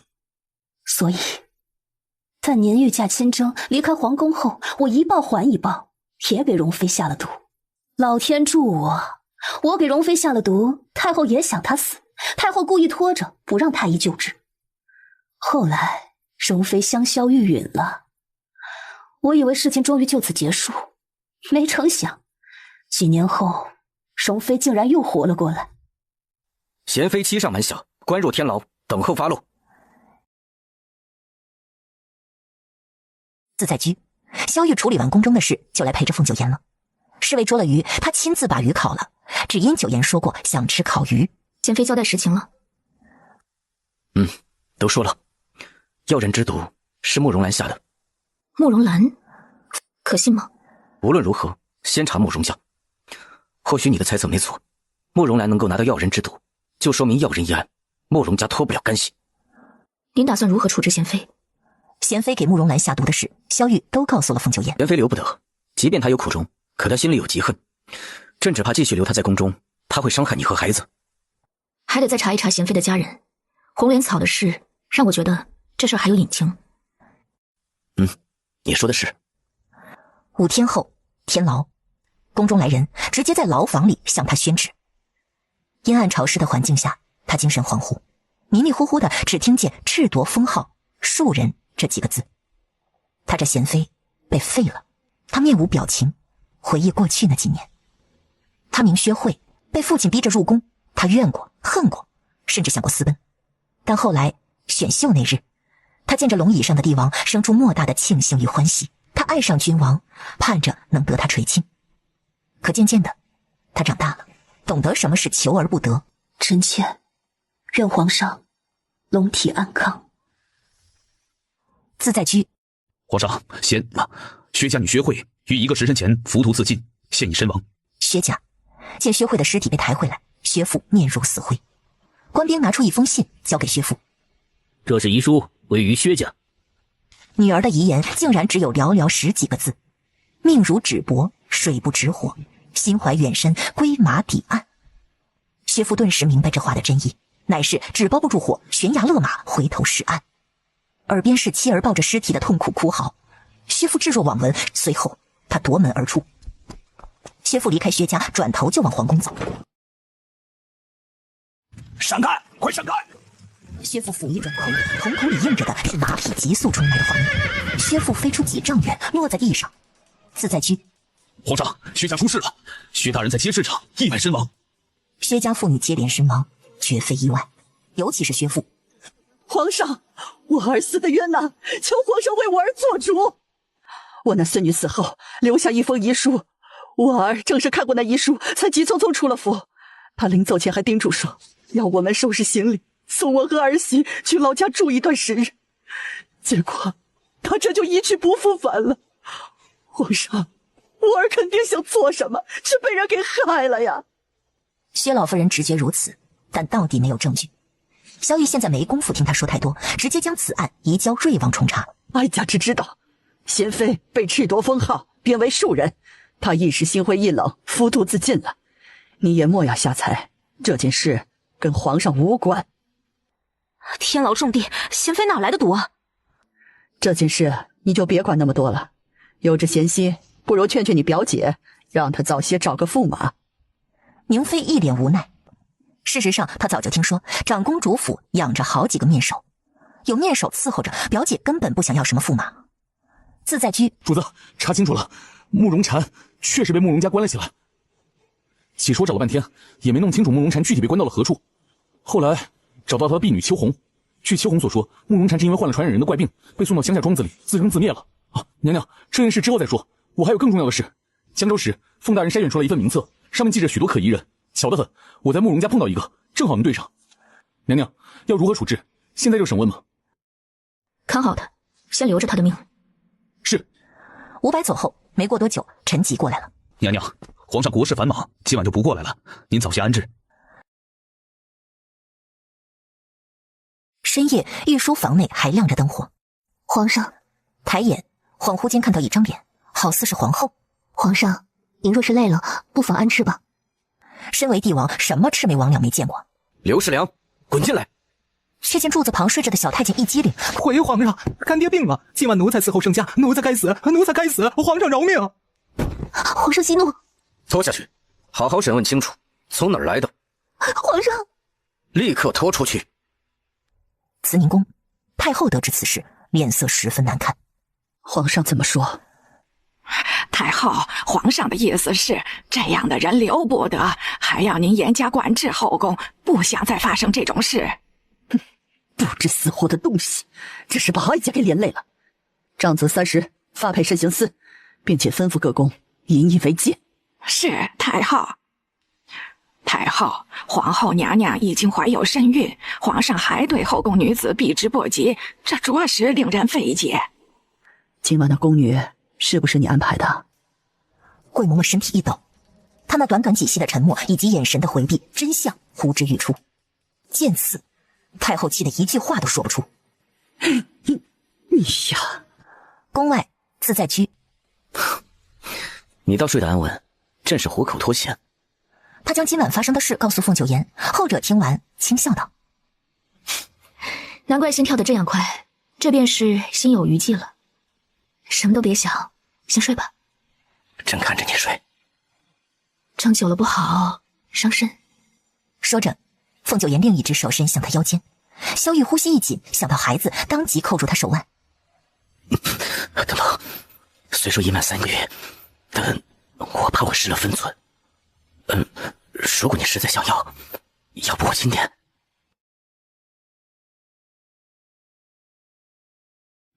如果你实在想要，要不我轻点。不行，还是不行。秀妍，你……我是让你宽衣睡觉，你在胡思乱想些什么？这一晚，萧玉睡得无比踏实。次日一早醒来，他望着怀中的人，顿觉精神100倍。我去上朝了。萧玉走出房门，正好瞧见伍佰进院子。见过皇上。去哪儿了？娘娘让我去查慕容家的人，如今有了点门道。皇上，慕容家嫌疑很大。皇上，那慕容禅说他根本没有患病，是因为发现了什么秘密才会被家人关起来。什么秘密？慕容禅发现慕容家的祖祠内种了很多毒物，属下认为那很可能就是药人之毒所需的全部。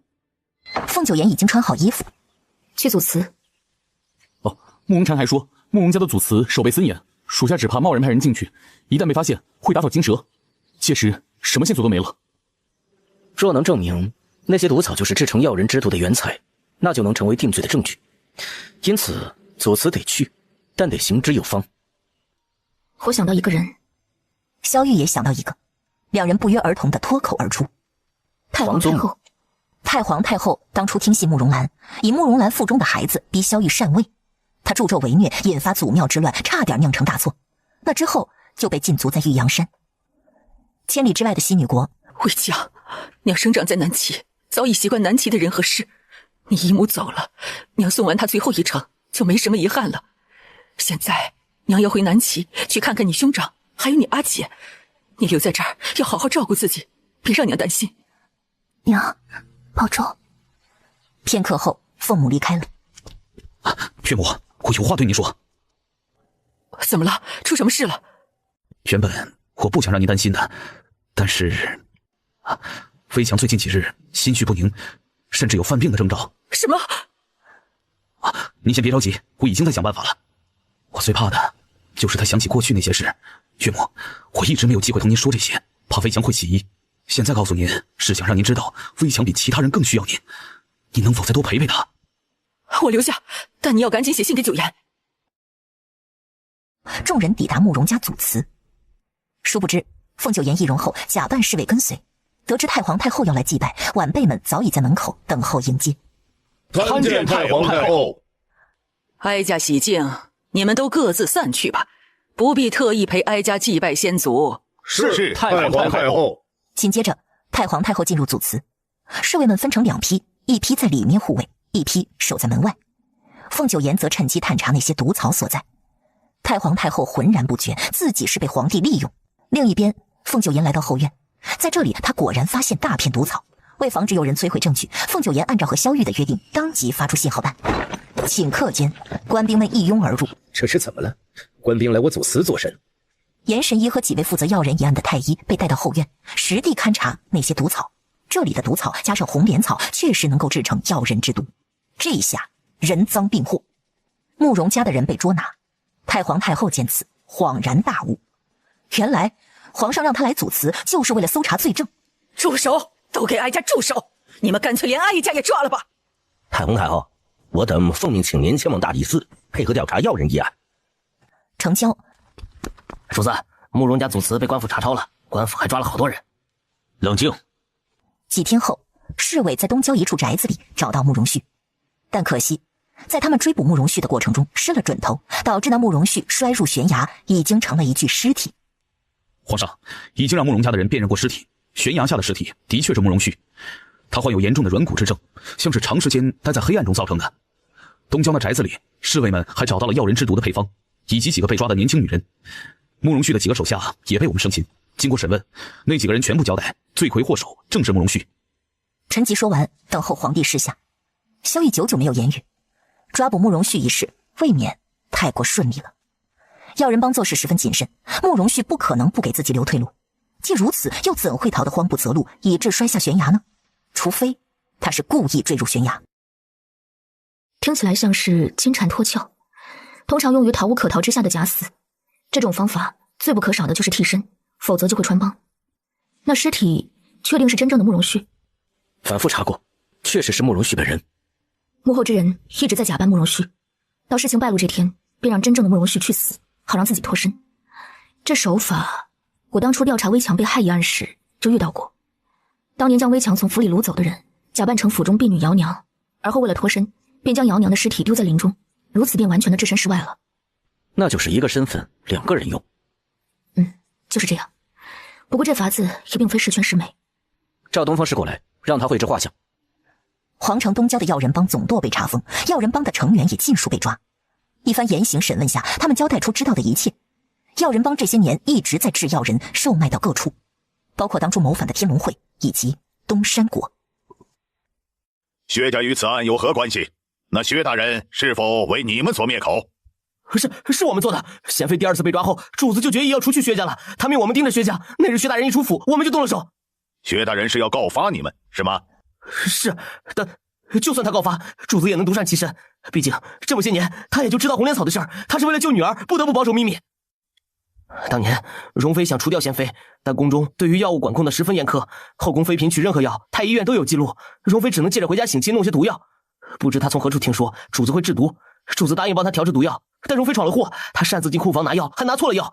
后来为了防止药人制毒的事暴露，主子派人找到薛大人，警告他要是想女儿平安无事，就不要声张此事。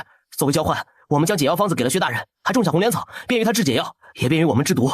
薛大人似乎在暗中调查我们，不过他很蠢，这么多年了，什么都查不到。瑞王府，此前瑞王负责的就是薛家一案，随着那些药人帮被抓，薛家的案子也能结了。你在看什么呢？你来干什么？公事，你有什么事？阮福玉一直想寻找凤九言，奈何他总是晚一步。最近都在查药人的案子，皇后娘娘也在查吗？瑞王心想，真想掰开他脑袋，看看里面装的是否都是皇后娘娘。王爷，皇上召您入宫。听听你母后多无情的一女人，父皇来看你们，她还嫌弃父皇？没有嫌弃你，只是担心你奏折看不完又得熬夜。原来你还知道关心我。皇上，有人假扮宫人传您的口谕，将瑞王掳走了。谁都不曾想瑞王会被人盯上。次日，一群人在城郊发现重伤倒地的柳华。马车行至半路，王爷就发现方向不对，我想要逼停马车，却反被车夫踹下马车。彼时王妃追来，只瞧见王妃身手敏捷地跳上马车，后面的事我就不清楚了，但犹记得马车一路往西行。王爷遇险一事，皇上可知？可有派人去营救？晚间，九言，今夜就随我回宫，留你在宫外，我实在不放心。随我回宫，待药人一案彻底了结。小周和郑国现在如何？我明日让人去探。宋离来信说，围强近来心绪不佳，夜间常伴有梦魇，恐有犯病之症。皇上，我想去西女国。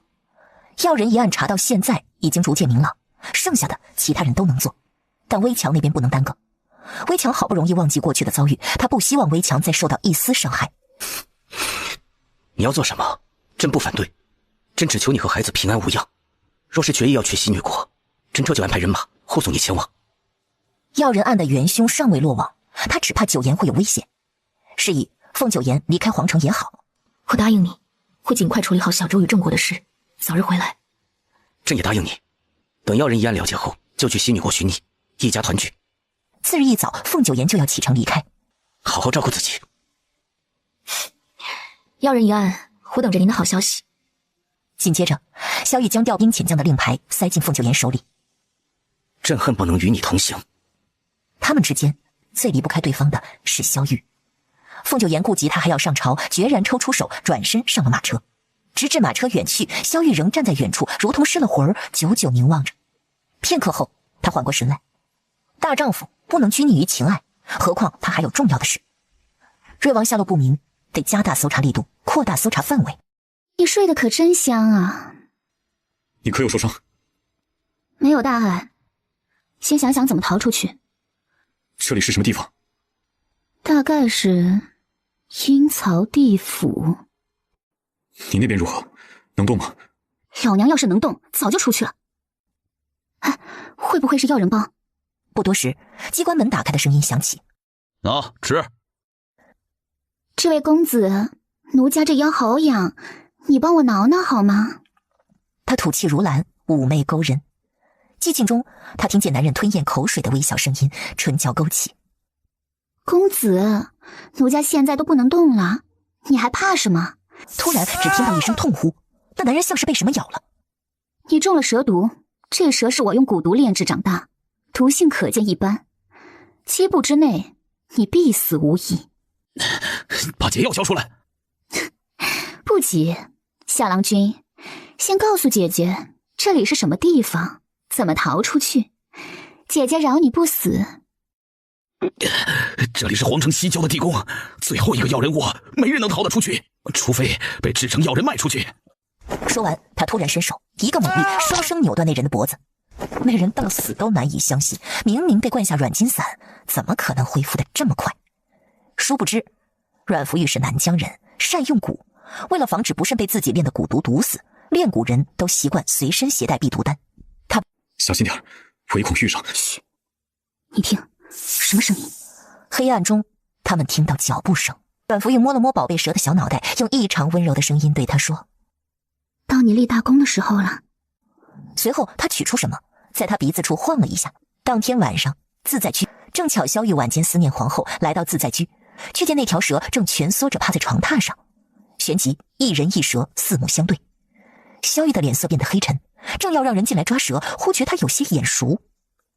这蛇很像阮福玉养的那条。瑞王的下落已有线索，先安排几个人放蛇追寻。是。2个时辰后，那蛇停在城郊一块巨石边，用脑袋拱了拱，随后他从石头下的缝隙钻了进去，消失得无影无踪。见此，众侍卫立即反应过来，瑞王很可能被困在地下。看来还得找个擅长机关术的人才能打开那地下入口，但东方氏至少还需10天半个月才能到。敢问皇上，皇后娘娘确有身孕否？萧玉面色肃然，救人在即，澹台眼非要见他，就是问此事。皇后娘娘是否为西女国皇室血脉？先救人。在下有一言，不得不向皇上进言。我曾算过皇后娘娘的命数，她命带贵气龙凤双运，一则化龙凌空，一则涅槃为凤。涅槃为凤已得验证，帝后大婚之前，皇后娘娘曾于天池雪山遇险，几乎丧命，而后得贵人相助，成为南齐的皇后，直至化龙。若皇后真乃西女国皇室血脉，那么只要她接任国主之位，想必也会……命数如何，非你三言两语能定。朕无心听你说这些，你若不愿前往救人，那便会天牢授课。皇上，请听在下一言。我之所以如此在意皇后娘娘的身世，实乃算出南齐国运受此影响，成龙或成凤，关系到南齐能否一统天下。皇后娘娘若真的选择回西女国，那么西女国将是南齐称霸的最大阻碍，还会影响你们的夫妻缘分，天意不可违。皇上当三思而行。萧玉听到其他的尚且能不在意，但一听说会有碍于夫妻缘，顿觉心中不适。皇上您不信天命，可信人性。皇后娘娘重情义，胜过重情爱。临危受命于西女国，再加上西女国以女子为尊的特殊所在，皇后娘娘一旦接任国主之位，便是一去不返。在下所言尽于此，便告退去救瑞王了。澹台眼一走，萧玉的心乱了。后者坐在冰冷的龙椅上，脸色异常凝重。萧玉沉思良久，无心顾虑其他事。他不信什么天命，但澹台眼说的人性，他信。士官兵，老娘总算能离开这鬼地方了。瑞王看向被抓住的手，身体一怔。御书房，皇上，瑞王和王妃已经被平安救出来，瑞王正在宫门外求见，有要事禀告。闻言，萧玉立即宣瑞王进宫。不多时，瑞王来了。臣参见皇上。平安就好。皇上，臣之所以被抓，是因为他们想要臣的血，这让臣想起了父王的死。要你的血做甚？他们取了吗？臣对此一无所知，只是疑心害死臣父王的和抓臣的很可能是同党。你且细细说来。皇城以西，凤九岩的车驾行至官道，遭人拦截。娘娘，属下等奉命迎娘娘回宫。说实话，皇城出了何事？城中无大事，皇上命我等接娘娘回宫。说着，又呈上皇帝的亲笔书信。皇上明明知道西女国那边也需要娘娘主事。凤九岩看了信，信上萧玉知道要人一案凶险倍加，要他先回皇城商议。先回皇城。2天后，凤九岩被秘密接回宫中，暂住皇帝寝殿紫宸宫。只待要人一案的真凶漏网，朕与你一同去西女国，绝无二话。我担心危强继续留在西女国，会犯旧疾。只需找人易容假扮成你的模样，继续坐镇西女国即可。我知你信不过外人，但只需度过这段时日，你就能去西女国，最多不过几月耳。九言，朕不想你和孩子有半点危险，前有萧卓、瑞王接连遭算计。瑞王和阮福玉安然否？他们已经获救，我正要与你说这事儿。澹台眼破解机关后，倒是抓了几个，但都是些精神恍惚、不知所云之辈。这最后一个要人窝被捣毁，也算是有所得。既如此，想必破获此案不过早晚。我先修书一封，送至西女国。朕让那替身速速上路，前往西女国，代替凤微强。皇上总不至于骗我，实则趁机谋夺西女国吧？朕绝无此意。他做这些只是不想九言和孩子离他而去，等他处理完眼前的重要事，再亲自陪他去西女国，如此才能放心。亥时将至，寝殿早早熄了灯火，帐幔内动静由小变大，春纱帐暖，一时不知归处。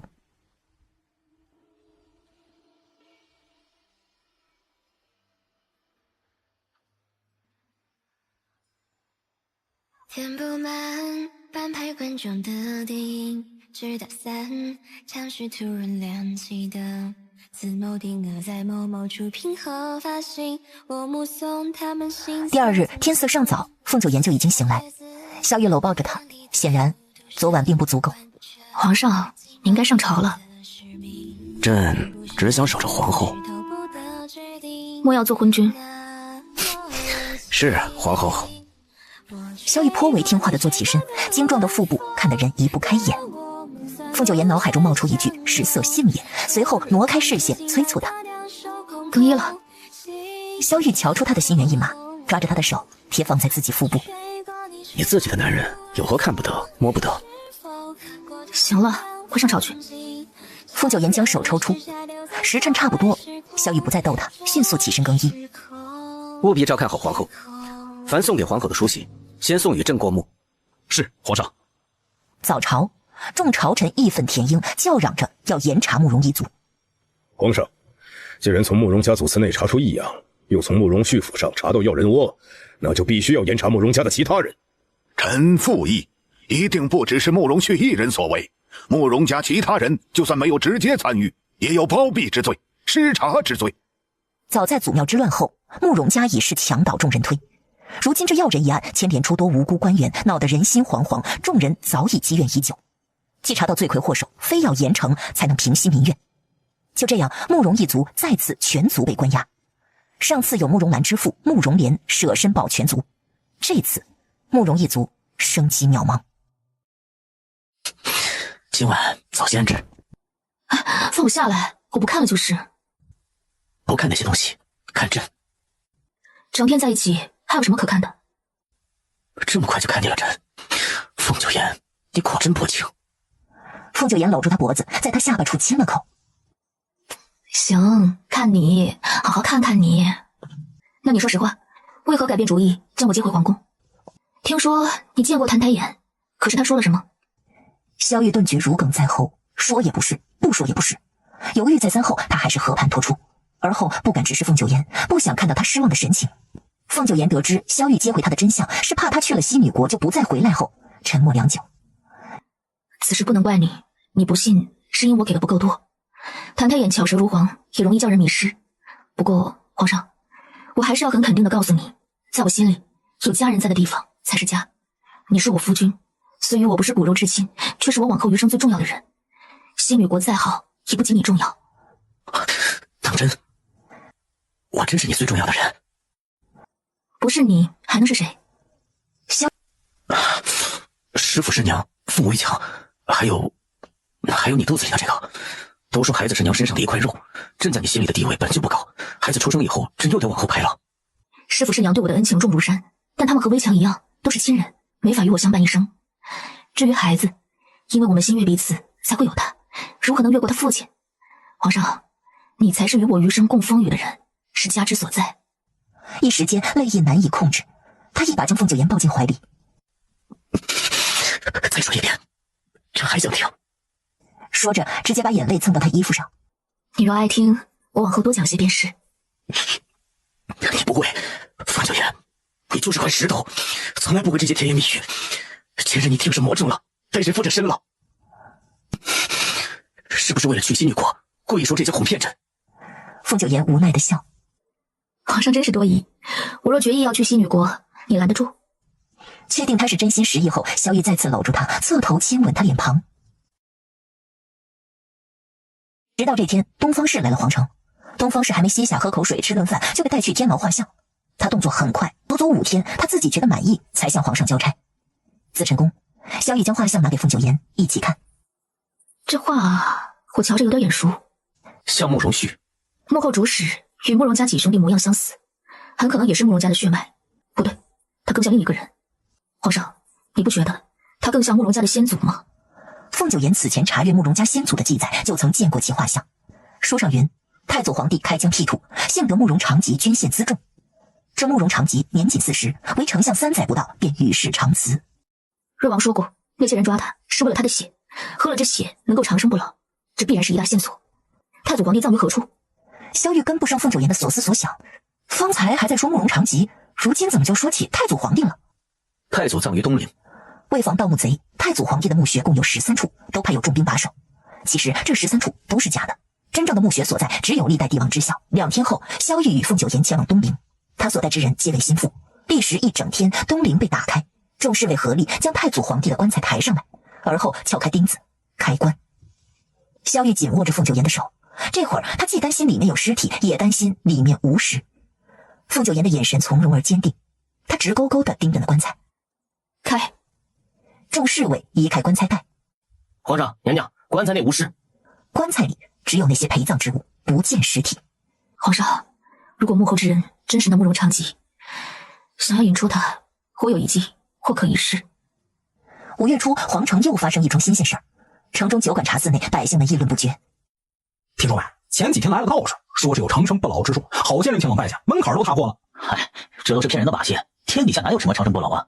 你别说，你还真别说，那老道士确实有那么两下子。听说他已经300岁了，历经2朝，真乃老神仙呀！是啊，我也听说了，这几天常有达官显贵前去拜见，讨教长生之道。这不，今日那老道还入宫了，连皇上都相信的事儿，肯定8九不离10啊。瑞王府，王爷，那老道被人掳走了，如何确定是被人掳走？据说是有人看见，又好像是他的弟子报案。紫晨宫内，这次应该能收网了。皇上，此次定要万无一失。那老道是凤九岩寻来的假道士，他只是属地一个寻常百姓，不过确实已经300多岁，用这一计只为引出要人一案的主谋。因他猜测那人的最终目的在于长生。夜深之时，宫外传来消息，找到那老道了。皇上，尹二他们已经将人捉拿，现正押往天牢受审。半个时辰后，天牢内，他们见到那掳走老道的人，凤九岩做侍卫打扮，站在萧玉身侧，时刻戒备着，以防不测。皇上为了抓我，设下好大一个局呀！你究竟是何人？慕容长吉。哪怕萧玉有此准备，真听他承认，还是有些发怔。果真是活了200多年的慕容长吉吗？皇上可知，我有太祖皇帝御赐的免死金牌？朕不管你意欲何为，你买卖要人，害死诸多无辜之人，便是不争的死罪。别说免死金牌了，即便太祖在世，也救不了你。皇上，免死金牌你不认都不行啊，除非你不认太祖。慕容丞相，病急乱投医是要医死人的。慕容长吉，你之罪甚多，一罪偷盗太祖皇帝尸身，辱尸。你做了什么？混账东西！你竟敢挖祖坟！朕若不这么做，如何能知晓你的恶行？你谋害的是当年太祖皇帝身边的人。皇上曾言玉石碑之祸，南齐兴建，太祖皇帝身边的人接连离奇死亡，彼时都说是玉石碑反噬所致。若我猜的没错，当年太祖皇帝也是病入膏肓，你为求长生之法，修邪术，以太祖身边之人的血为药引。然即便连杀好几人，放干他们的血，还是没能炼成长生。直到你杀了老瑞王，他的血竟能让太祖皇帝变成活死人。